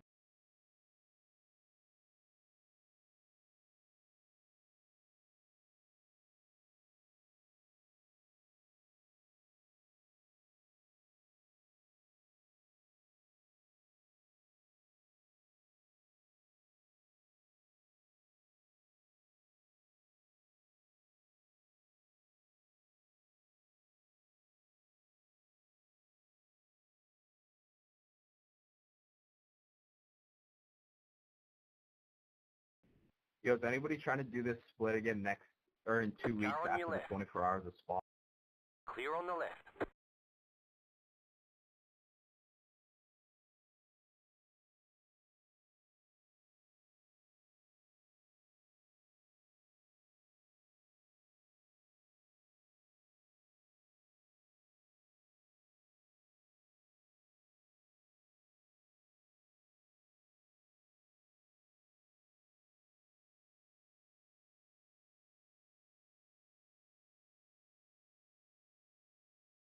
You're losing on the car in front.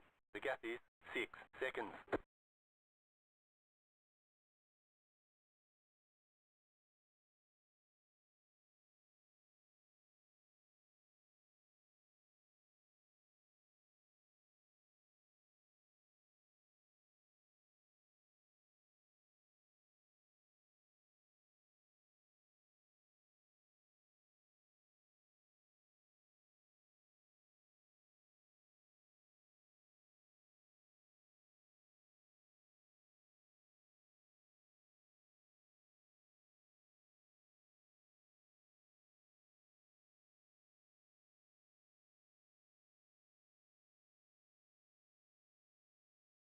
The leader is running 36.301.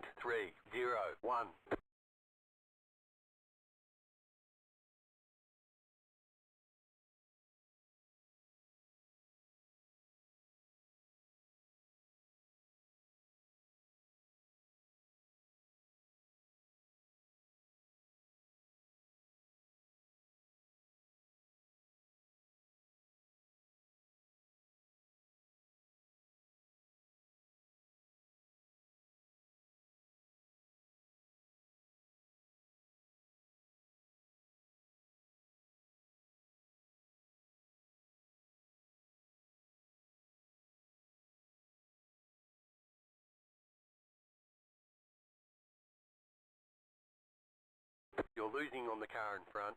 The gap is 8.8 seconds.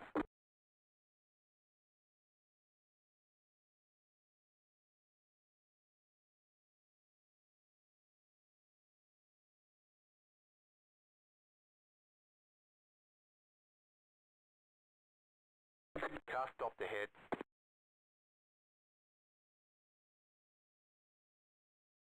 Remember me, Go right. Car on your left. Clear. Damn, you hit him with the remember me. Say that again, I can hear. You turned yourself.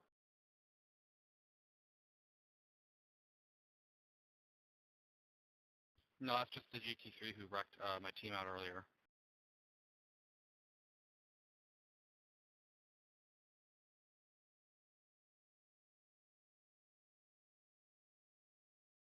Brother, we're messing with you at this point.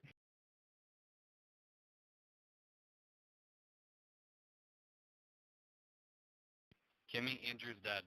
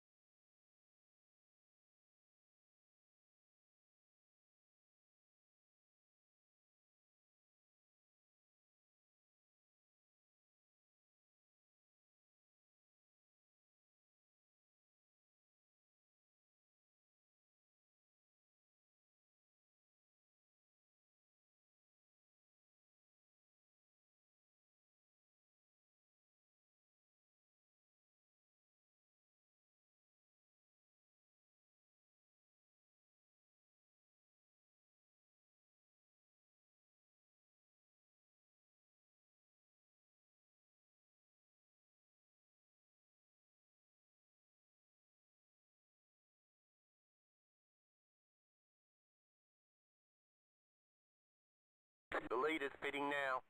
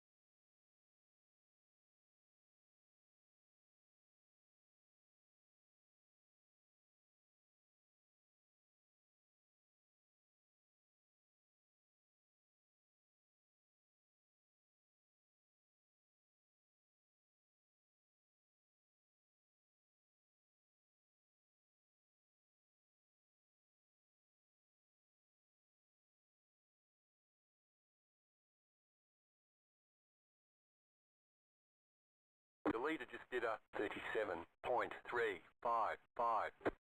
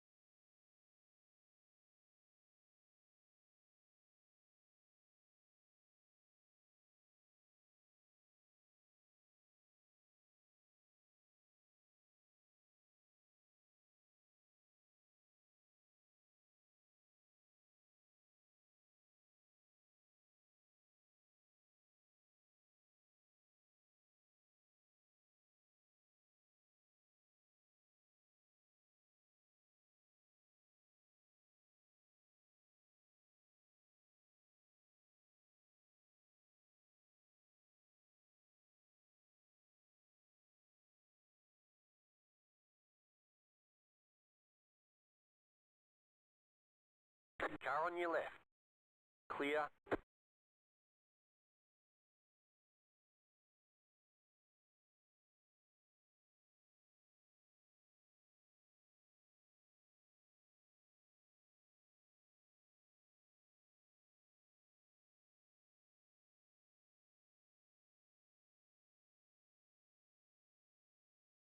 We're up to 5% chance of rain, boys. Dude, you told us that last time, bro. I'm starting to lose trust for you. You should be a weatherman, bro. We were at 0, then it went to 2, then it went to 3, and now we're at 5. So it's improving. I think that's deproving, but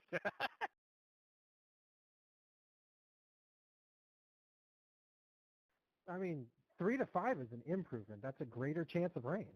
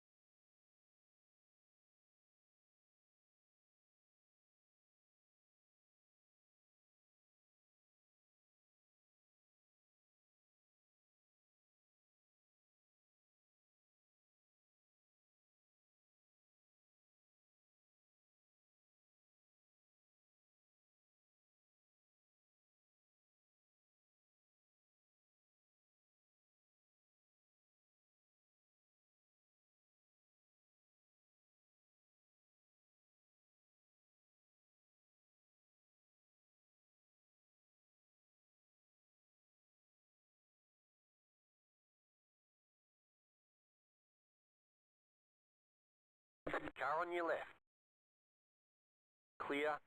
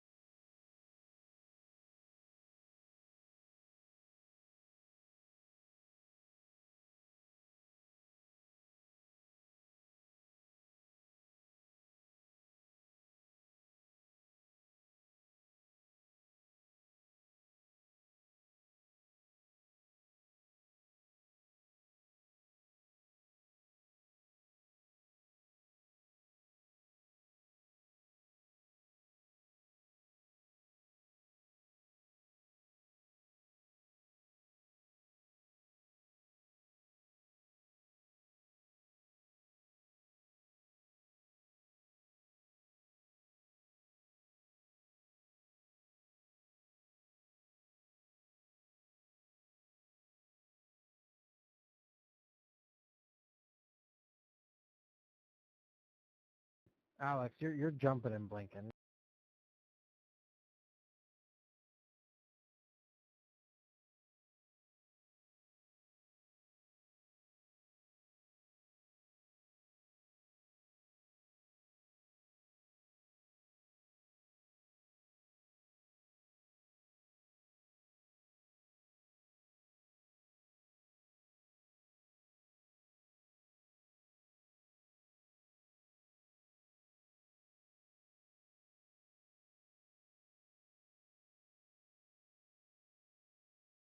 Car on your left.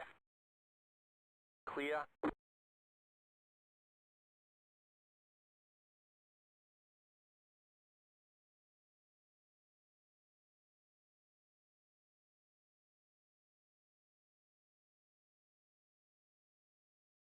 You cut the course, you've got to slow down and give up that time.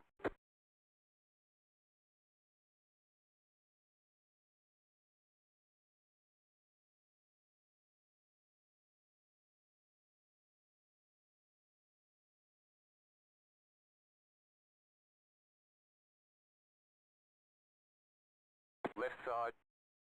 Clear.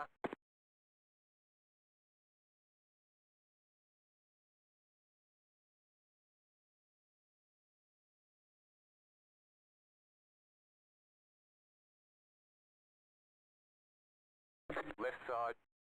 Clear.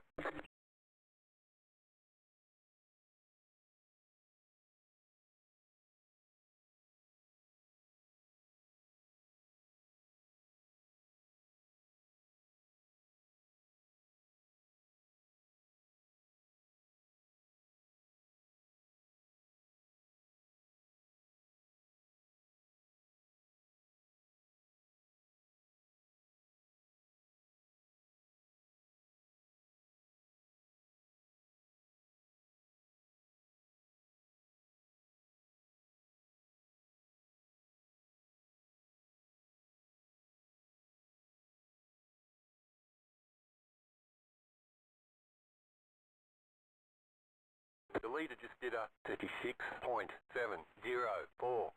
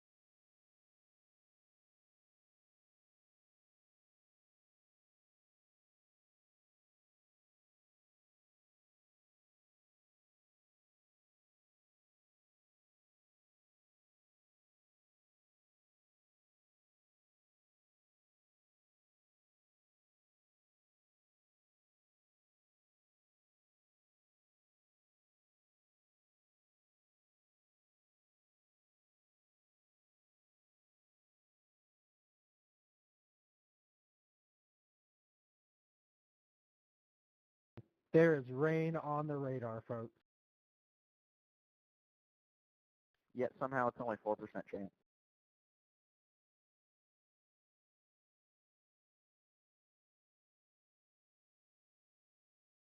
Just so you guys know, it is not 4% chance. It is 4% of the land in the area is forecasted to get rain. Yeah, that is how it works. You're right. And I'm looking at my little radar here. That looks about like 4 to 5% of the radar is covered with blue. So that makes sense. But it's right on the edge, so there might be more behind it. That's the problem. So then the percentage of the amount of land will go higher at the next update. The forecast has been changing every. Well, let's just see in like 20 minutes. It looks like it's coming right for us too, which kind of sucks.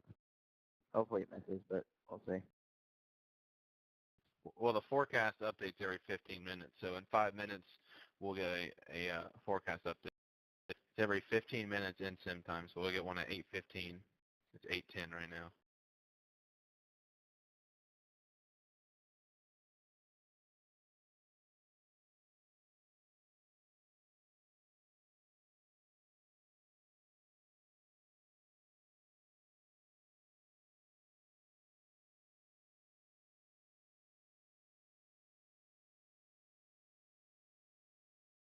Alex, dude, you're blinking pretty bad.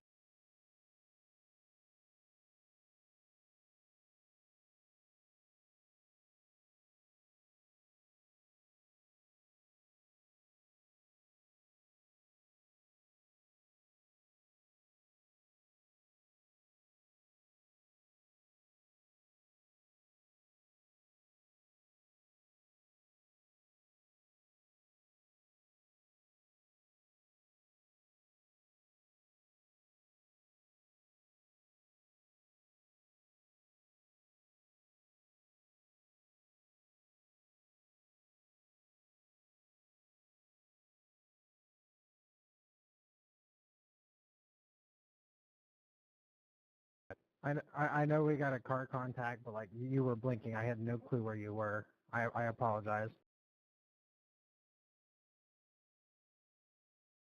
Yeah, he's blinking on the relative pretty bad too.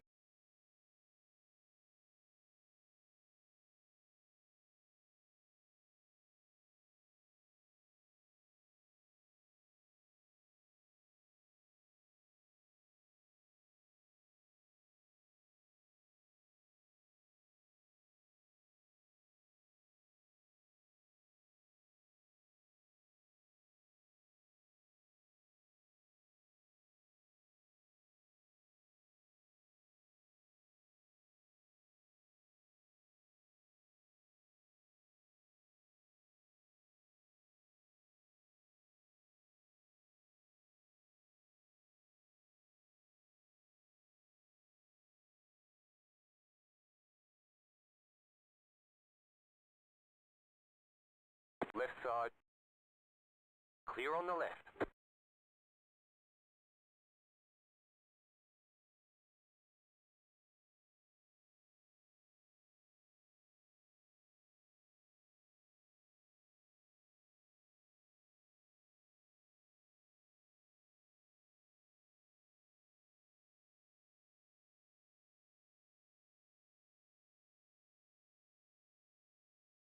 The car behind is pitting.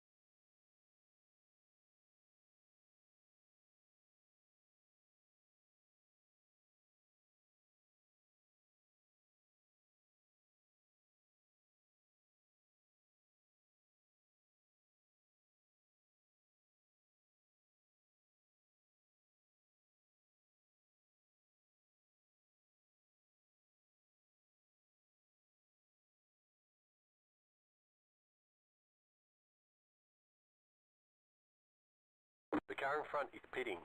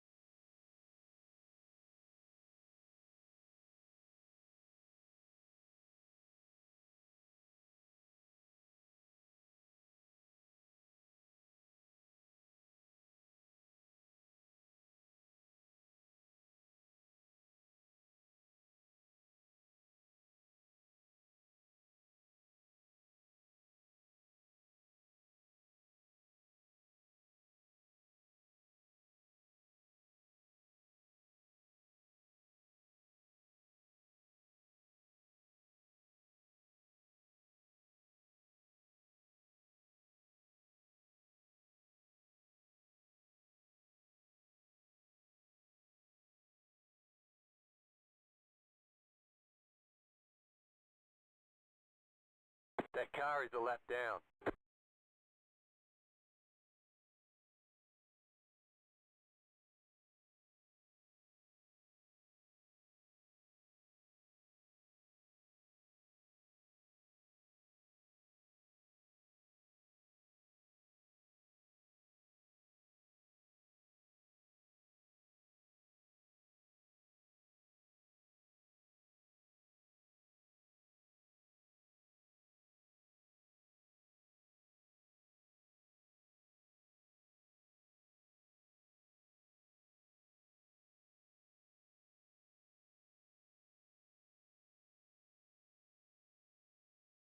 Car on your left.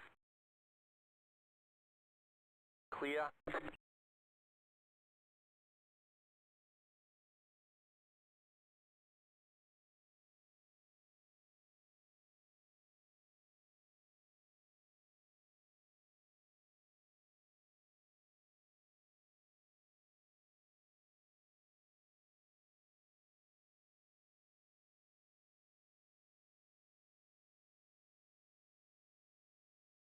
The leader just did a 36.744.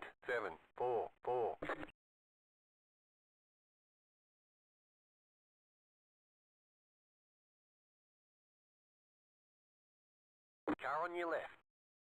Clear on the left. That car is a lap down.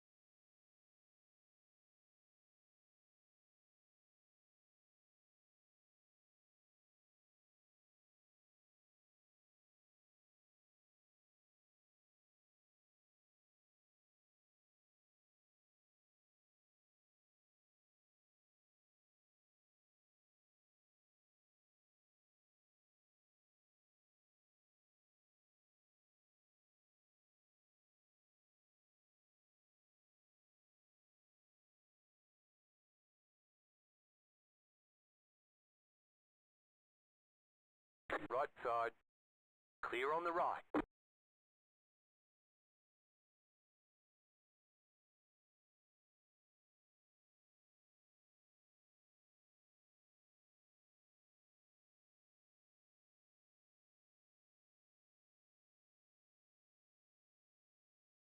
Right side. Stay on the left. Clear. Car on your left. Clear. Car on your left. Clear on the left.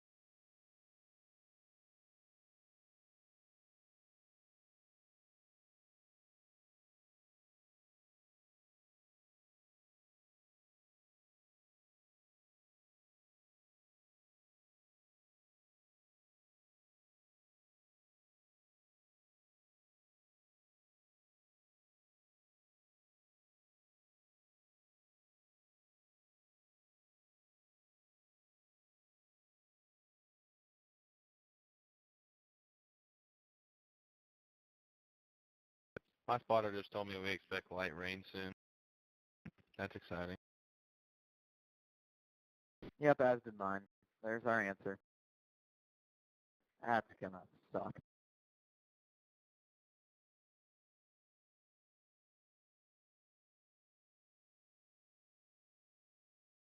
It's a bit confusing. They said they weren't going to add it to every endurance race or any of that, but it's been every one that I can think of this year.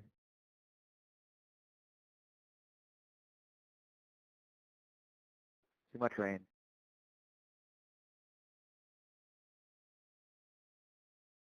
The only one I've seen that they didn't add it to was Nürburgring. That's only because those cars didn't support it. That's the funny part. I'm sure if they did, they would have.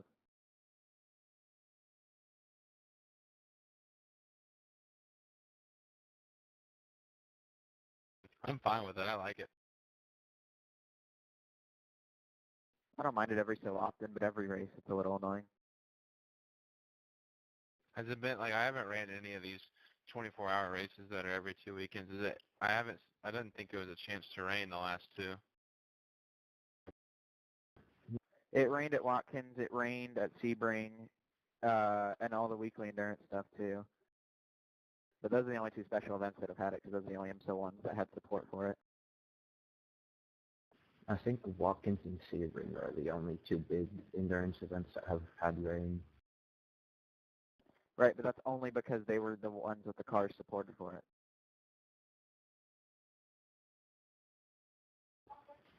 True, but I mean, brand new people wanted there to be rain, so they added rain.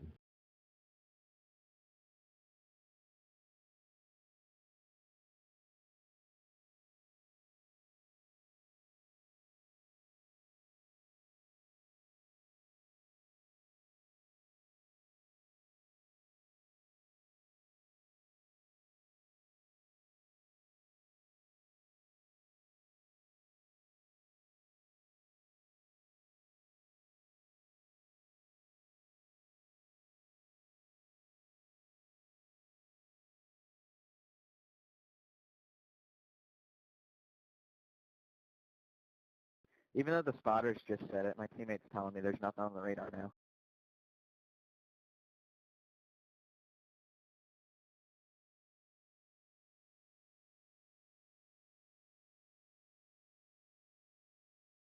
My teammate says you're blind. Don't blame me, blame Diego. There you go.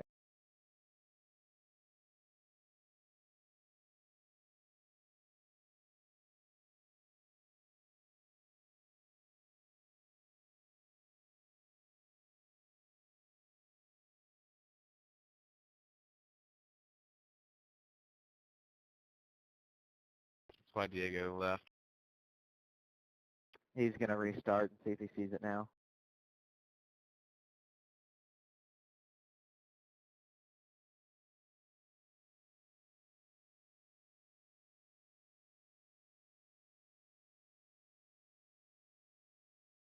Noah, did you possibly do the last IMSA endurance race at the Nürburgring? Yep. It is you.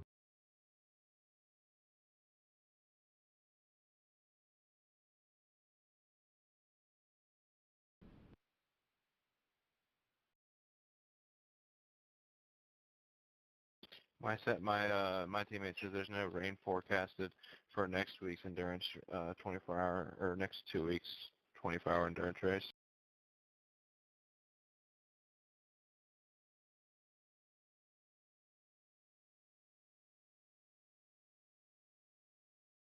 And it's only a 13% chance at Le Mans. Thank God.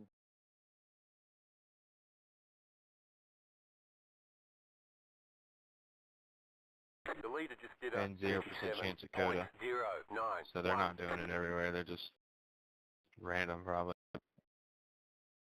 It sure feels like every time. Thank God for those.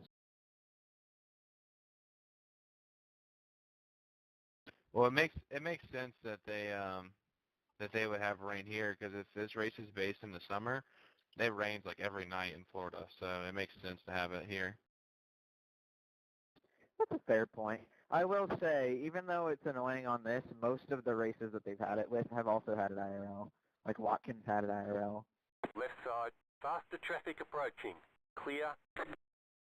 I was just told rain is close. Let me know if you Car want right, wet tires. clear on the right. Same here. It says sucky.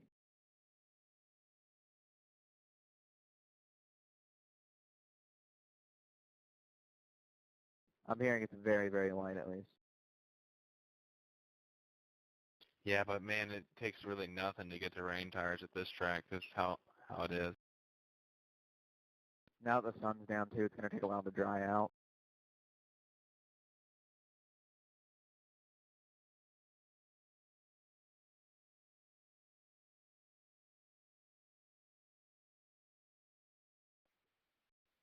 What in the podcast going on, guys?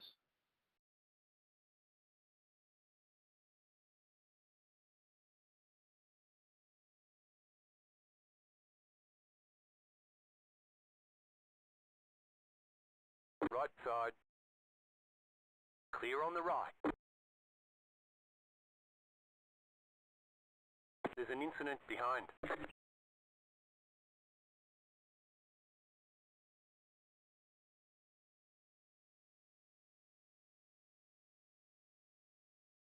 Brother, why did you come to a complete stop in the middle of the bus stop?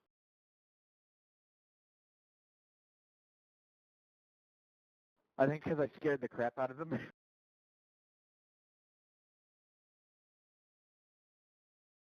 Brother, I did not come to a complete stop.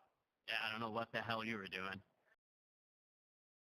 Bro, I was going slow through there because you're going through there. If that's your line, that's why you're that slow. Right side. Stay on the left. Clear on the right. That car is a lap down. Car right. Clear on the right.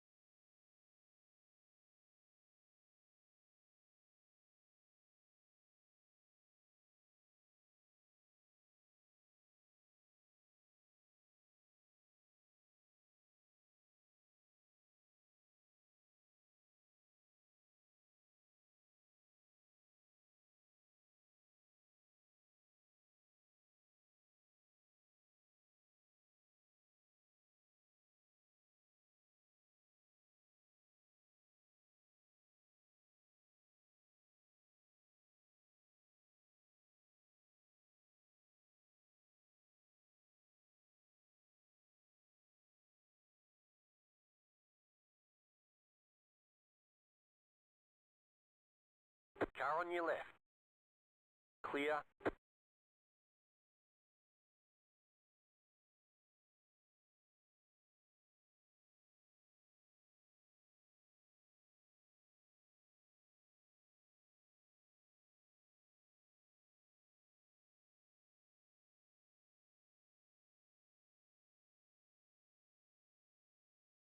Car on your left.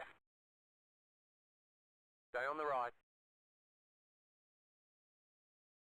Clear on the left.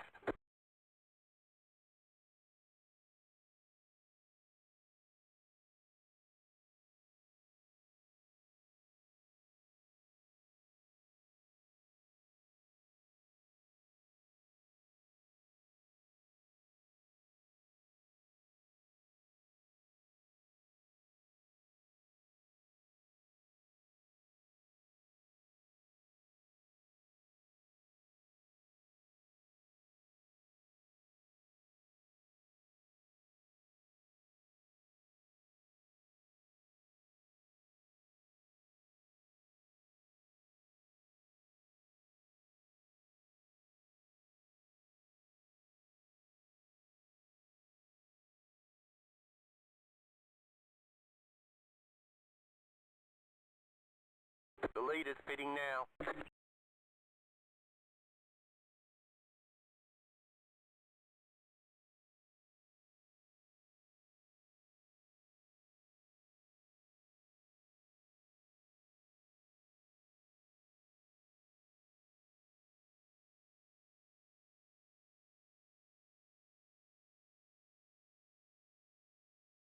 The leader's pitting now.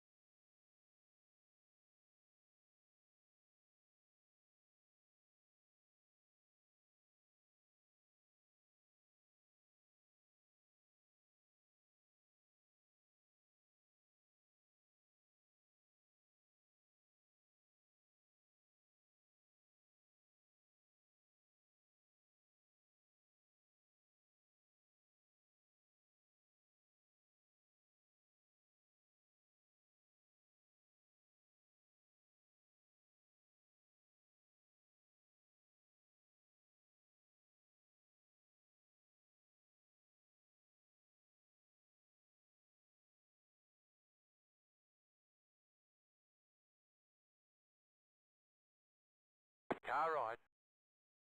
Clear on the right.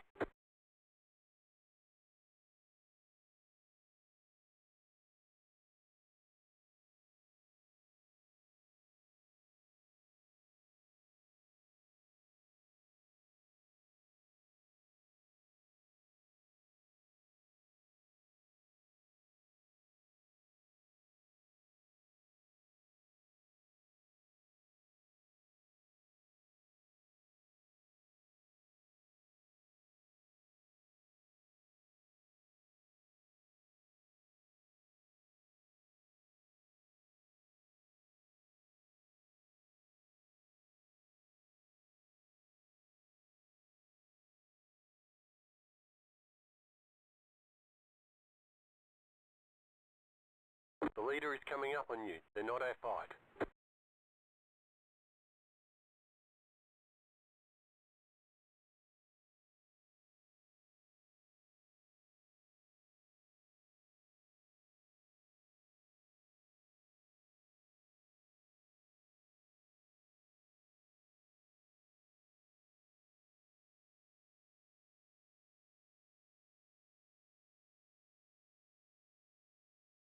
Right side.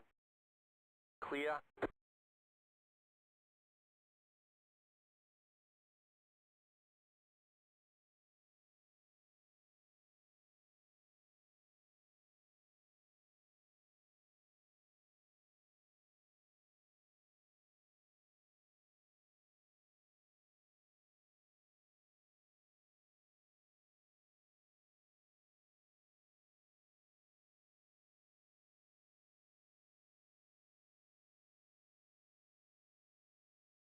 You can come up. You can come up.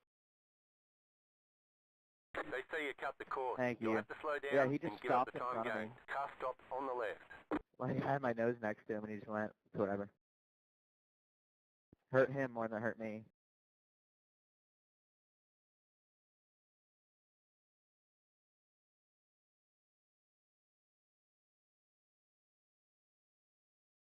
Nice one, lad. The leader is running. Don't cut my nose. That's your own fault. 36.433. You're lucky I waited as long as I did and didn't dive bomb you into the bus stop. Should be thanking me. Should be thanking me. Bro, just use brain next time, please.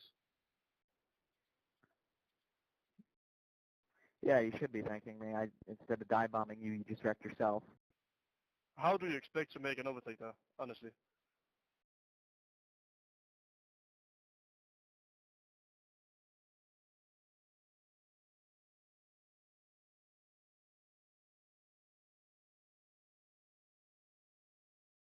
Don't complain if you're like 90 laps down from the GT3 leader. You're honestly just here for nothing. Yup, yup, yup, yup, yup, yup. Left side. You're the only one yapping. Clear. Alright, dude. Left side. Alright. Clear. Scoreboard, bud.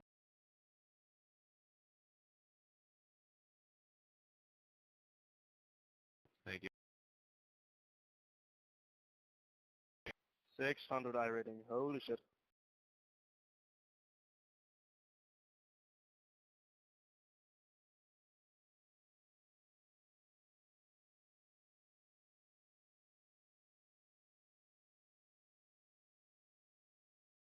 Just got killed by a guy with 600 iRating and got the... And yet, when I run GT3, I still manage to run laps 2 seconds faster than you do. How do you explain that? Lie. Yeah, and when I drive in top speed, I'm 10 seconds faster than the top guys.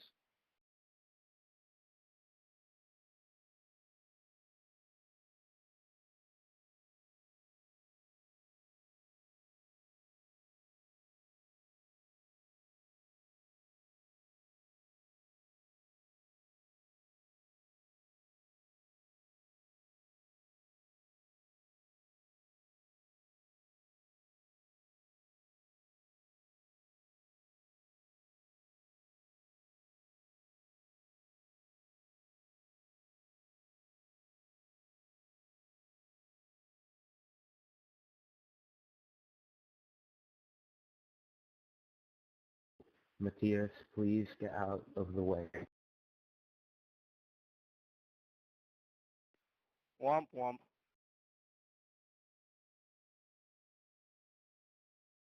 Someone's salty.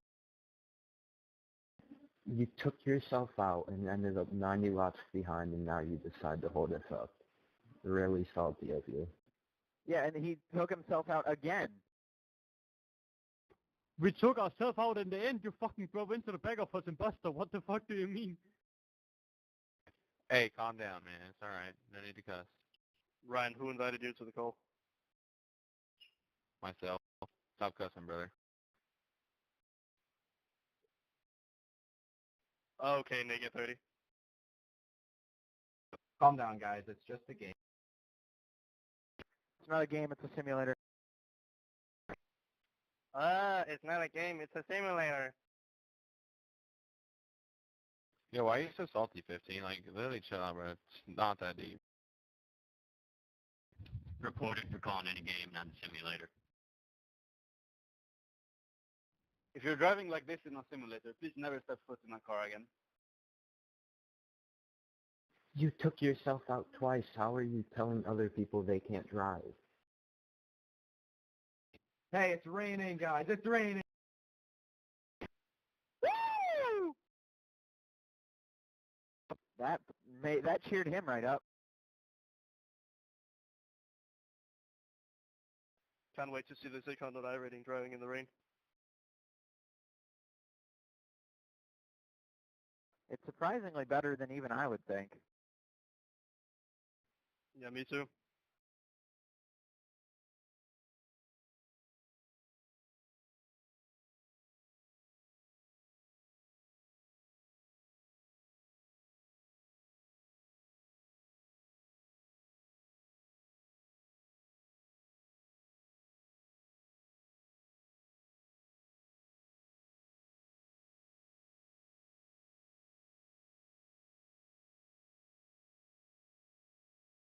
Got raindrops in NASCAR too.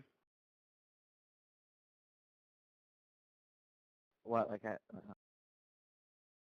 at Chicago?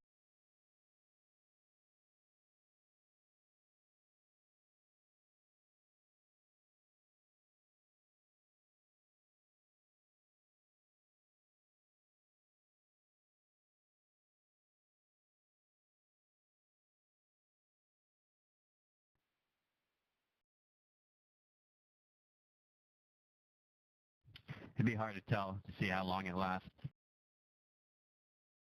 Doesn't look like too much rain though. I genuinely don't even see it.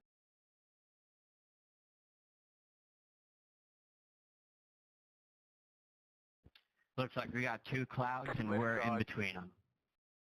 Clear on the left.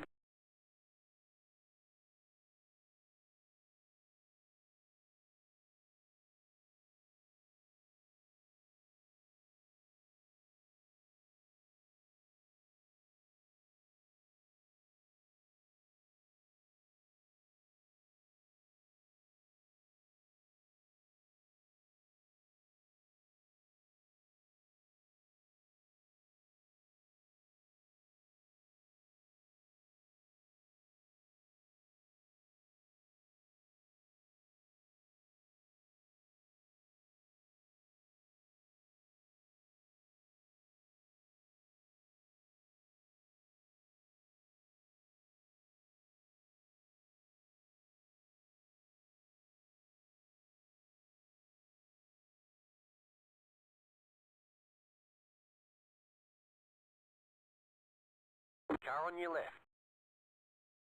Still there. Clear on the left.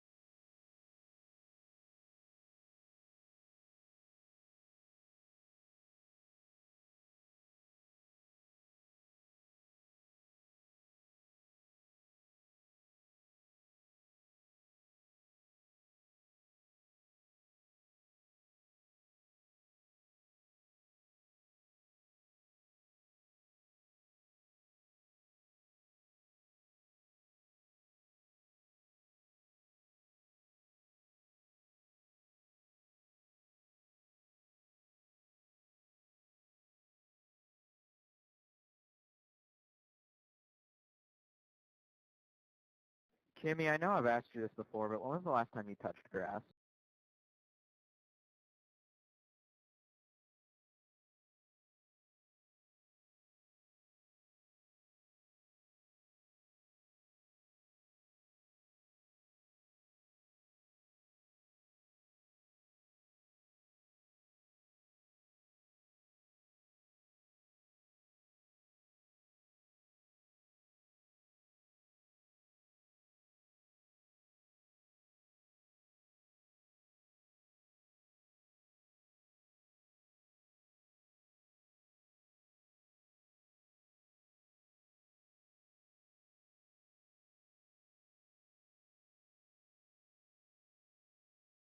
The leader is running 36.74.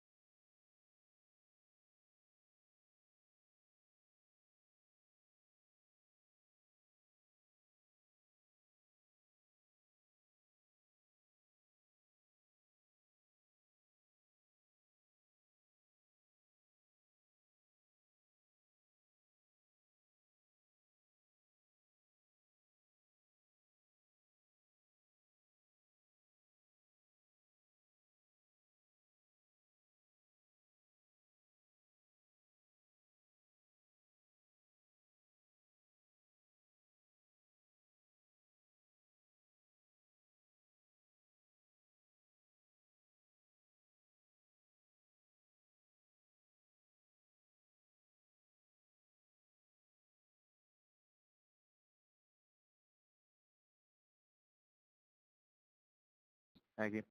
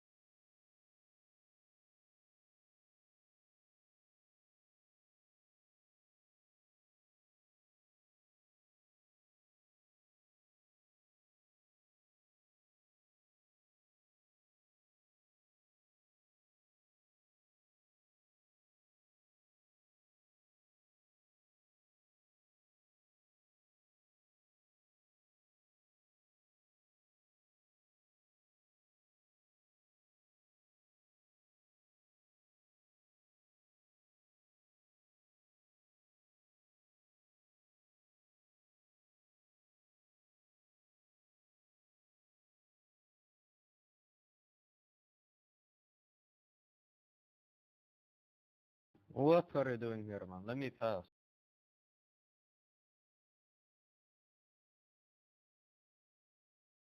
Ryan, keep blocking him.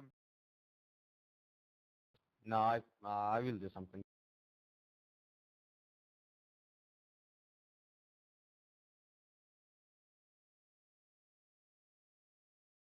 We're not required to let you by.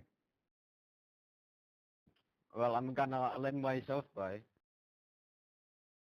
You will not win the race, I promise you, if you let yourself by. That is a promise, not a threat.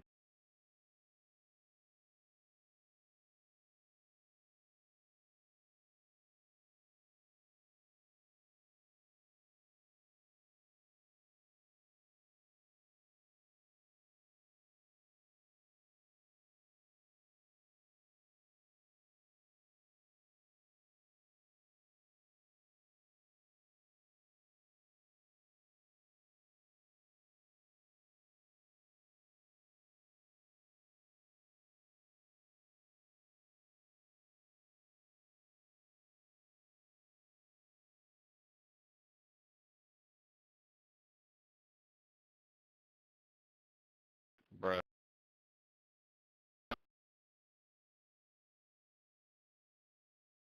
Nice job.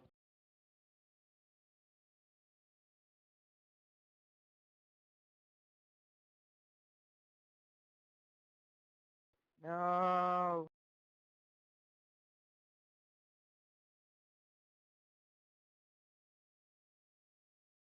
Ryan, what was that? Nice job, sir. Honestly, what are you doing here? The car behind is pitting.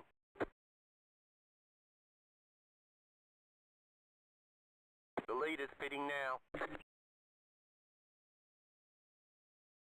Can't come up into me, brother.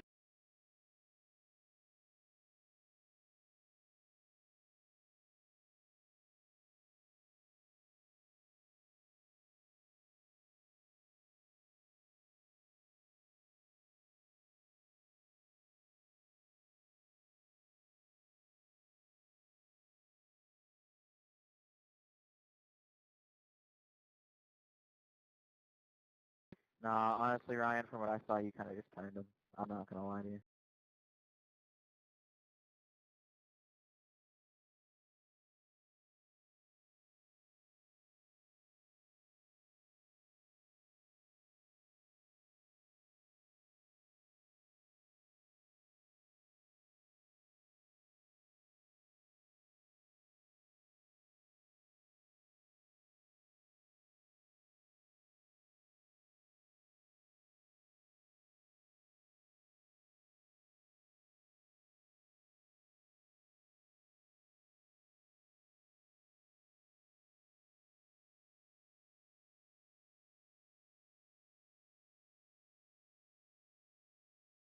Left side.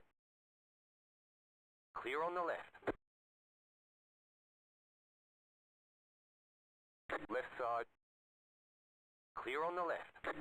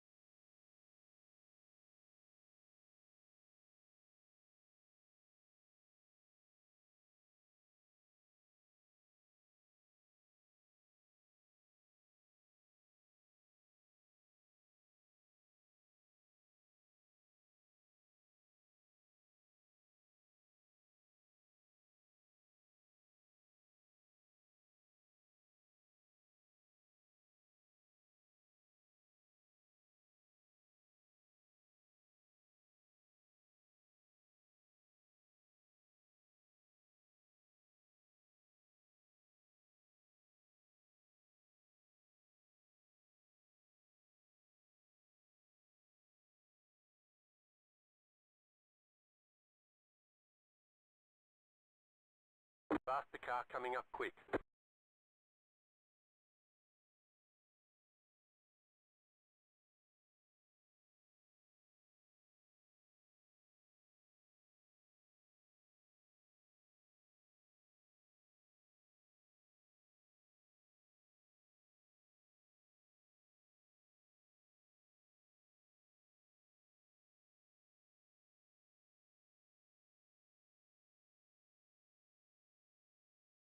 Faster traffic approaching. Car on your left. Clear on the left.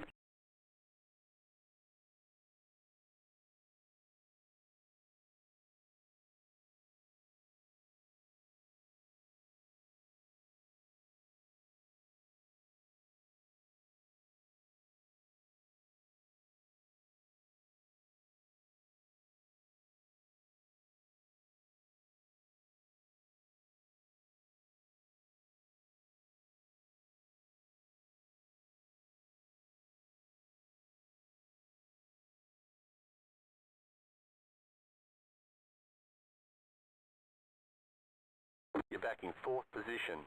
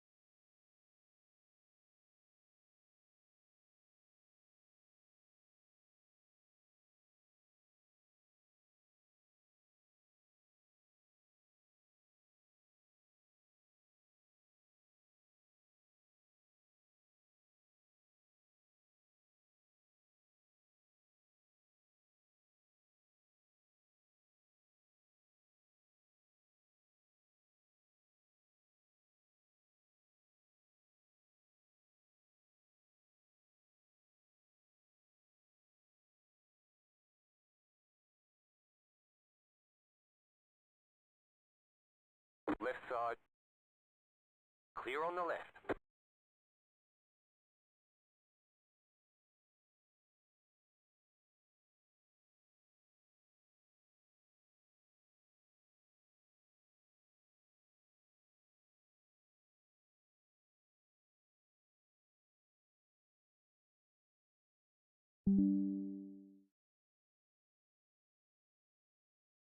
Left side.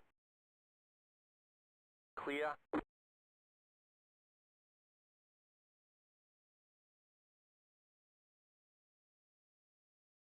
The leader is running 38.009.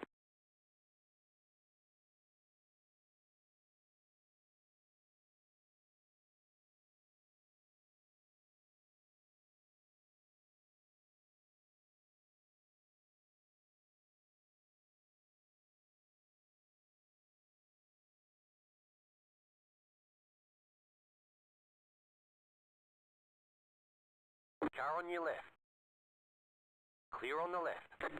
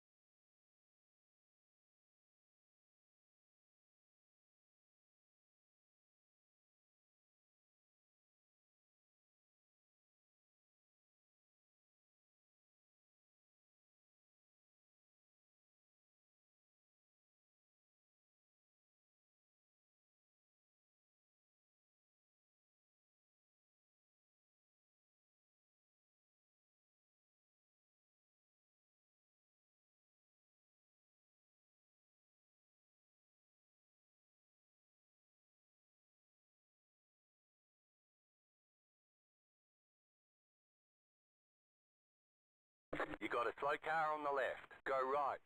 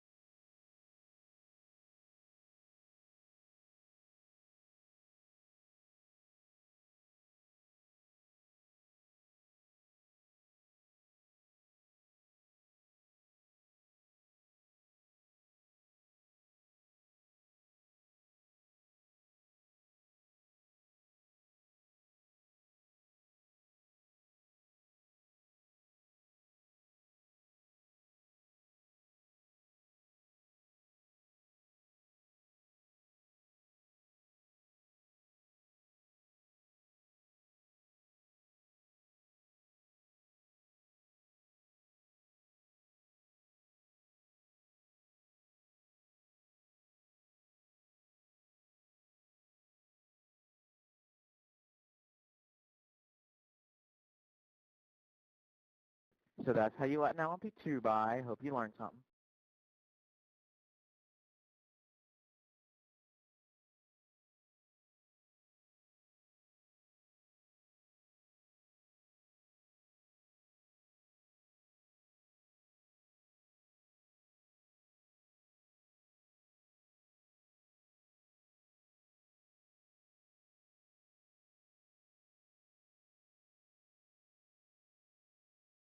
The leader just did a 41.67. Great job, Noah.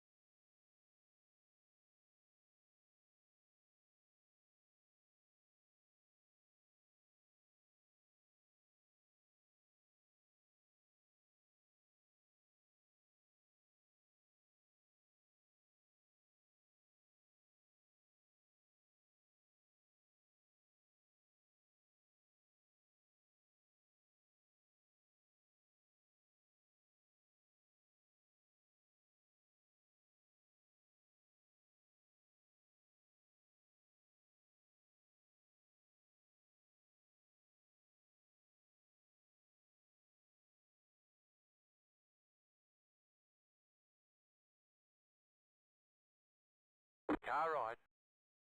Clear on the right.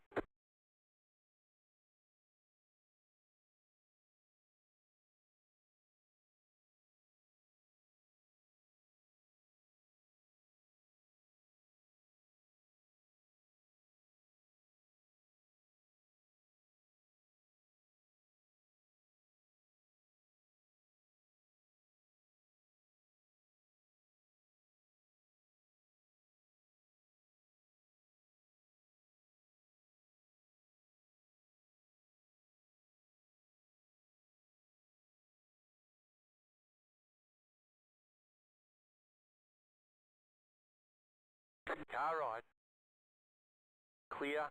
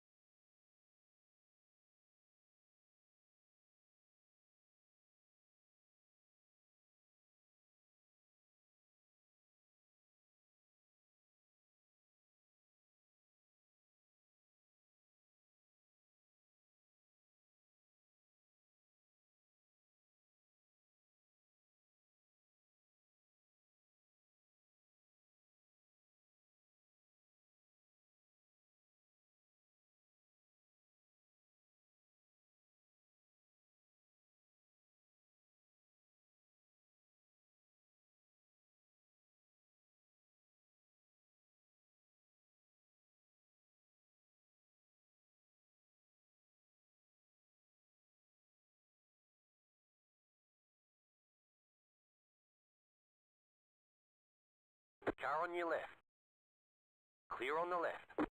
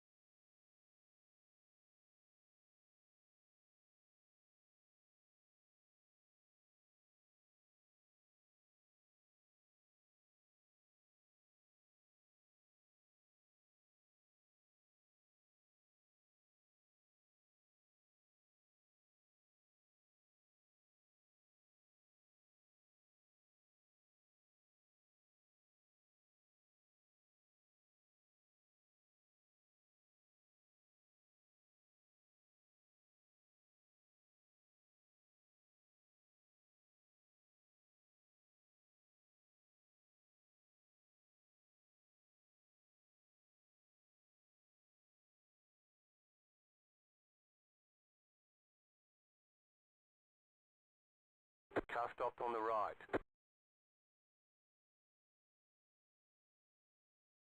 Go left. Car on your left. Clear.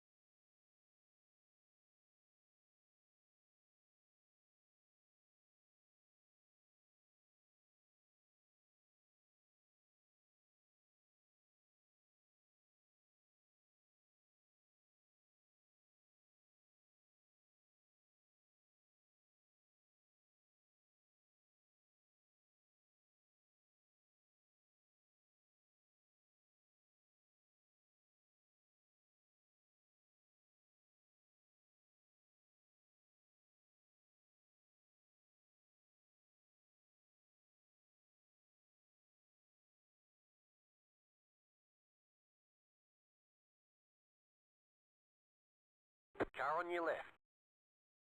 Clear.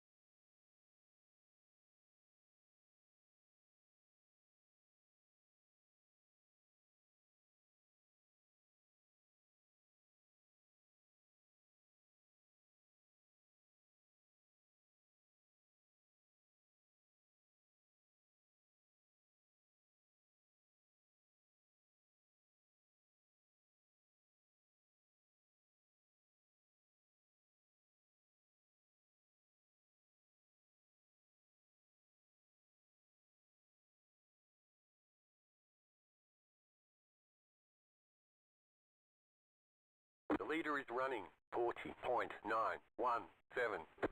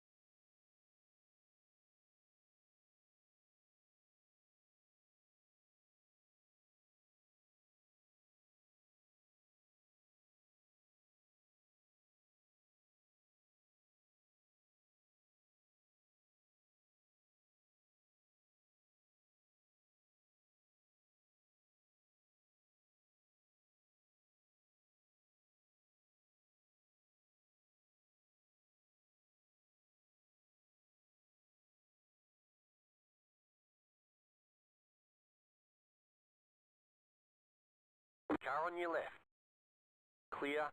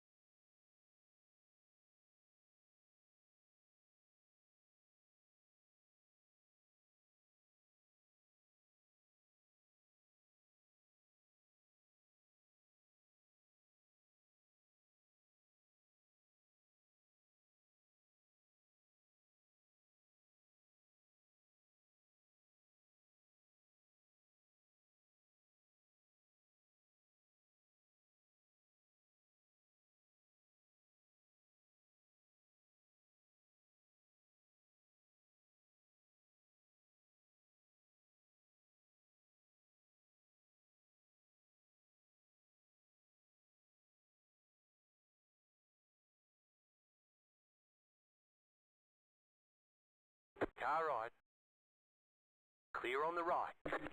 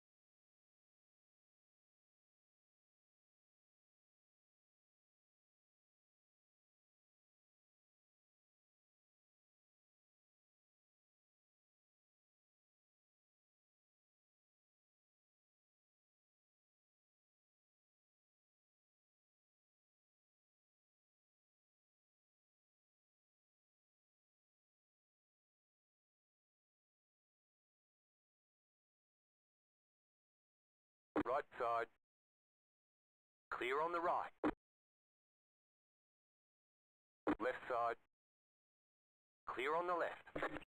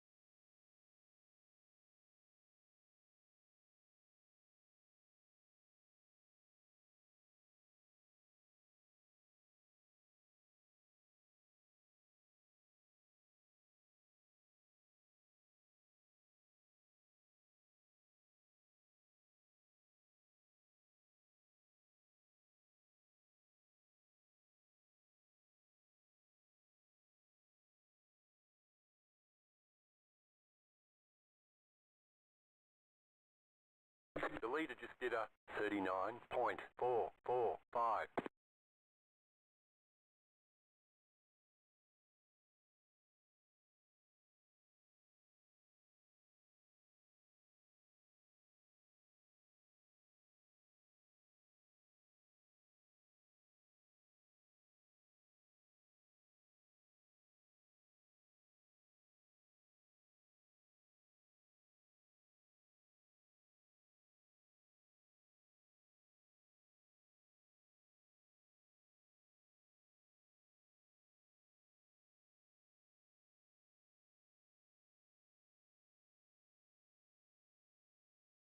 Right side.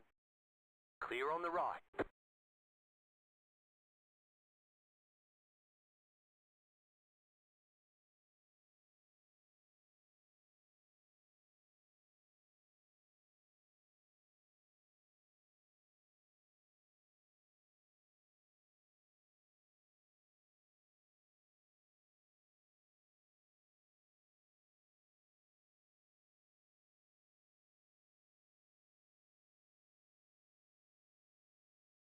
Left side. Clear on the left.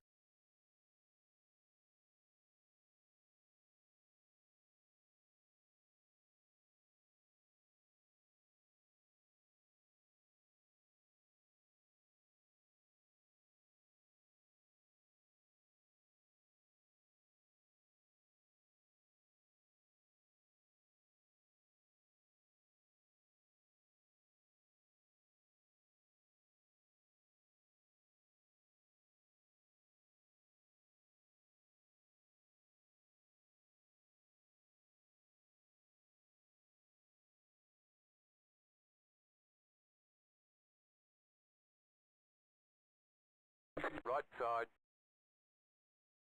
Clear on the right.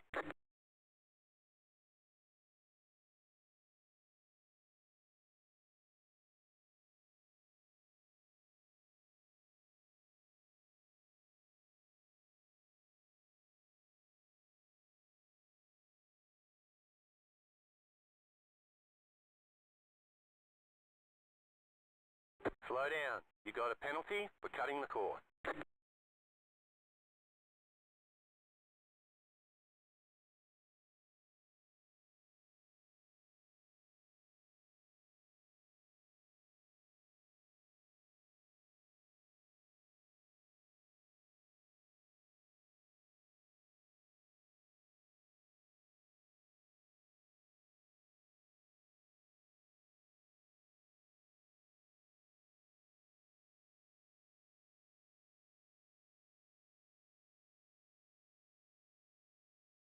You got a slow car on the right.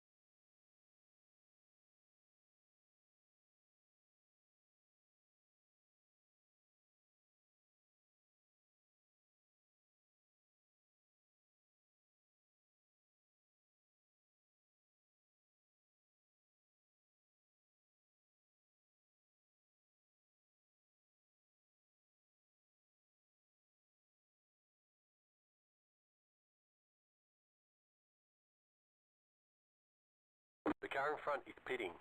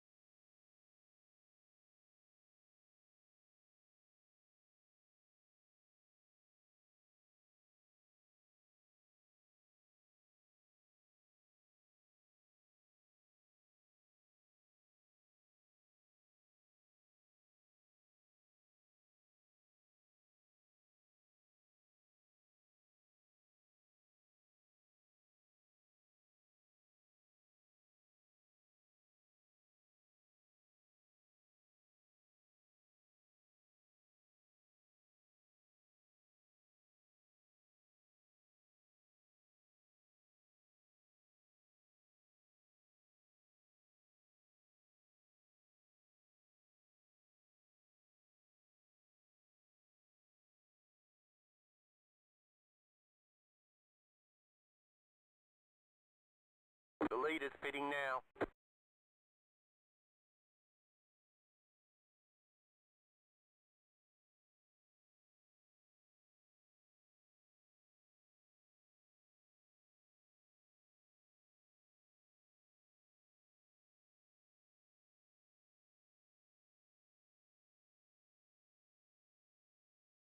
The leader's pitting now.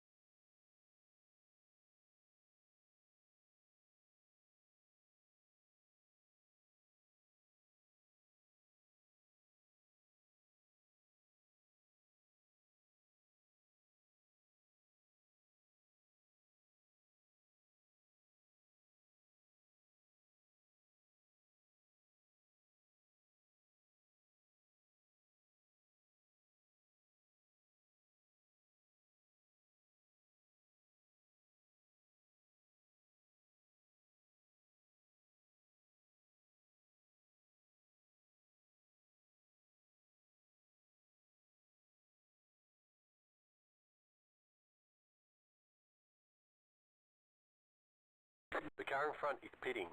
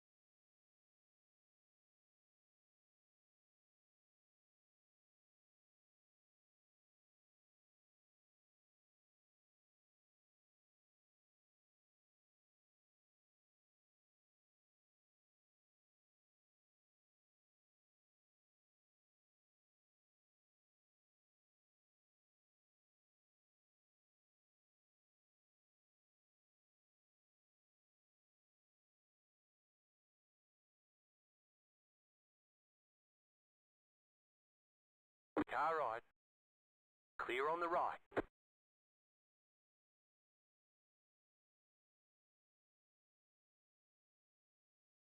They see you cut the course. You'll have to slow down and give up the time gained.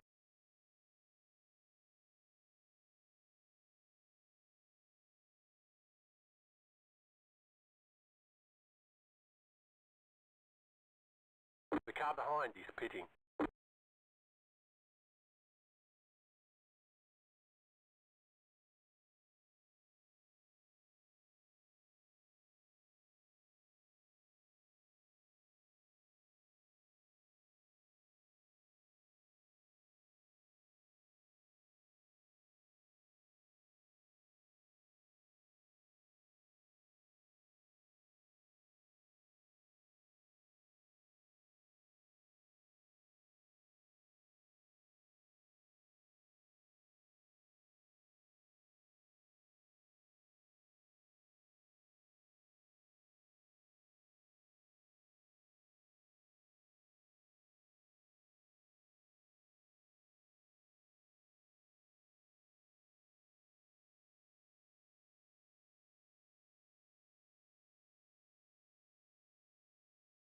The leader is running 37.085.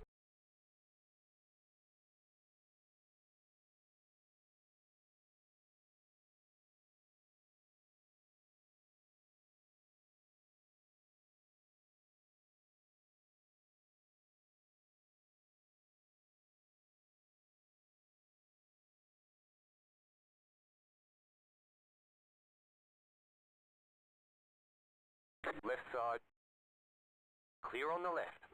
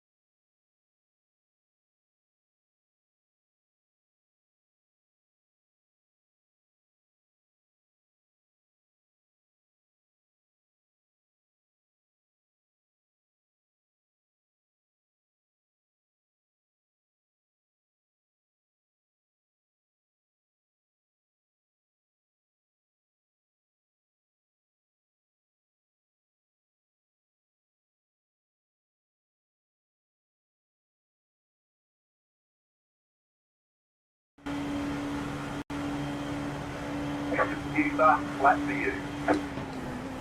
I see we're P3. Yeah.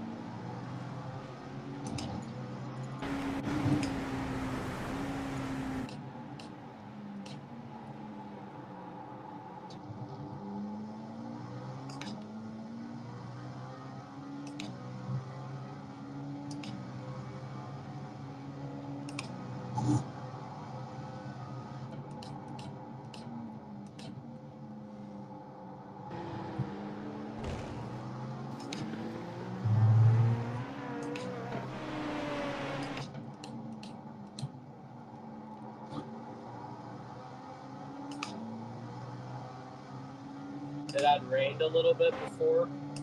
I saw. Just did a 37.794.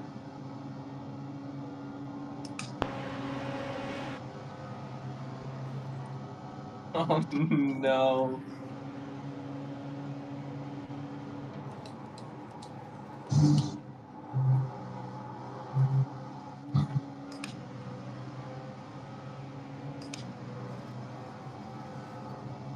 I was running your times in the wet part.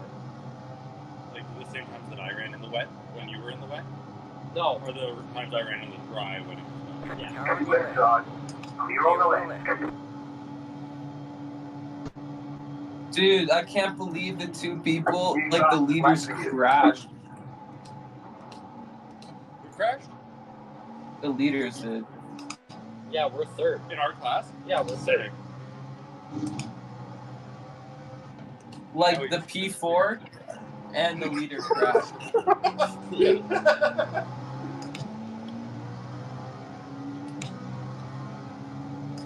You guys are able to change the rig? Huh? Oh, you guys yeah. are able to change the rig? I figured Julian, out why I'm so slow. I'm not carrying enough speed into the corner. Yeah, you get your braking done before you turn in, and then it rolls down to like 20 kilometers an hour less than you would like. Yeah. Oh, is it raining right now? No, it's not. No, it's just a little down. I'm still setting like 36s. Down on your left. Yeah. Clear on the left. Alright, no rain for a while.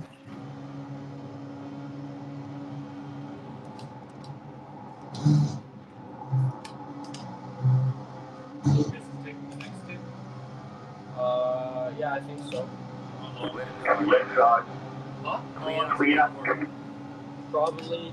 What? Do you want to do 2 stints, Lucas? I can do as much as you want. I think 2, because we need to balance it properly. Okay.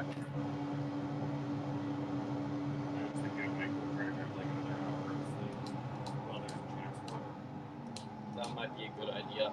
I think that's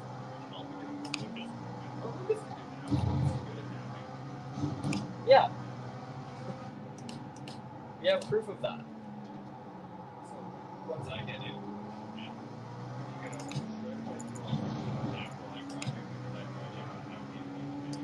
Yeah, I'm gonna stay awake and eat my sandwich.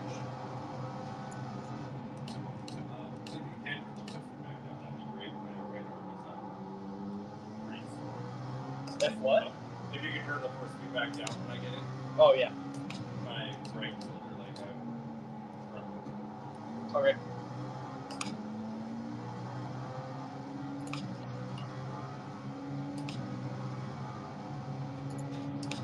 If what?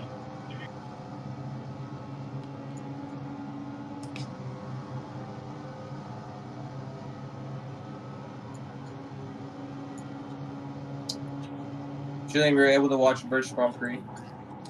What? Able to watch the British Grand Prix. I'm gonna watch it while you're racing. Left side. Clear. Clear on the left. Ooh. I'm running really quick. I'm catching. Which sandbox should the Bronco family play in today? Decisions, decisions. Stappen, the strategy by them.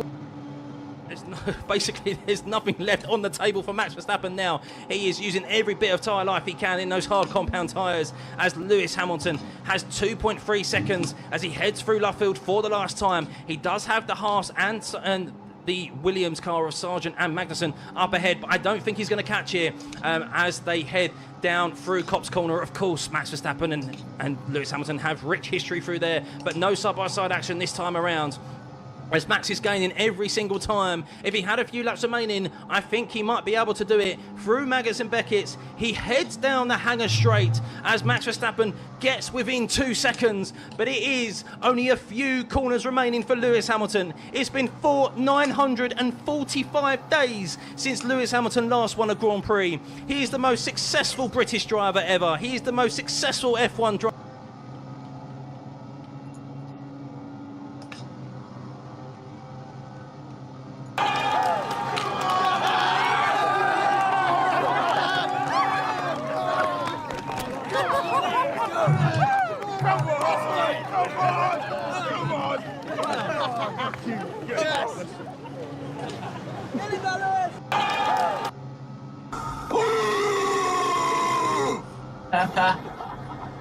What?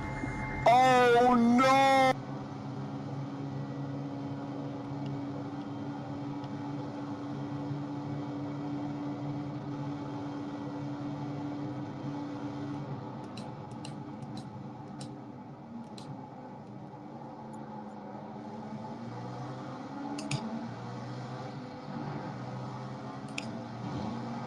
All right. Clear.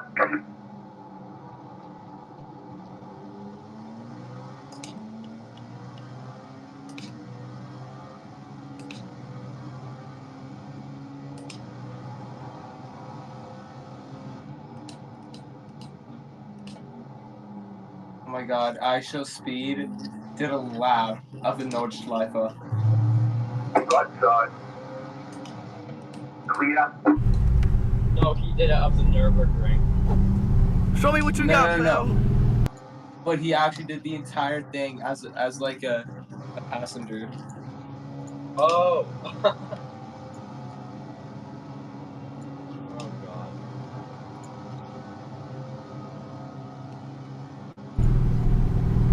Alright, now we close the window? Yep.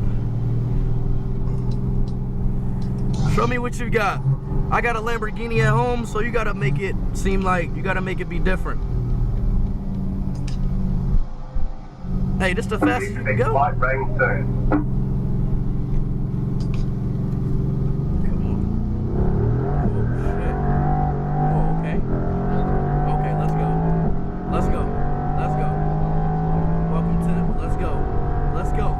Let's go. This is a GTR right here, chat. This is a GT.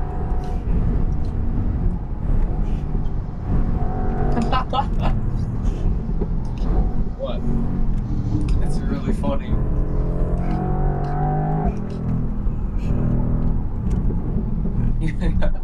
Okay.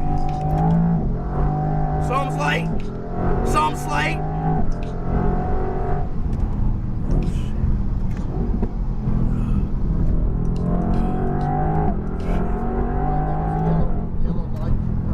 Yeah. Yellow means slow down. Slow down. No overtaking, so we have to hold on. Are you good? We're doing good. Where are you? Who's up? I'm up next. Julian's driving right now.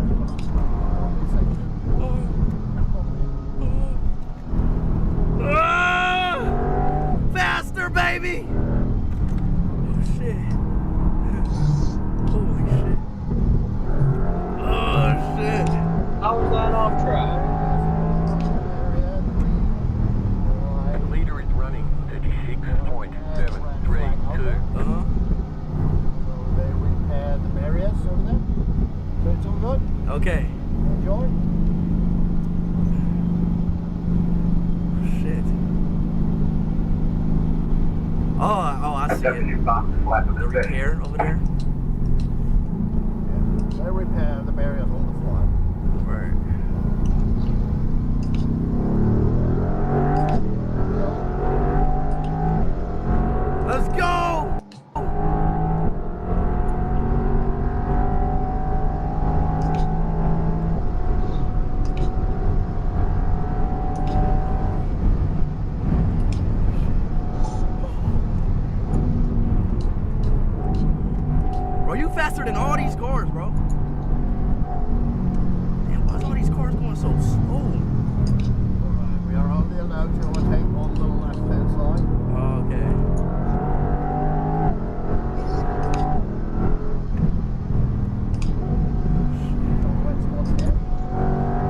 leader is running 36.946. Chat, this shit is crazy, chat.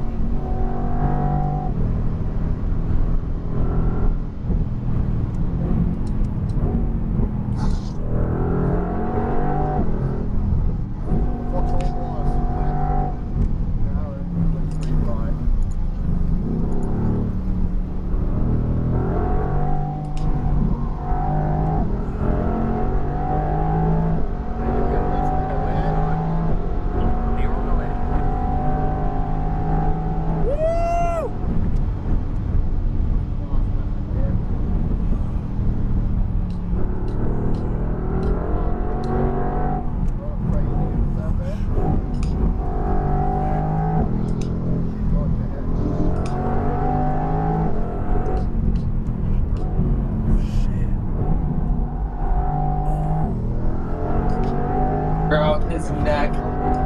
Down the hill?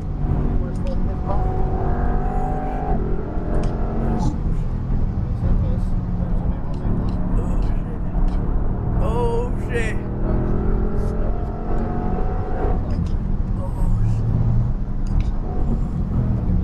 Oh yeah, yeah, that's it. Oh my god. Oh.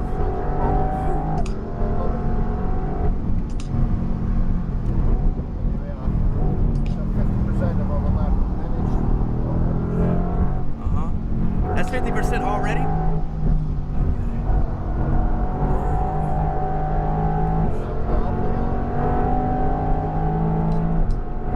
Fuck that. Spit up the W's!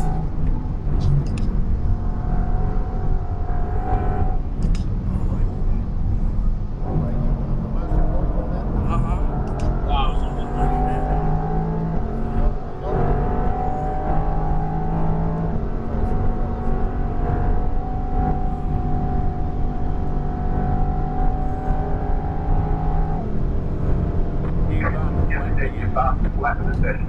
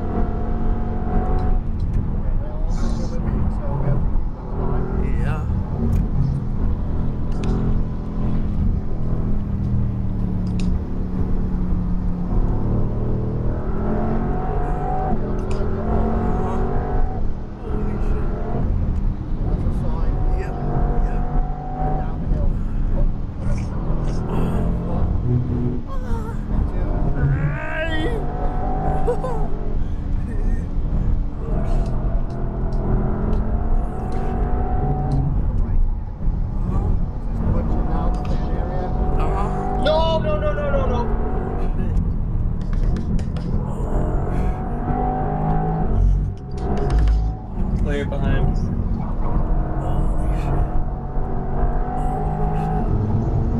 That's fun. Yeah, I'm good. Perfect. No, it was just I carried too much speed into the. I think it started raining in that scene. Hey! Oh shit! Felt that in my stomach. Okay. Yeah. Hey! Oh shit! Felt that in my stomach. Oh, no damage, I think. Unless there is. Okay, we check. Power is fine. You have scrapes beside your headlight. Oh, I lost so much time. Okay, never mind. We do have damage on front end. Expect loss of downforce in the right-hand corners. Or left-hand corners, sorry. Left-hand corners, loss of downforce. Yeah. All right.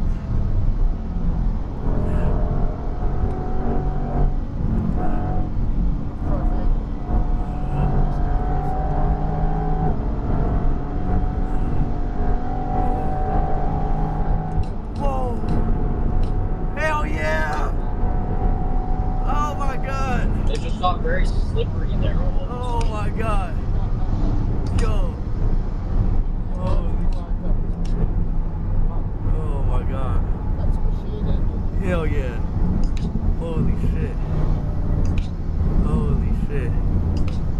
Holy shit. Holy shit. That was cool. Oh my god. How do you drift though?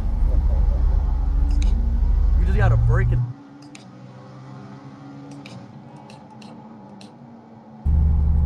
Now it's quite easy to do it because we have so much power.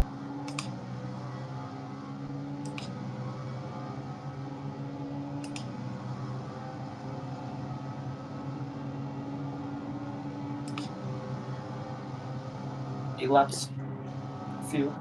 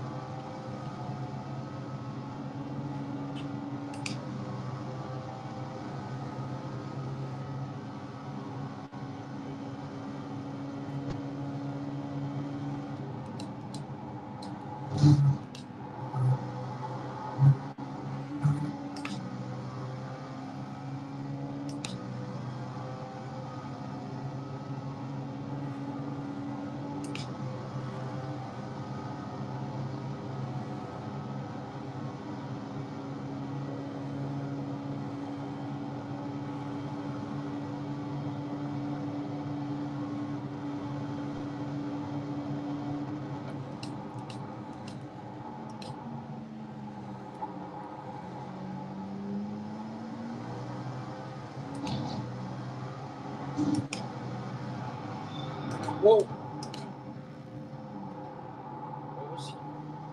Was that my fault? Lucas?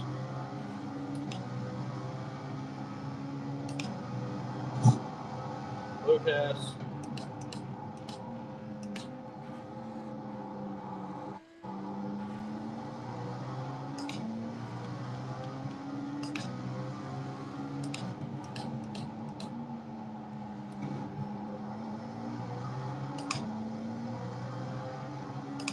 Lucas? Lucas? Lucas?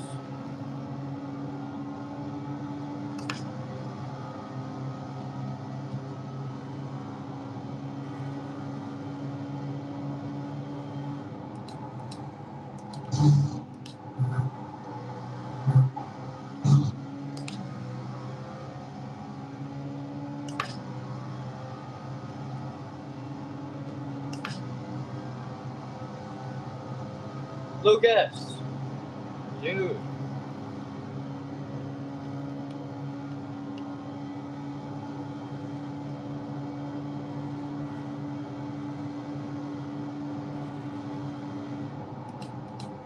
Hello?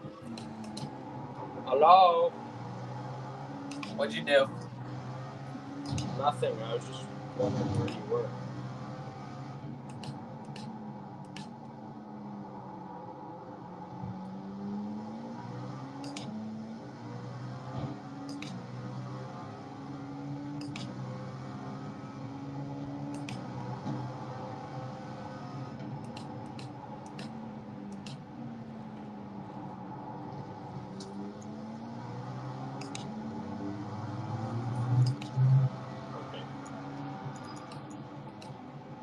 We check for damage.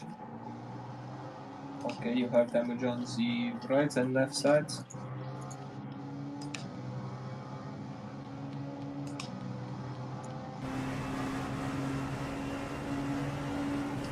Bro, what is with your wheel?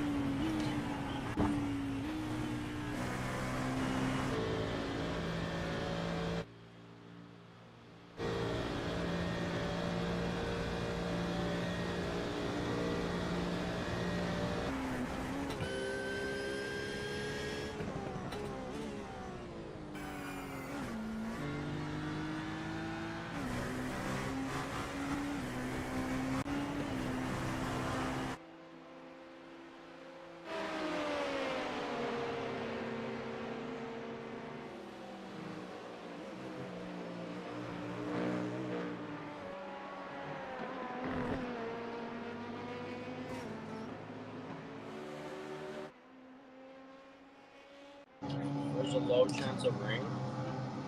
Yeah, it's like 5% the next 4 hours.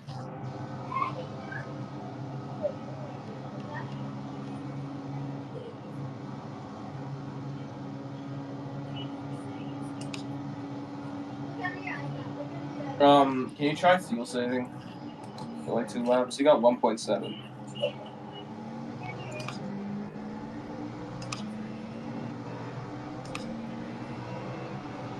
Car on your left. Keep to the Still right. there. Clear. Why does your spotter just turn off and on? Feels like he kind of dips out for a little bit. My nose just the issue.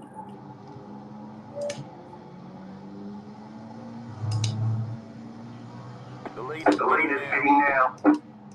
How much do you need me to fuel save? The car in front is pitting. You're at The 1.4. leader is running 44.661.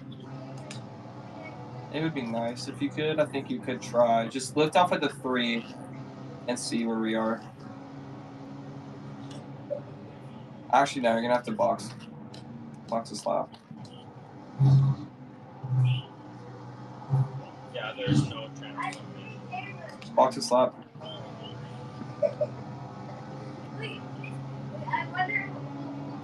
You have about 1 lap of fuel left. Oh, you could. I've got to get to pit for more fuel. Box.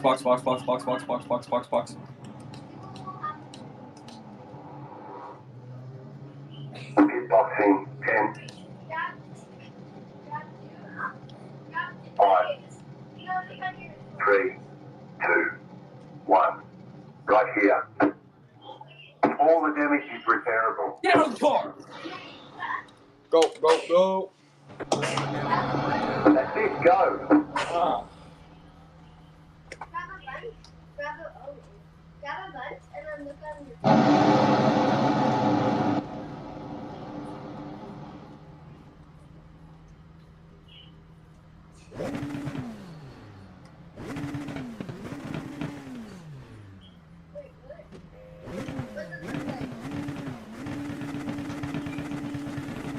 All clear. Punch it.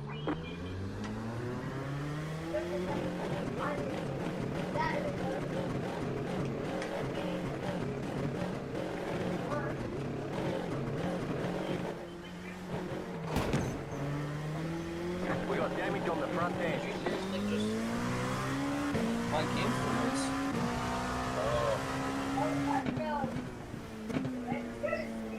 Well, that's great. Do you have damage?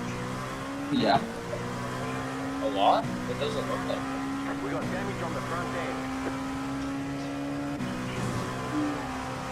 Oh, whatever. Okay.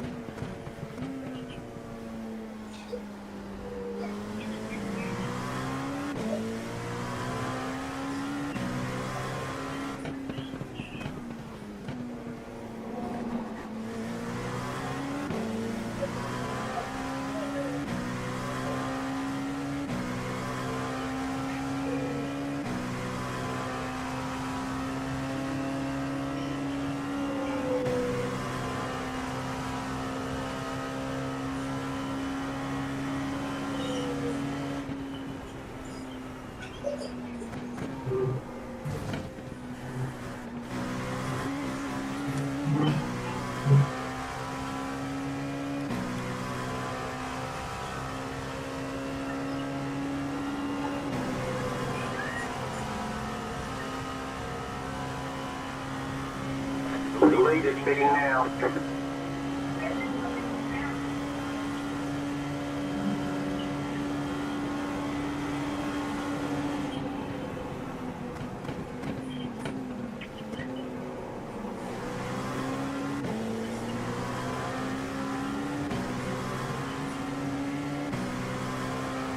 Left side. Clear on the left. Clear on the left.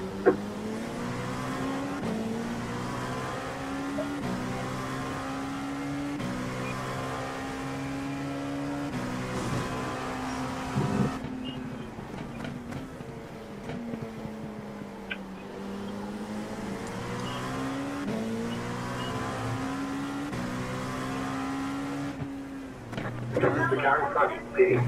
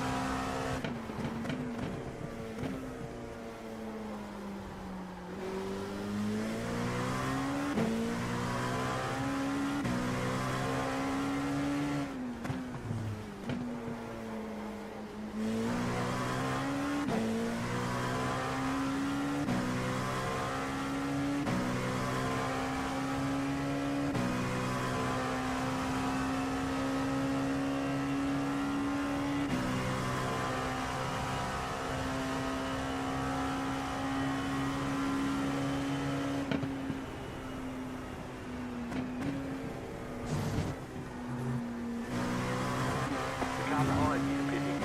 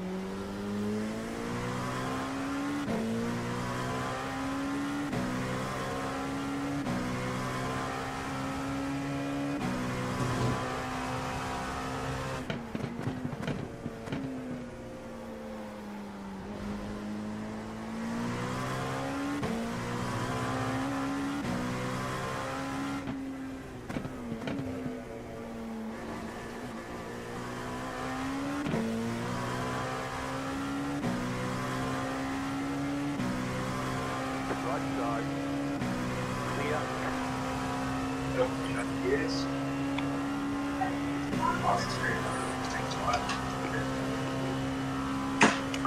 Okay, safety car, safety car. Is his name Rush? Why? Rush? Yeah. Picking up that corner, we've got a slow down penalty.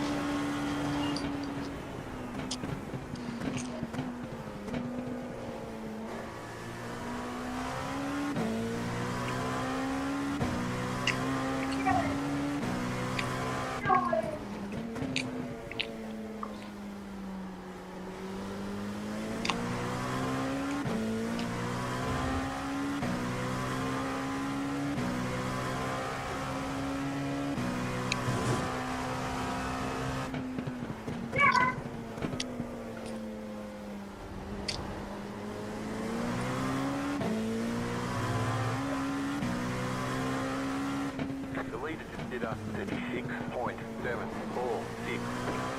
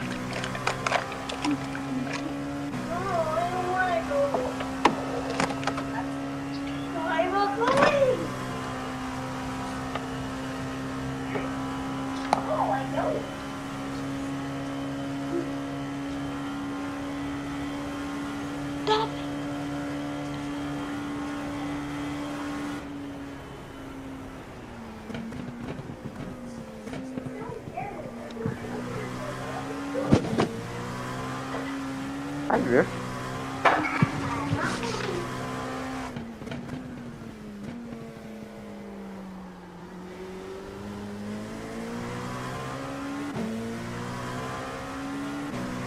Car on your left.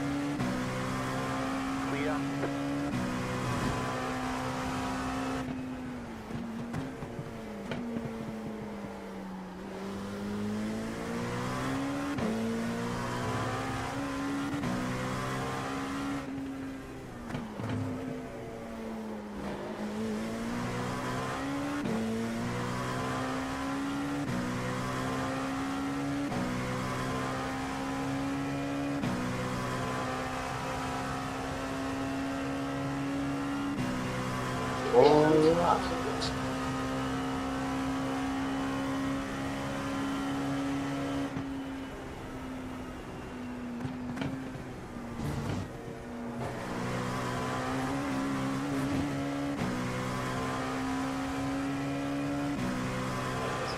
Julian, are you going to Warburg this weekend?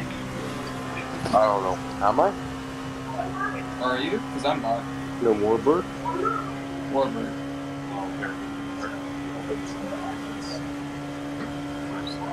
Tuesday was I think Tuesday someone said.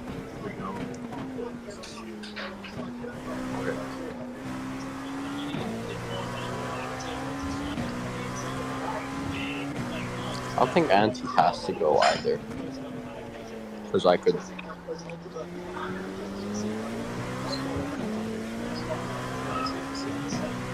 Yeah.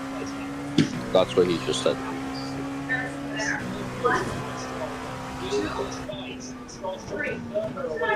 Come on, man.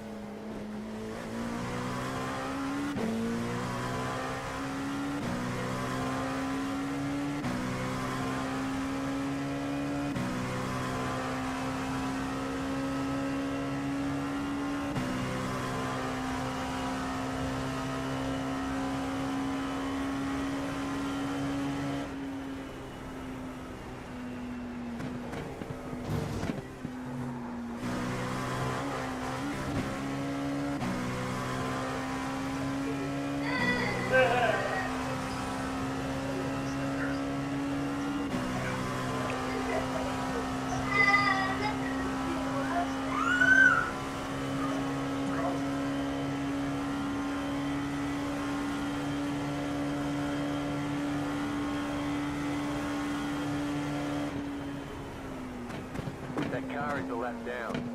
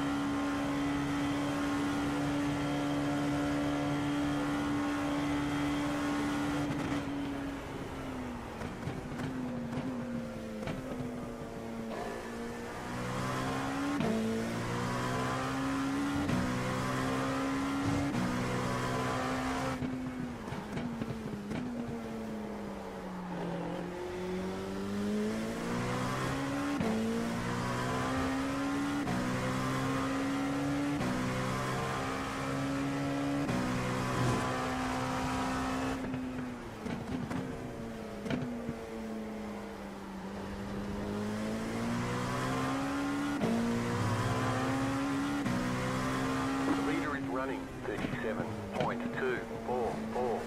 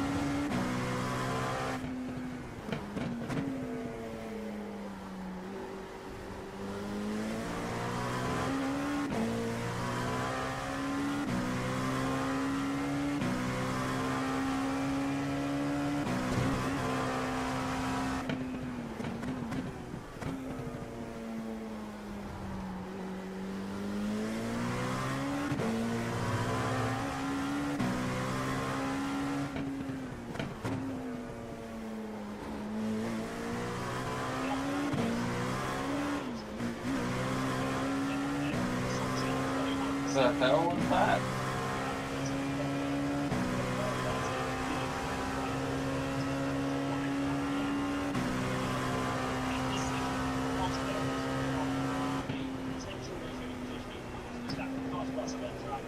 And he had a chance to win at the second half, but didn't do it. Ready himself to race last 5 minutes, and then ready 10 minutes.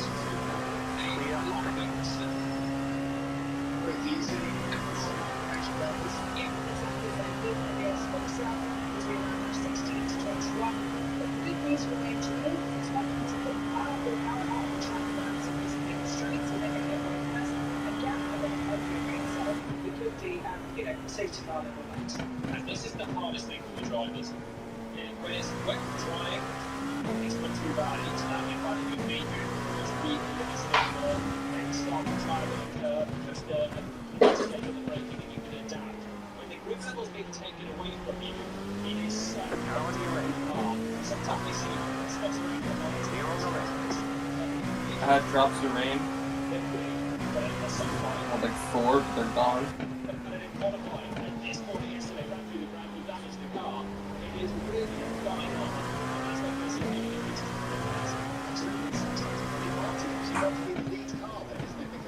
The lead car might getting to those places first. Sometimes reacts to what is happening. Yeah, and remember guys, each team has one pit box, so at the moment Mercedes has 2 cars, McLaren has 2 cars, Red Bull has 1 car, all the way to the largest of the team, and then to fix all of the work, it's only the Red Bulls that can have at least 1 car and 2.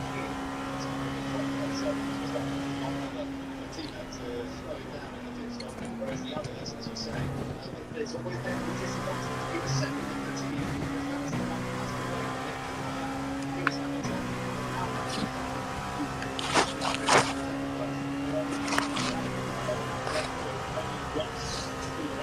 Melanie, do you know who won? No. The car in the fight, Red Bull lose that chance because Perez is still down at 16. He might come it back as it is a bit proper learn about coming back at the moment. fascinating time for the drivers. No rain just yet, but we are expecting a little bit of rain pretty soon. They've just got to keep their identification of where the grip is and where it isn't. So just going into the pit, Joe Guan Yu, and see if this is this a problem or is this a straightforward stop? Soft tyres. Oh, you're on lap 13. What? Oh. You're on lap 13.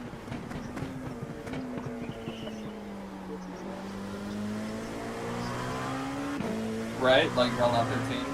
Yeah. Oh, I'm a genius. As we saw some of those moves, and then with the back, how the tyres in the yard. So Car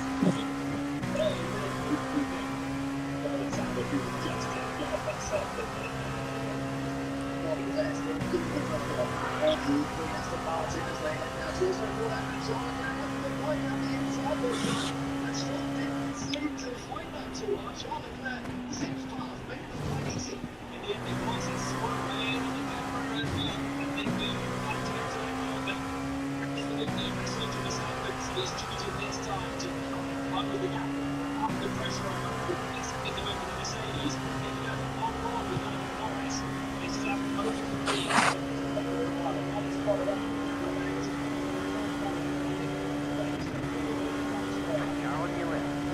Clear on the left.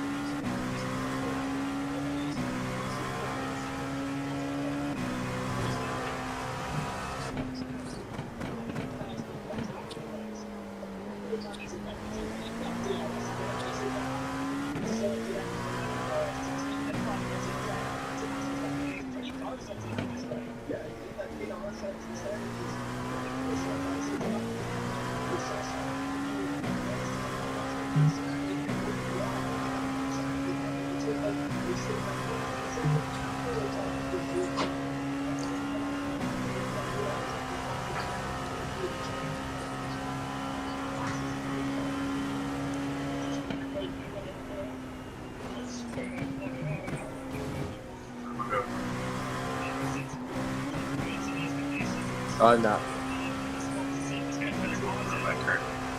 Sorry.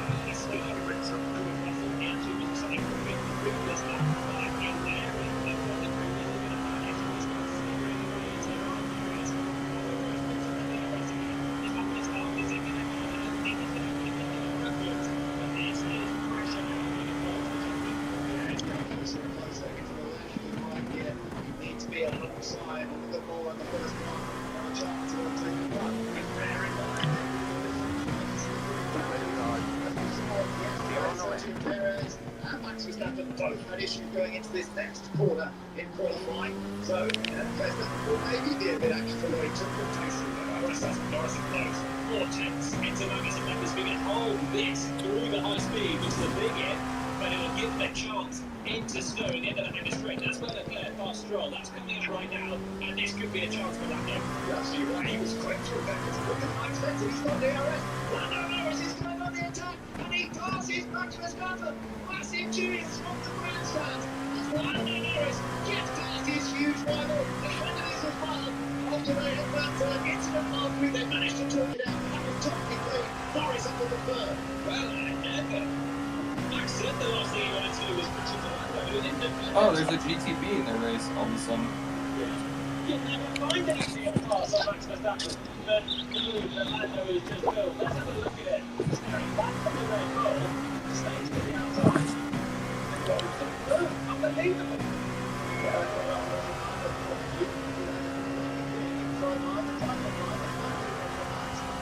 Later, and straight cross. Wow. That was to be basically doesn't it? The crowd love it. It's back to being a correct 1-2-3. Russell, Hamilton, and Norris. Norris with the fastest lap of the race, coming past Max Verstappen. He's almost there, Verstappen from his DRS as well. And he is on a charge. He's the fastest man. And with that move, he brings himself back into victory contention. Drops of rain on my windshield again. We expect heavy rain now. It's going to happen soon. Hey, firm. Just kidding. I knew that was for Asian. Huh? You said, I said few drops of rain on my windshield, and then the Ferrari said, we expect heavy rain very soon. And I was like, yeah, okay.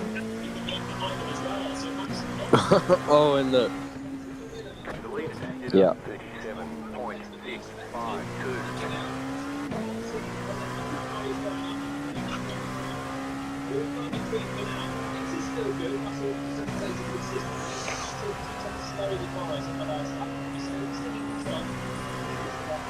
Rocks the flying, falling. People putting their jackets on. Let's just see what Kevin Magnussen's been up to, making a move on Daniel Ricciardo. Yeah, actually, he made that move very easy, very tiny.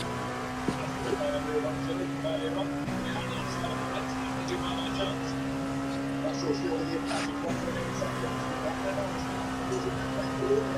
Last week, we did the MS range with Verstappen. Early morning, and Max is struggling.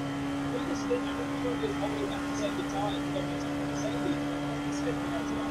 So, the back cars are wearing out. It's really interesting because early this year, and certainly last year, they had an entire life.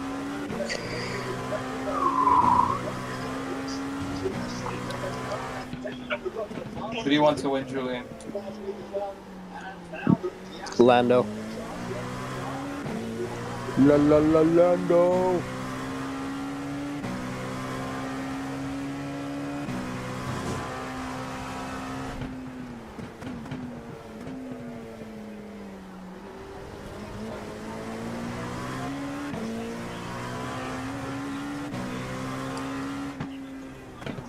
Why is Max going down so many positions?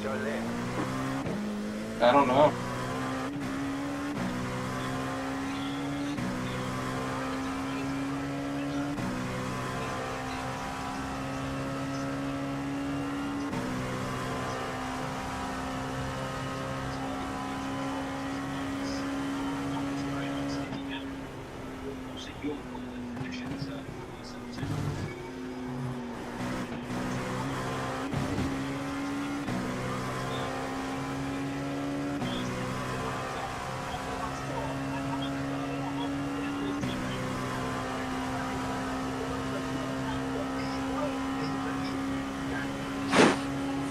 We got damage on the front end.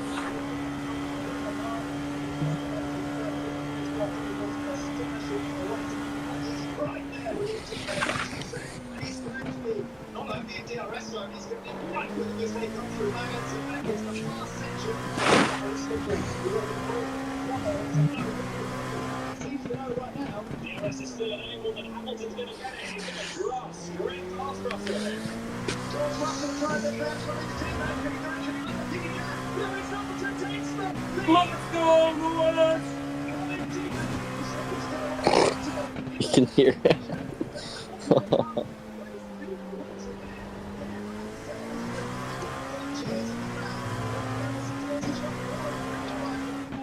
Still top three right now. Early stages still. We're all the way down the conditions that continue to change.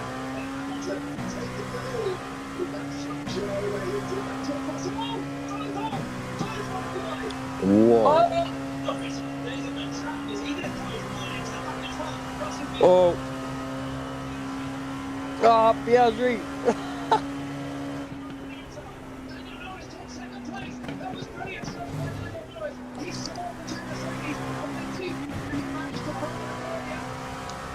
got about 5 laps of fuel left.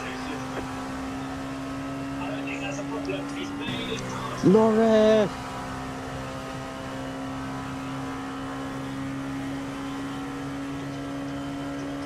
I think before the race, McLaren set up for the wet.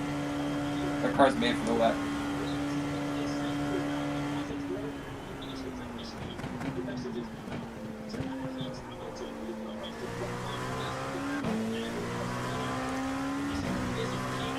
Whoa. That is a lot of spray.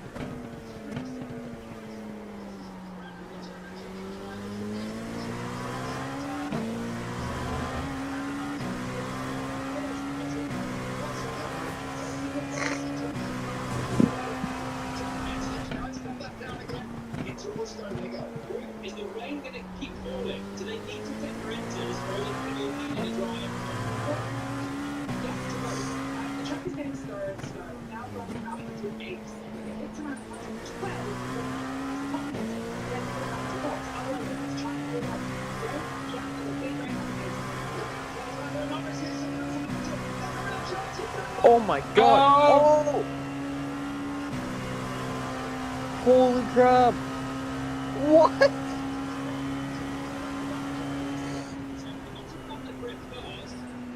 Now he's just struggling. Russell's left here, shooting on the outside. Can he do this? What? Ah, Oh! Oh! Oh! Oh! Dude!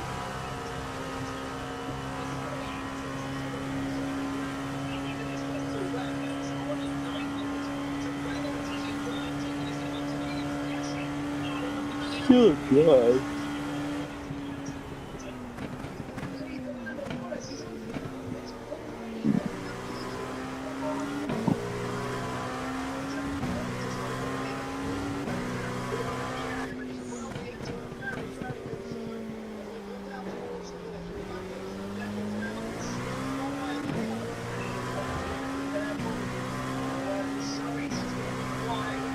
Yeah.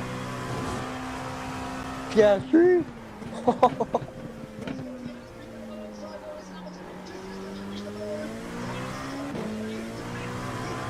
Oh my god.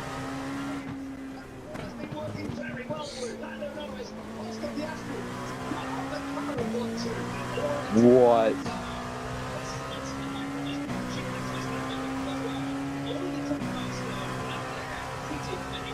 So is Perez, so is Ocon. Or if it's passing, it's not to that's not even. Okay, let's try another offensive. Okay. He's pretty happy with the way it is at the moment. Even though he's lost a few places, he's still got his teammate George Russell behind him. He's happy. This is a really tough call. Drivers are strategists to try and understand what to do. You can make or break the race in these laps with a wrong call. So all of the top drivers go. There you see Sainz now on the back of Verstappen as well. So Carlos feeling more confident in these conditions. He's only 6 seconds off the race lead. So this is suiting him. We've got 6 drivers back in contention. They go around Joe, who's now a lap down in just 21 laps. On the flare, just done a lap at moving. I think his sector times are looking particularly rapid, are they? No, it really briefly touched Inters, and now it is drying back up again. We have a brief spell, and in another 10 minutes we get more rain. But those guys on Inters have to try to survive now as it gets back into slips. Well, we shall see Carlos Sainz now is chasing after Max Verstappen for 5th place. Verstappen definitely struggling a bit in these conditions here. That's something rare to see him. Just letting the cars quite so easily. Down in 5th place, Hulkenberg, by the way, now up into 7th place. Stroll is the one that's missed out of it during all this. He's down to 9th place now. His teammate Alonso ahead of him. Yes, took a couple of positions. Leclerc on Inters, keep an eye on his lap. He's going to hand back on the last stall. We'll see if he goes quicker. There is a man, but on the last lap, I was expecting him to drop the pace.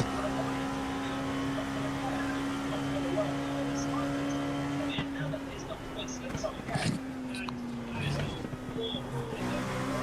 and you can hear the track communication to Mercedes and Lewis Hamilton as well. It was a really tough call. You've got about 2 laps of fuel.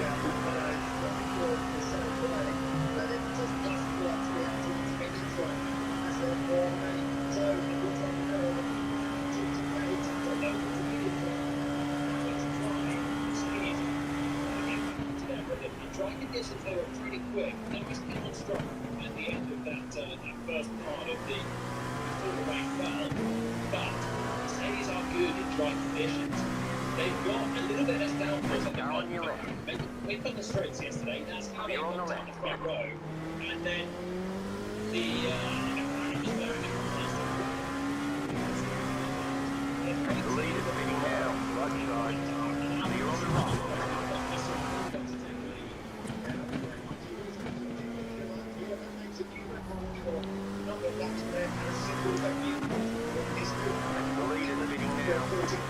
To let the race in.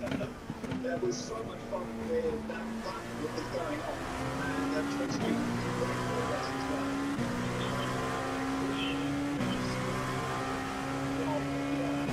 If you're wondering why I'm so slow, I've been in tools. Why? Goes. But that's not beneficial. Is it?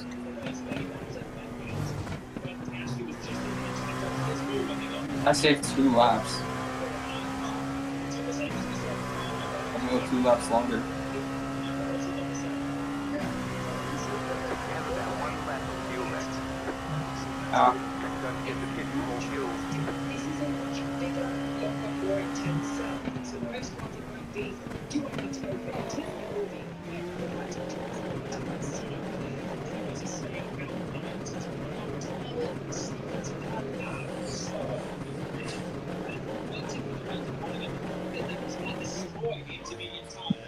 All the damage is repairable.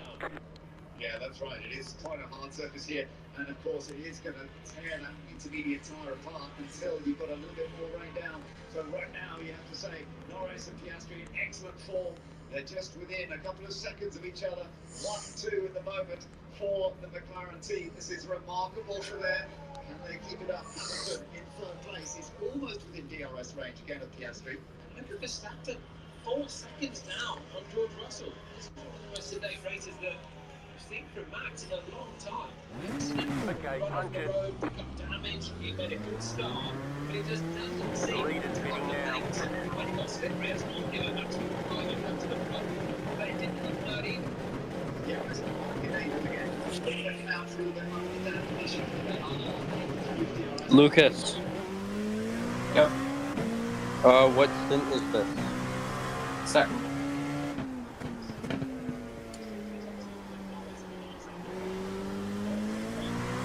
The lead is spinning now.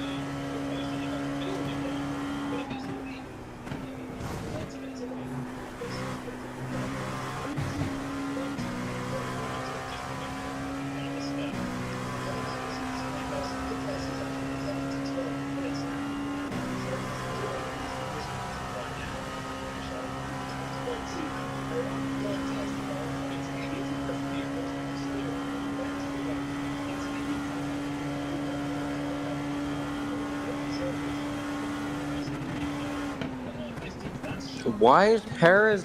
What is Perez doing?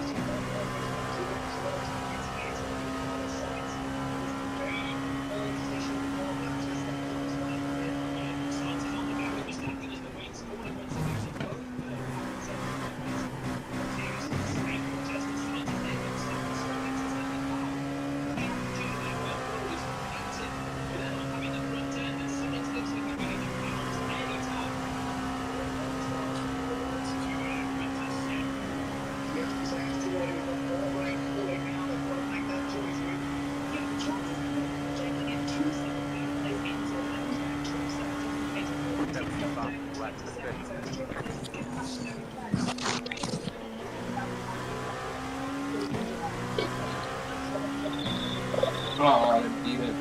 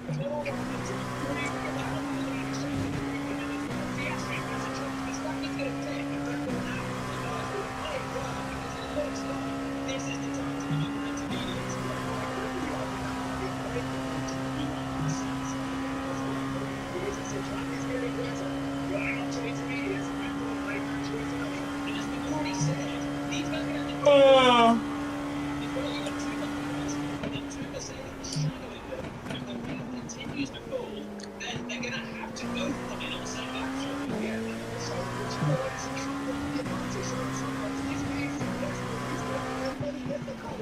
He really will want to be in front of Norris, whereas Norris wants to stay in front of him. He feels a little bit of a gap. That's, I mean, starting to get on the gas. Seconds compared to his drive pace on the last lap. Oldenburg made a pit stop as well. Lance Stroll into the pit. Oldenburg, not a great pit stop, a bit slow, but they're still down there. And yes, that is the time, James. They're going to have to come in. Right, okay, it is the time, and those that have made it may have done it already. They have the advantage. Those of the Mercedes have not been in yet either. So this is an undercut territory now for Verstappen on the intermediate. These guys are tippy-toeing around on slicks, trying to get back to the pits, where they know well have the double stack if they both want to pit at the same time. Verstappen can have more confidence on his intermediate, and this may bring him closer to the front of the race. Yeah, you're absolutely right. Let's see. Are they both being told to come in? Or is it only Norris? It's only Norris who's told to come in. But this could hurt yesterday. Hamilton's told to come in. And he's double stacked. Russell's in behind it. That makes sense to me, and I'm surprised in a way McLaren haven't done that. Because surely you would more than 3 seconds you would sit behind your teammate if you're out on track. McLaren missed a beat by not pitting one of their drivers on the same lap that Verstappen and Sainz pitted. Verstappen is at 3 seconds clear of Sainz. He's driving nicely on this outlap. Norris and the 2 Mercedes are in. This is the Mercedes, they're double stacking, but that was neat on Lewis Hamilton's car, beaten up in 3 seconds. Norris 2.8, and where is Max Verstappen? Yeah, he's on his way. Max Verstappen, as you say, could be in very good form here. Although I think, let's just see if we see him coming out the pit. You see Verstappen actually. That's Perez first, so that's Perez, and there's Verstappen behind Hamilton, but now ahead of George Russell. So that is a good important game for Max Verstappen, but Lewis Hamilton making a vital stop now. That extra delay by being both cars into the pit, but this could be costing Piastri even more. Lando Norris out there as well, of course. Piastri will be struggling on this end lap. He was looking really good as the way he fell, but he doesn't.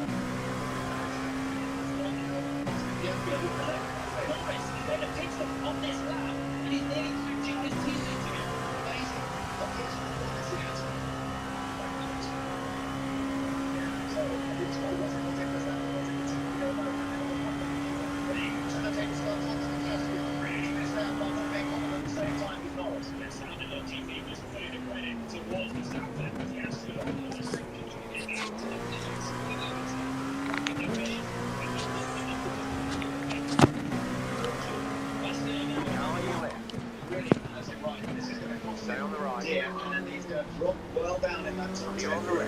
Oldenburg will want to intermediate to the time.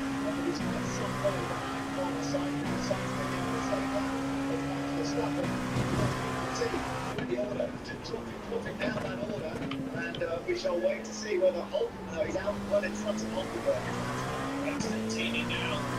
After wet conditions now. Piastri emerges in 6th position. He was in 2nd. We said it. We talked about this communication. It's not going to break this every it's just their time. It is their time, but everything's in the way. The same thing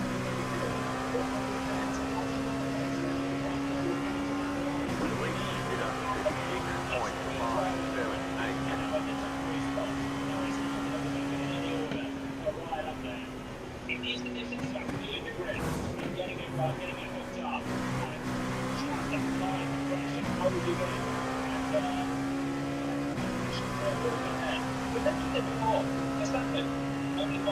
qualifying for Red Bull, which gave McLaren and Mercedes options to do different things. But the crew didn't choose the right move. Red Bull had one shot, and you nailed it. It was really superb stuff. So it was.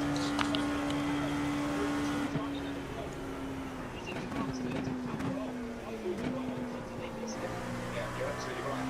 Just keep your eye on that gap between Norris and Hamilton. He's staying very consistently between 3 seconds. They're both very, very similar. In terms of not only 3.2 seconds later, 3.3 again. So Norris, Hamilton, Verstappen, Sainz, Piastri is top 5 right now, right? No, Russell, Sainz, Piastri. Oh, yeah.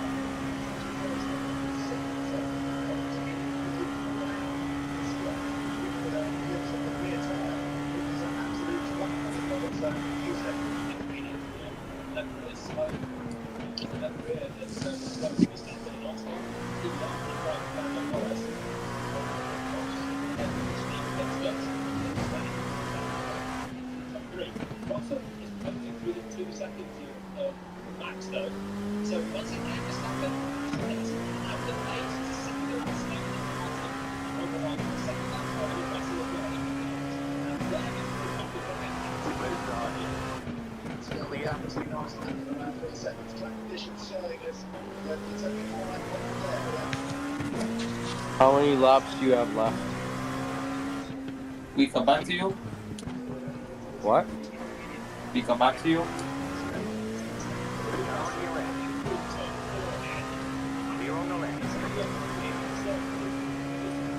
We have 17 lap of fuel at the moment.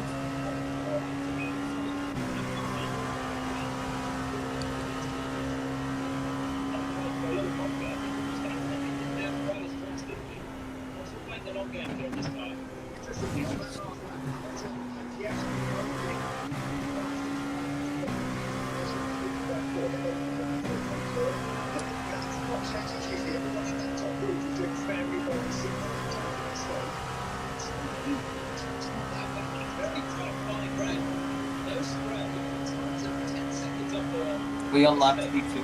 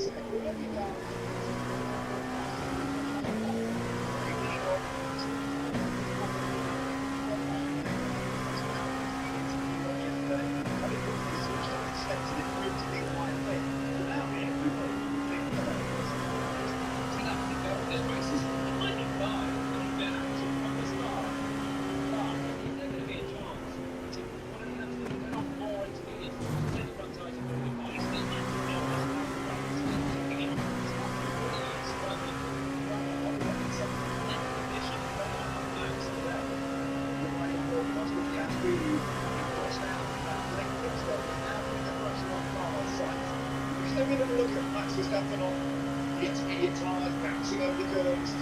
going to run with the rubber on the left front. Yeah. And it's literally falling to pieces. The grooves are being worn away. And Max was on that tyre one lap earlier. That's how he's managed to gain and get himself back into third position, you know. But he is losing the rubber off that tyre. There's a lot of fast right-hand corners, which puts the stress on the left front. And they're all struggling with this. Is anyone going to come in on the list with through the sticks on first? It's probably not a good time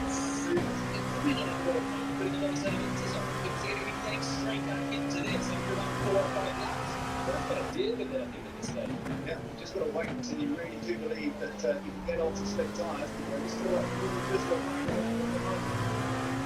So the lap times were flat because the tyres are degrading. That car is a lap down. You have to wait for all of it to go quick and safe to stay on that slip time. So when someone goes, if someone's fast enough, you'll see a huge jump in that time. And that can be another undercut race in the next one who stops, which will come in upstairs. traffic light. Fascinating. It's now at the start of this race and was right down in 4th place. Remember when Max Verstappen overtook him, and yet since the conditions have changed, we have this one very much now Max is opened up a little bit more. 3 places out of the much nicer always after 2nd place. Max Verstappen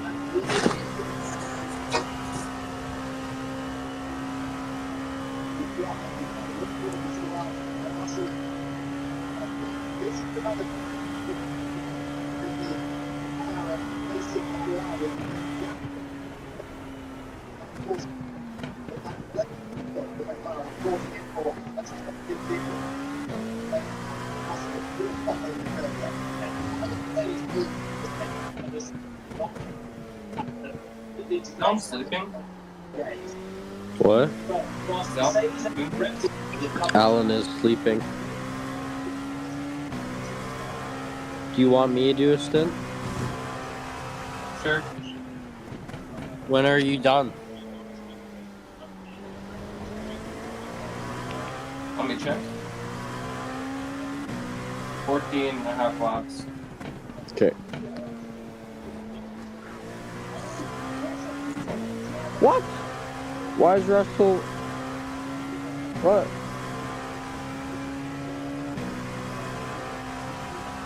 No!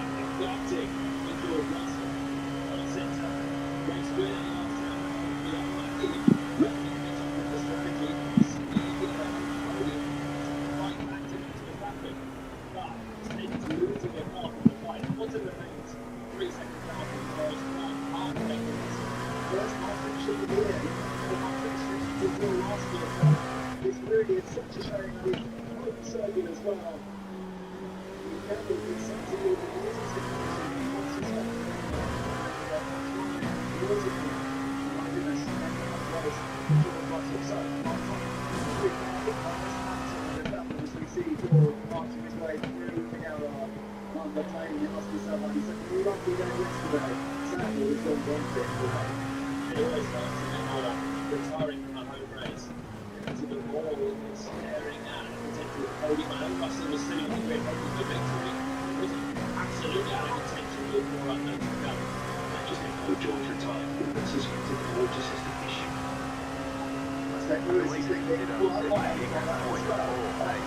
We're still in second place. We're 1 seconds behind. Morris, we're still keeping an eye on what's going to get through here. It's close to sight every now and then, but now Sainz at the end of the stage doing a right to the Ferrari and maintaining the gap. In one of the ultimate sites, Ferrari is not as quick as all of those cars we find to hang on to on that first stint. He's driving deeply, and then come over, there is up in the 4th place, and then he can come. That podium is average situation for Ferrari.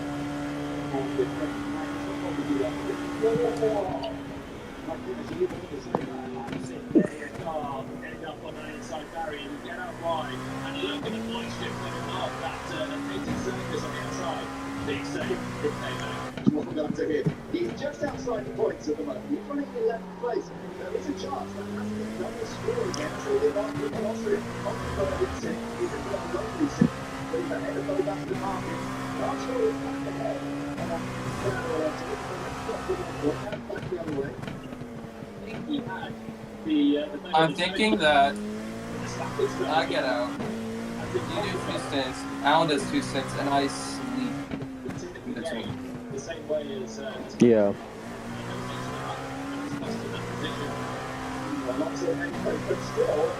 I'm feeling really tired right now as well. I might get Alan to do.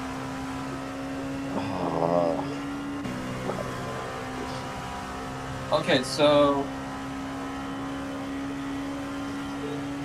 you do 2 more, then you go to bed right after. You need to spot Alan though. Alan needs a spotter. Oh shoot.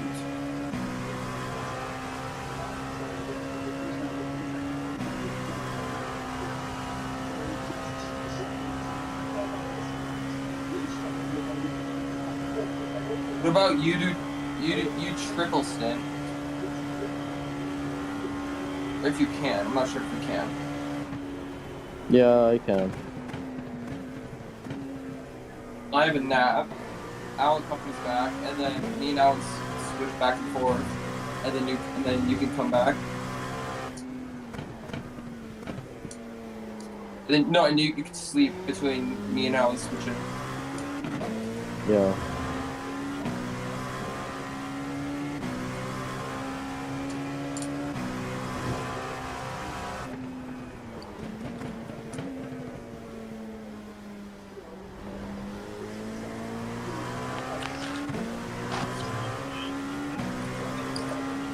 the sun is poking out now. You can see it shining on the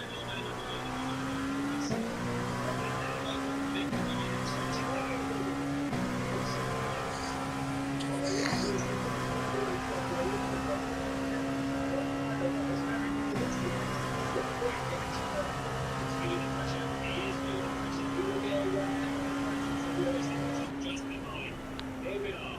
Norris and Hamilton. There's a big bump back to the top of the 10 seconds. Slow down. You let the time go. Just got to pop up the scenes onto set time. Putting together some very good sentences.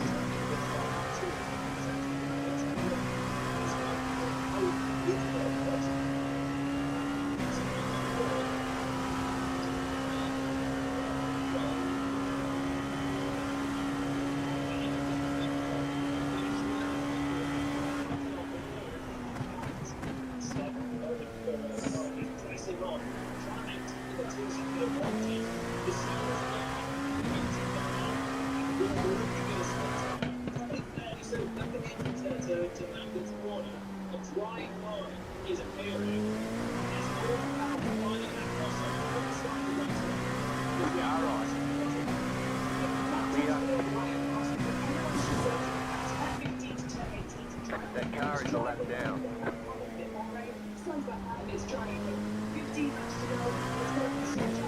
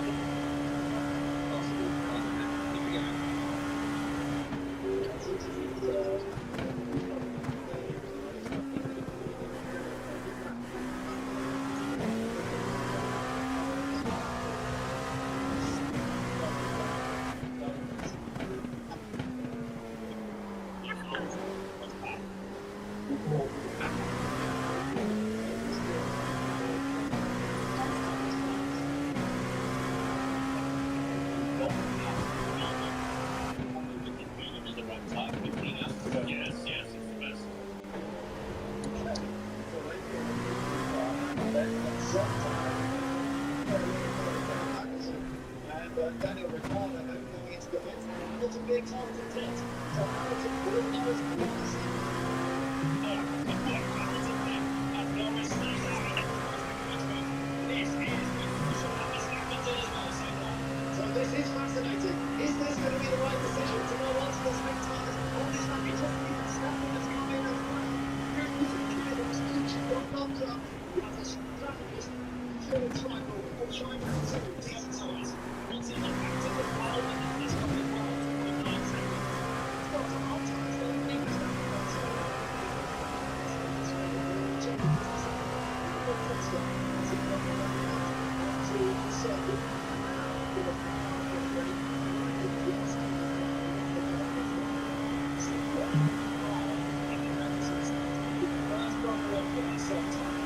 As he got the tyre fired up, wait to see his middle sector head to those that are staying out.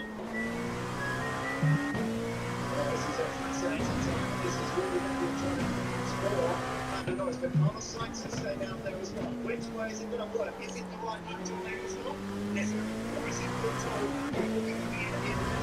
Every sensible thing to do for Lando Norris, but you have to pit. Is it going to be too late? What you have to do on the outcome? You're absolutely right. Verstappen put hard tyres in, which is a slightly strange call. Yeah, it's a surprise. On a down track, we've got too much distance, you know.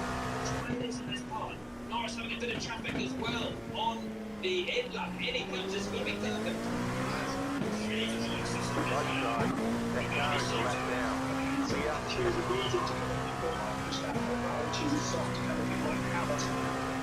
Hamilton is a second and a half quicker in the middle sector. Yo! By staying one extra lap, and Lewis is going to come through. If Lando has a decent pit stop, with tyres fired up and a chance to win, Lando's so up in his box as well. It's not a great stop, and Hamilton's just there. Fantastic start. This train is fantastic. And Lewis Hamilton, I think he's going to win. That's it, come out, yes. He's got there's Hamilton. Hamilton comes in and shot through Lando Norris. And the pit stop for Mercedes Charles was clear from that point of view. It has switched.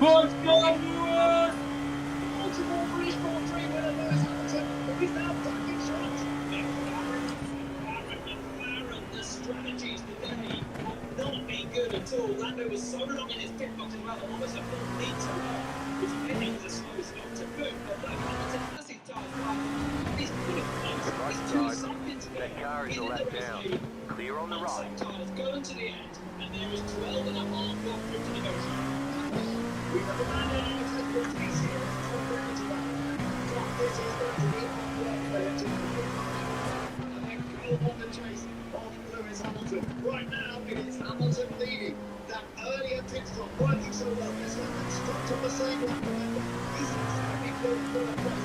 Piastri has managed to get past Carlos Sainz through this. Then Hamilton's just got the fastest first sector of the race. 1 lap after running in the slip. They all waited a little too long. Sticking too long and landing on the pit stop. Reset.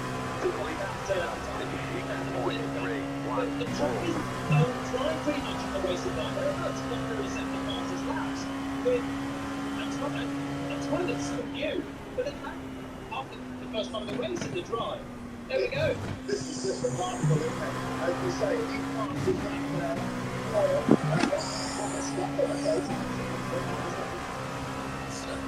Same time. Maybe turbo. Yeah, absolutely.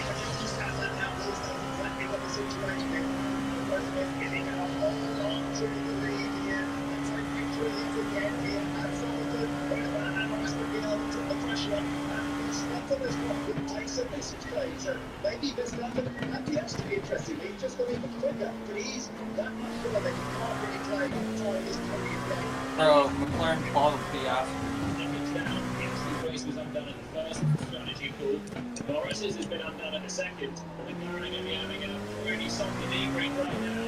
Unless Norris can find something in the last 10 laps and take this fight to Lewis Hamilton on track. My goodness, this is a remarkable situation. We have British drivers first and second, with Lewis Hamilton in control at this stage. Let's go! Let's go! How many more laps? I think it's 11. No, for you. Oh, 6.8.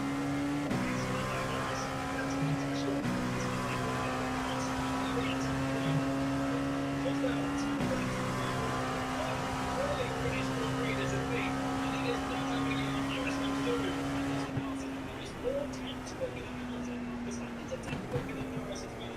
But in time, as he is still within 6 seconds of the race lead, Alex Martin and the Ferrari have got to be out. They got a little bit of their pace. Left side. Clear. No. Not yet.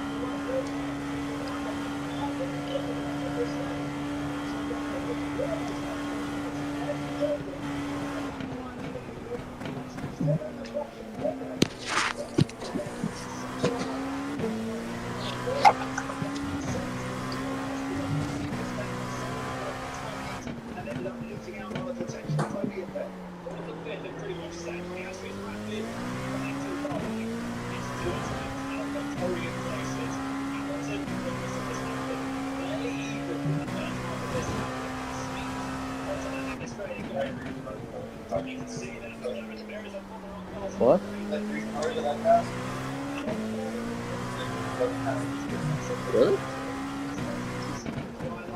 Oh.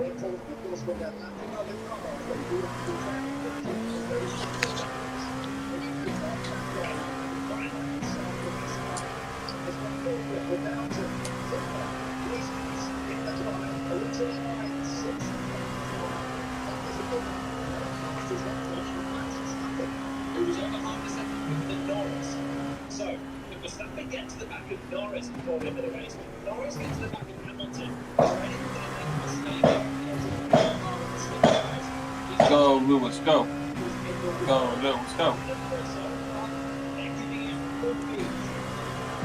We were questioning that before in the race. That's the one part of the balance to give the race the most efficient. But now that is looking for whereas this is the one of the choice of race we're going to see for the first time today.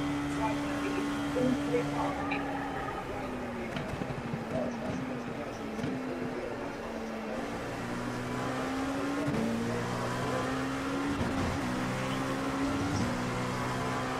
You've got about 5 laps of fuel. I love the fuel.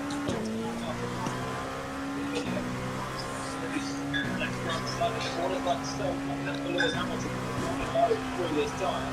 Well, the hardest tyres in the range, so they're not the tyres that will fall away like they do on other places.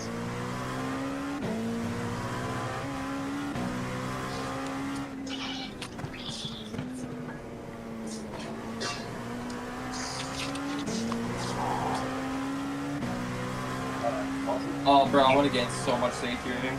Huh? I just realized how much safety rating I'm going to gain. Did that green car get around you, Lucas? What green car? The British racing green guy, he's flashing his headlights at you when I came up there.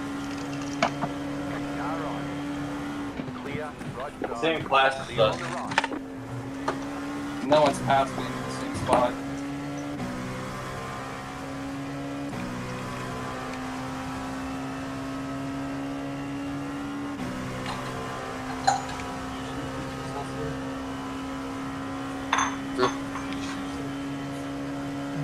Yeah. Well, just for smaller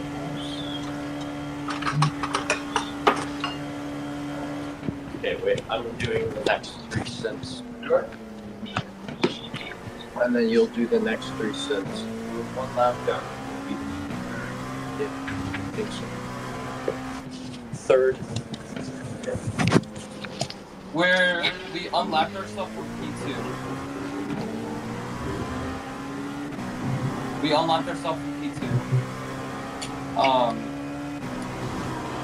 Now we just need to catch P1 to get on the lead lap.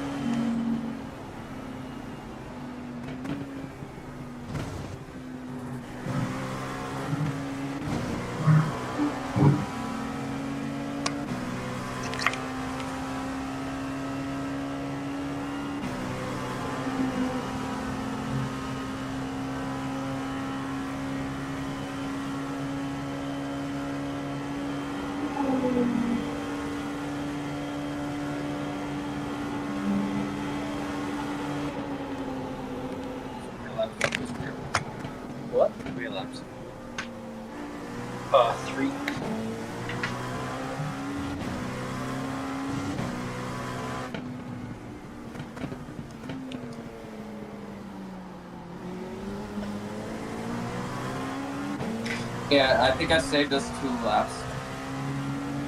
Okay. One lap or 2 laps.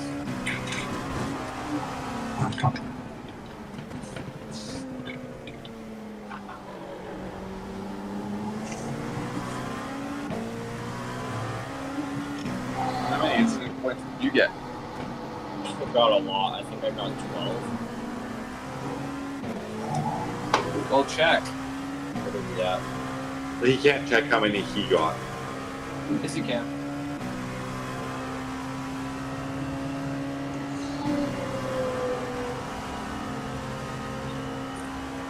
I think I started at 36. Just look at entries, Julian.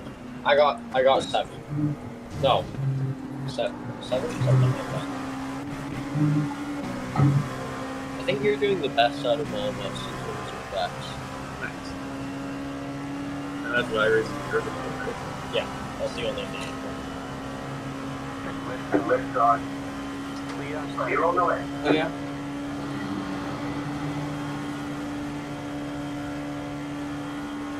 But I've also driven. Have you? Oh, you drove 2 sits, right? Yeah, I've driven 4. Lucas has driven 5. The car in front is pitting.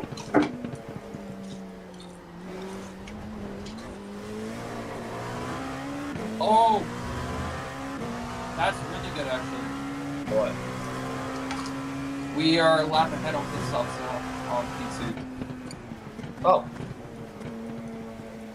Nice. Actually, no, wait, they're on the same lap as, yeah, we're a lap ahead on pit stops.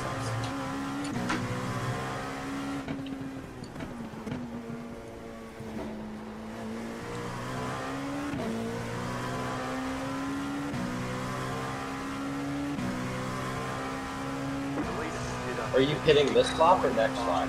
Next lap.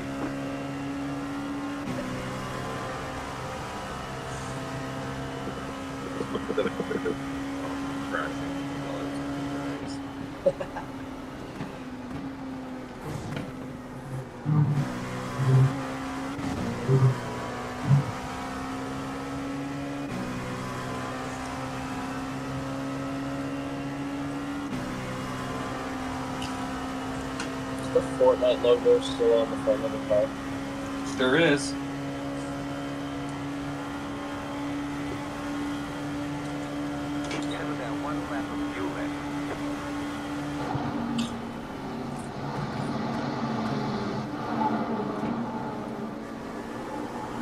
So I'm boxing this lap.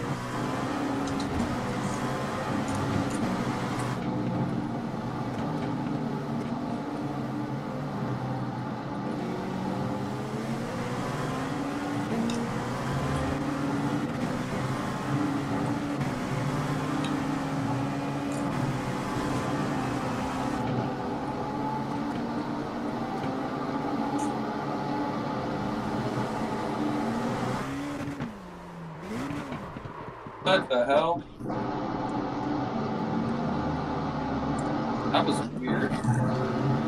Can you just pinch the exit? Just fuck around.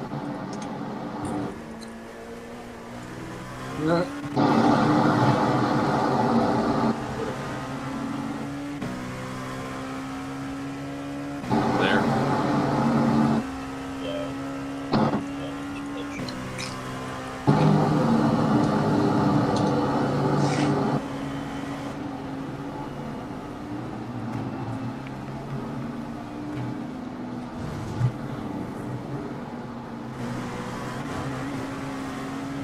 Whoa. Something is like weird on the car. It's like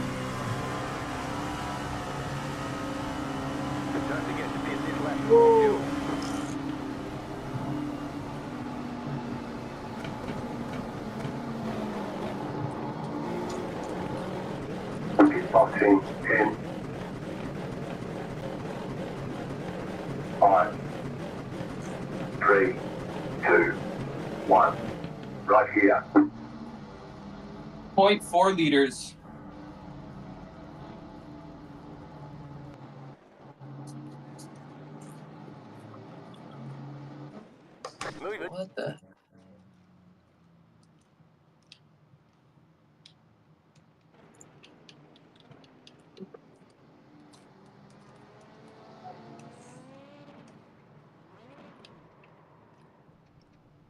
The lead is speeding now.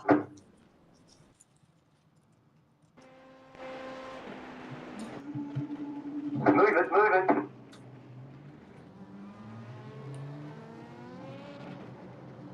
It's like the traction control didn't work. I think you literally just pinched it. That's my normal line.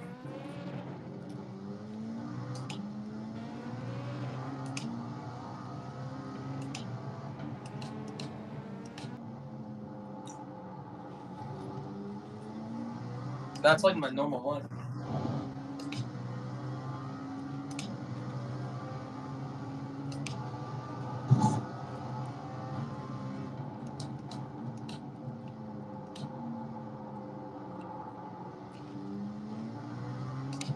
Okay, it's gonna post part 2 now.